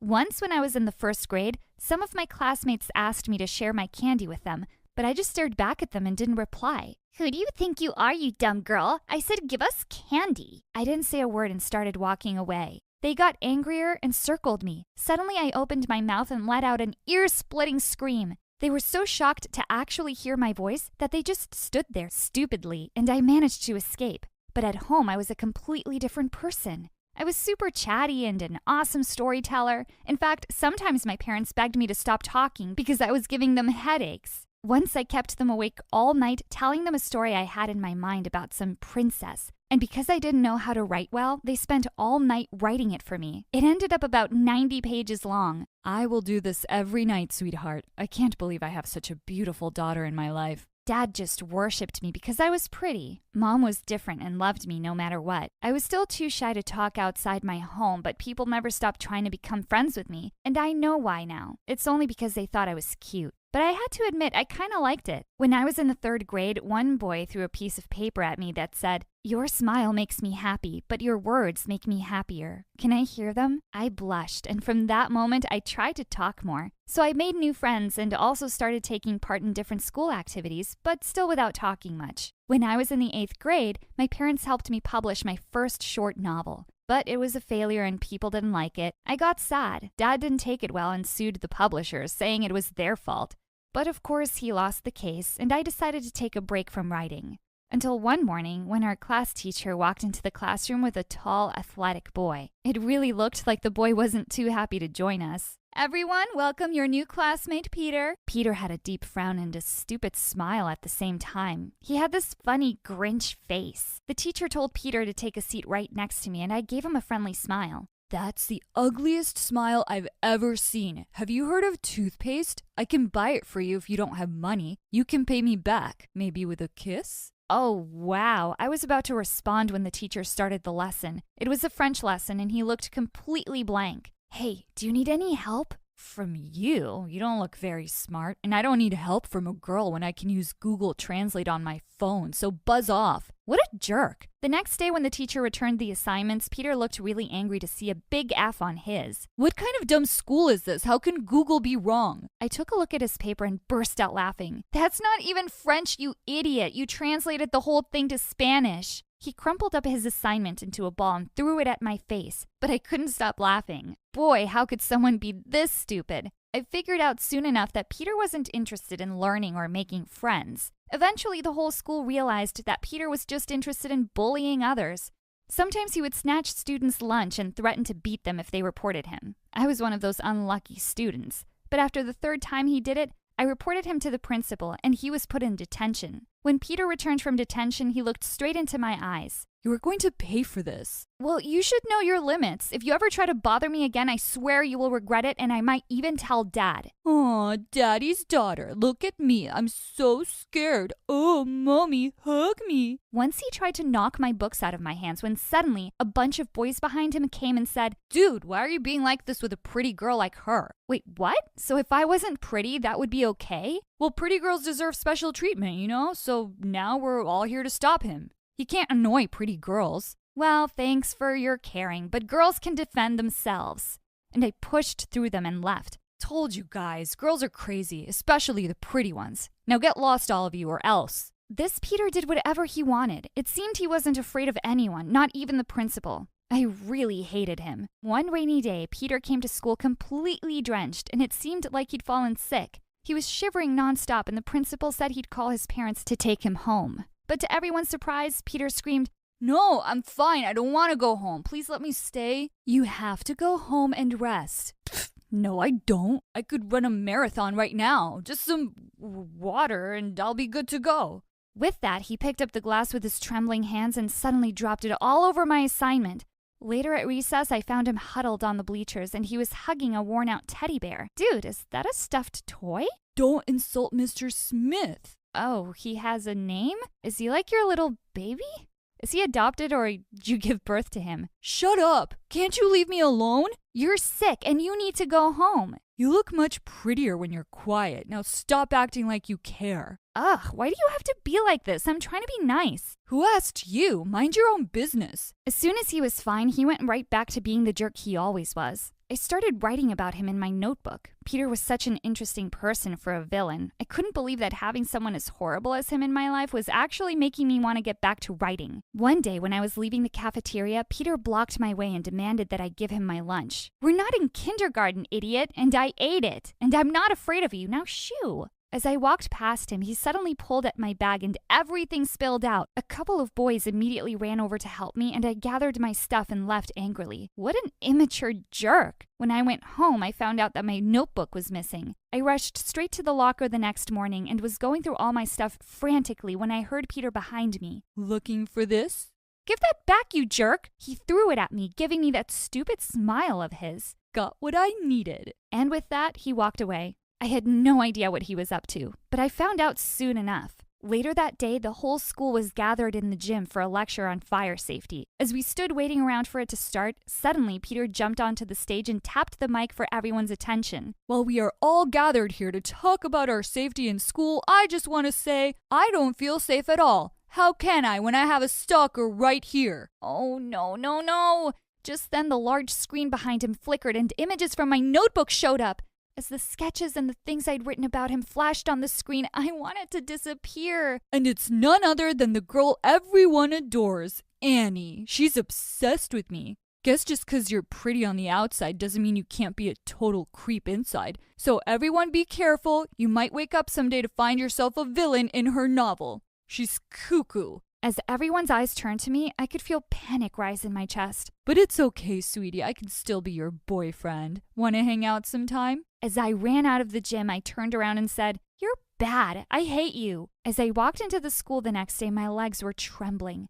I just stared down at my feet as I entered the classroom. The lesson started, and when the teacher asked me to read my essay out loud, I just looked down and shook my head. Just as everyone was leaving for the cafeteria, Peter hung back. Hey, Annie, are you okay? If this is about the gym thing, everyone knows it was just a harmless joke. I just stared at him silently with angry tears, and I threw my lunch at his face and walked out of the school. This time he didn't respond and looked a bit guilty. Peter didn't come to school the next few days. I don't know why, but I actually felt worried. One day he finally showed up. "Hey, I still don't like you, but I made sure to make notes for you when you came back. And no, girls aren't dumb. We can be emotional sometimes, and that's something we're proud of." Just then, to my shock, Peter broke down and started to cry. "Annie, I'm really sorry. I don't know why I'm this way. I just act out because of things going on in my own life." Then he told me about his family, how his mother had passed away when he was 6 and he was left all by himself with his stepdad. "He's mean and stupid and doesn't even take care of me. And one day when I'm old enough, I'm going to punch him in the face." I finally saw why Peter was like that. He was just a frustrated kid who needed help. Next day during lunch, Peter jumped on one of the tables and announced something. Everyone got quiet and listened to him. "Hey everyone, I'm just here to apologize for everything I did to all of you.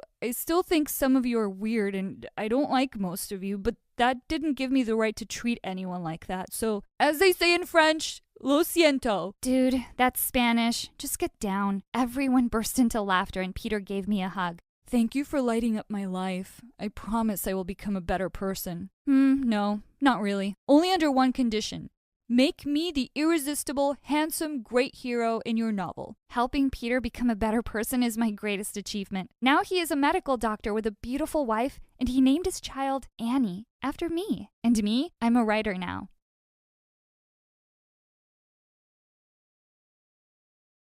One day, I was streaming live in the living room when someone knocked on the front door. I opened it and saw a strange, tiny man standing there with a creepy smile on his face, and he smelled really good. He said, "Hi, I'm Noah. I'm looking for your dad.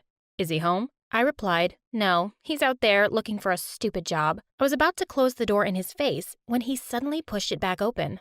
I screamed. I thought he was going to hurt me. He took off his glasses and told me to stay calm. He looked a lot less intimidating without his glasses on, and his face was softer. I said, "Okay, come on in." The man sat on the couch and said, "I know you don't remember me, Olivia, but I know you." And then he took out an onion from his pocket, smelled it, and took a bite. This was crazy. I demanded that he tell me who he was, but suddenly I heard noises outside. I knew it was my family. I didn't want them to think I'd done something stupid by letting a stranger in, so I took the man's hand and pushed him into the nearby shoe closet. I gave him a $100 bill and told him to wait there. I locked the closet and left. After a few hours, while we were having dinner, Dad said that he had an announcement to make. "Well, I can't thank God enough for giving me another chance to reunite with my—" "I'm going to Harvard," I interrupted Dad. They all glared at me and burst out laughing. Then the annoyed Emily said, "Did they name the new mall Harvard?" I was about to hit her when Isabel, my oldest sister, and the one who was always on my side, stopped me and calmed me down. Dad said, "Don't be ridiculous. Olivia is plenty smart enough to go to Harvard." Mom asked if I even got accepted and when. Dad said, "Oh, not yet. I've contacted one of the best private tutors in town. His name is Noah. He's going to help Olivia get ready for her entrance test. Oh, he was supposed to arrive today. I wonder why he hasn't called." What? Everyone stared at me, and by the looks on their faces, I could tell they knew something was wrong. Emily said, grinning, "What did you do, Olivia?" I ran to the shoe closet and opened it. The tutor came out, looking furious. He said, "There's no way I'm going to teach this crazy girl. I'm out of here." And he left. I said, "Okay, just take another $100 and stay." But he stormed off. My sister started laughing at me, but Dad stood up for me. He said that he would find some online courses to help me out, and he dragged me to my bedroom to start studying. I don't know what Emily told you guys, but you need to know that I'm smarter than her. Smarter than everyone in this family. Smarter in a different way. I studied day and night. When we finally got the letter, Dad and I made sure to open it secretly. I was shocked when I was rejected. I was mad and told Dad that there was no way my sisters could know about this. He said they wouldn't. We agreed that we would just tell them that I got accepted, and on the day I was supposed to leave, I would just hide in the attic. I'd come back down after a couple of months when the semester was over. I wanted the basement instead of the attic, but the basement was already full of my other 4 adopted sisters' stuff. They refused to live with us, but never mind. That's another story for another video. The following day, we told everyone that I got accepted. No one believed it. Dad showed them a fake letter, and the look on their faces was priceless. The day after, Dad threw a party, and when it was all over, he said he was going to drive me to the airport. We just hung out until everyone went to bed. When Dad and I got back home, he made sure to give me everything I needed and told me he was proud of me for being so brave. I didn't feel brave, though.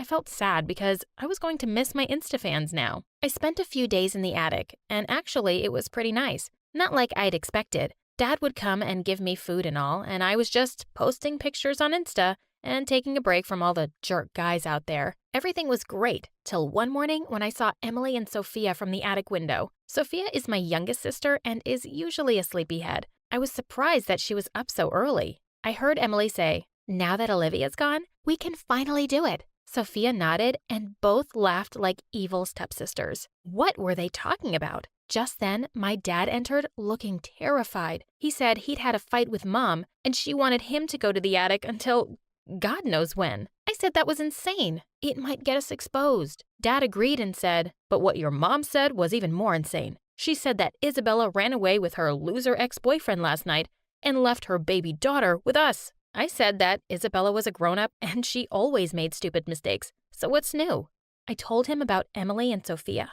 He said he would stay with me to investigate. Dad stayed with me for the next 2 days and it was crazy. Mom would come up and give him food and leave, and I would hide under the bed. Once she came in and whispered to Dad, "Hey, listen, about Olivia." Dad interrupted her and said that they would talk about it later, but Mom ignored him and said, "No, listen, I'm thinking we should." Dad then put his fingers in his ears and started singing la la la la la la la la la, so I wouldn't hear what Mom was talking about. Mom got mad and left. I got up and demanded to know what they were talking about. Dad pretended he didn't hear me and left, just like that. What was going on in this family? One night, I got a message from my boyfriend. "Hey, I'm on campus. Where are you?" What? Man, I broke up with him a week ago on purpose just to avoid this moment. What's wrong with boys these days? I sent him a picture of me studying. As if. I wrote, "I don't have time for you right now. I have to study." He replied, "Thank God. Finally. I was only with you because of the money and fame. See ya." What? But I broke up with him first. Whatever. I'll get a new boyfriend as soon as I'm out of the attic. The next day, I decided to sneak out and look for anything to help me understand what everyone was talking about. I knew it was crazy, but curiosity was getting the better of me. I opened the attic door, and there were Isabella and her loser boyfriend, Brad, laughing and whispering. They froze when they saw me. We stared at each other for a moment. I knew exactly what to say. I gathered up my courage and said, "Listen, sister, I love you, but no. This loser can't share the attic with me. Go hide him somewhere else." They both stared at me in shock, and then Isabella said, "Aren't you supposed to be at college?" I broke down and confessed everything. I told her about Emily and Sophia, and Mom and Dad too. Isabella looked away and stuttered, no, it's probably nothing. I think we should probably go now." She grabbed Brad's hand and started to leave. I snatched her hand, got on my knees, and begged her to tell me the truth. "I'll give you my room." "I already took it. Sorry, sis." And with that, they left. I didn't know what to do. I was very confused and lonely. How could a popular influencer feel this lonely? I got an idea. I prepared my study corner and started a live video. "Hey guys, long time no see. Yeah, I'm busy with my studies. It's hard being smart all the time. Oh, oops, gotta go. Bye." Oh my God, did this just happen? I texted my dad and told him to come up immediately. He came running and said, "What's going on?" "Dad, I think it's that time of the month. I'm not prepared." Dad looked completely shocked and obviously didn't understand what I was talking about. I told him I needed sanitary products. Dad was still looking shocked and just froze in place. I yelled, "Dad, just do something." Yes, honey, I'll do something, he said while running down the stairs. Minutes later, I heard Dad coming towards the door, and a voice behind him saying, Dad, what are you doing? And what are you holding? That annoying Emily. She just can't stop showing up everywhere. Dad laughed nervously and said it was nothing, and they both left. A minute later, he sent a message that said, I'm sorry. Try to figure something out. I'm taking everyone out to the backyard. I decided to sneak into my room. I found Brad's underwear on my bed. Ew, so disgusting. Next to his clothes, Isabel's baby was sleeping, and I got a very smart idea. I decided to take her with me into the attic. Isabella had stolen my room. I would steal her daughter. We were even now. She'd been my favorite sister, but she'd decided to start this war. Actually, having a baby wasn't as bad as I thought. She was adorable. An hour later, I heard my mom screaming, Where's the baby? Everyone was running around, and I could feel how nervous and anxious they were. The baby was asleep peacefully next to me under a blanket. Dad came in looking terrified and asked if I had seen the baby. Can you see a baby in here? No. And he just left. Minutes later, they all left the house to look for the baby. I got my chance and went downstairs, just to look for anything to understand what my family was up to. I got to the kitchen and saw a cake on the table and things like candles, balloons, and presents. My birthday was tomorrow. They were planning to surprise me at the campus? I was thrilled. But a voice inside me said, no. Wait, Olivia, you know your sisters. They aren't that sweet. I told that voice to shut up and stop ruining the moment for me. I heard noises coming from outside. I knew that my family had come back. I ran up to the attic immediately. I took the baby in my arms and ran to the window. I opened it and yelled, Guys, I love you so very much. They all looked startled and froze for a second. Isabella screamed, Give me back my baby. Oh, come on. You left her first. Then Emily said, So you've been in the attic this whole time? You didn't go to college at all? Oh, your high IQ didn't help you figure that out sooner? But never mind. I don't want to fight. I'm really grateful to you guys for planning this surprise party for me. Sophia said, What are you talking about? This party is for Samantha. She just arrived. We waited for you to leave so we could bring her here. Just then, a gorgeous girl appeared behind them. I looked straight into her eyes, and she looked back. I was sure everyone could feel the tension between us. I said through my teeth, Samantha, she said, raising her eyebrow. Olivia, Mom snapped. Just get down. I joined everyone in the living room. Samantha was there with her bags. She's my twin sister. She was adopted when we were little, back when Mom was poor and Dad was in the Navy. We never got along when she used to visit us. And when I say never, I mean never, never. She had everything. Rich parents, fame, and beauty. She decided to become an influencer the moment I became one, just to compete with me. And now she had more followers than me.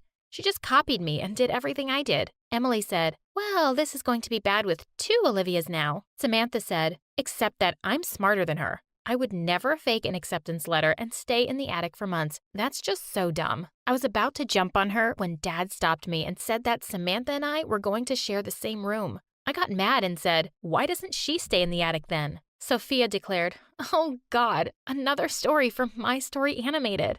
Mom said angrily, No more stories for that channel. We are a happy family. I couldn't believe I was going to share a room with Samantha. She put all her fancy clothes and stuff on the bed and said, This room is way too tiny for all my things. You can use Olivia's space for now, Mom said while holding a fancy red dress Samantha gave her. I was furious and said that wasn't going to happen. Mom glared at me and left. Samantha just couldn't stop giving everyone gifts. She gave Isabella a box of fancy makeup and perfumes, Emily the newest laptop, and Sophia a stupid pillow with a special message, and she thought it was the best gift ever. How dumb is that? Samantha also thought that we needed a new car, so she bought one. Then she made Brad our driver, and the loser was more than happy to do it. Everyone started worshiping Samantha. I decided to talk to Dad about this. I found him in the living room and said, Dad, we need to talk. It's about Samantha. Samantha suddenly appeared and said she had something important to ask. She said she was having a party with her Insta fans tonight. She took out a stack of money and handed it to Dad and said, I need your help organizing everything, Daddy. Dad nodded his head,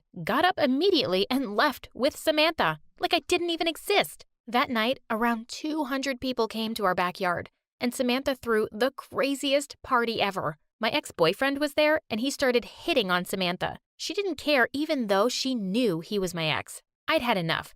I left the party and went back to the attic. Let little, wonderful Samantha enjoy it all. They only liked her because of her money. I opened the attic window and yelled to them to turn off the music because I needed some rest. Then Emily said, "What are you doing up there? Is that your new college?" I said, "No, I'm staying up here while you guys enjoy having a new, wealthy, spoiled sister." Sophia said, "Oh, that's so cool." I shut the window angrily and went to bed. When the party was over, I could hear my family talking about buying a new house. Samantha said, "This house is too small for us. I want you guys to move with me to the beach house, and we can have parties all the time." Everyone cheered and clapped. I went down and yelled at them that I wasn't going to leave the house. Then Samantha said, "And who said you were invited? I'm not taking you to my house." I threw a book at her, but it missed. Then Dad stood between us. He said, "There's no way I'm going to leave Olivia alone." "Fine," Samantha said. "You can stay with her." Everyone agreed with her and left. I hugged Dad and cried on his chest. The next day, while I was in the attic, I heard Samantha and Emily talking in the backyard. They were sitting on the ground while Sophia was asleep with that stupid pillow. Samantha said, "I'm so excited for you guys to move into the beach house. You're just going to love it there."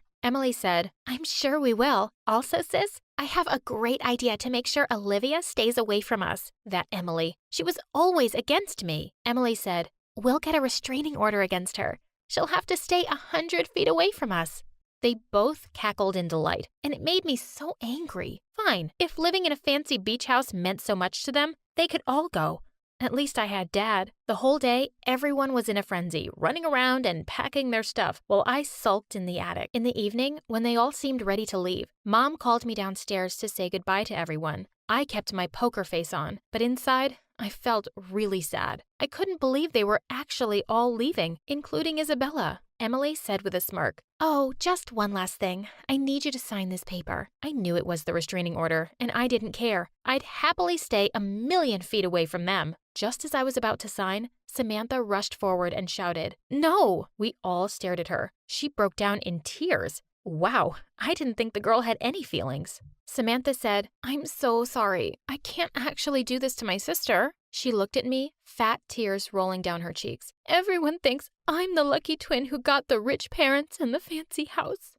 All I've ever wanted was to be with my own parents and sisters. I just did this all because I was jealous, Ollie." I stared at her in disbelief. Did she actually expect me to forgive her after everything she'd done? I said, "Are you joking? Now? After making my life a living hell? No way I'm forgiving you." Sam looked at me awkwardly and stepped closer. I was ready to defend myself, but to my shock, she shoved a box in my face and said, "Here, this is for you." "I'm really sorry, sis." I looked at the box. It was the latest iPhone. Oh my God, she really was sorry. For the first time in my life, I actually felt bad for Sammy. I realized that even though I'd sometimes wanted to kill my annoying sisters, it had been so much fun growing up with them too. I hugged her tight. Mom and Dad dragged us all into one big bear hug and said they were sorry and they'd never realized how lonely Samantha must have been. Dad said, "We all have to stick together, guys. No one's leaving now." Emily said, "Can we still all live together at the beach house, though? I'm sure that's nicer." We all laughed and Samantha turned to me. "Go pack your stuff, Ollie."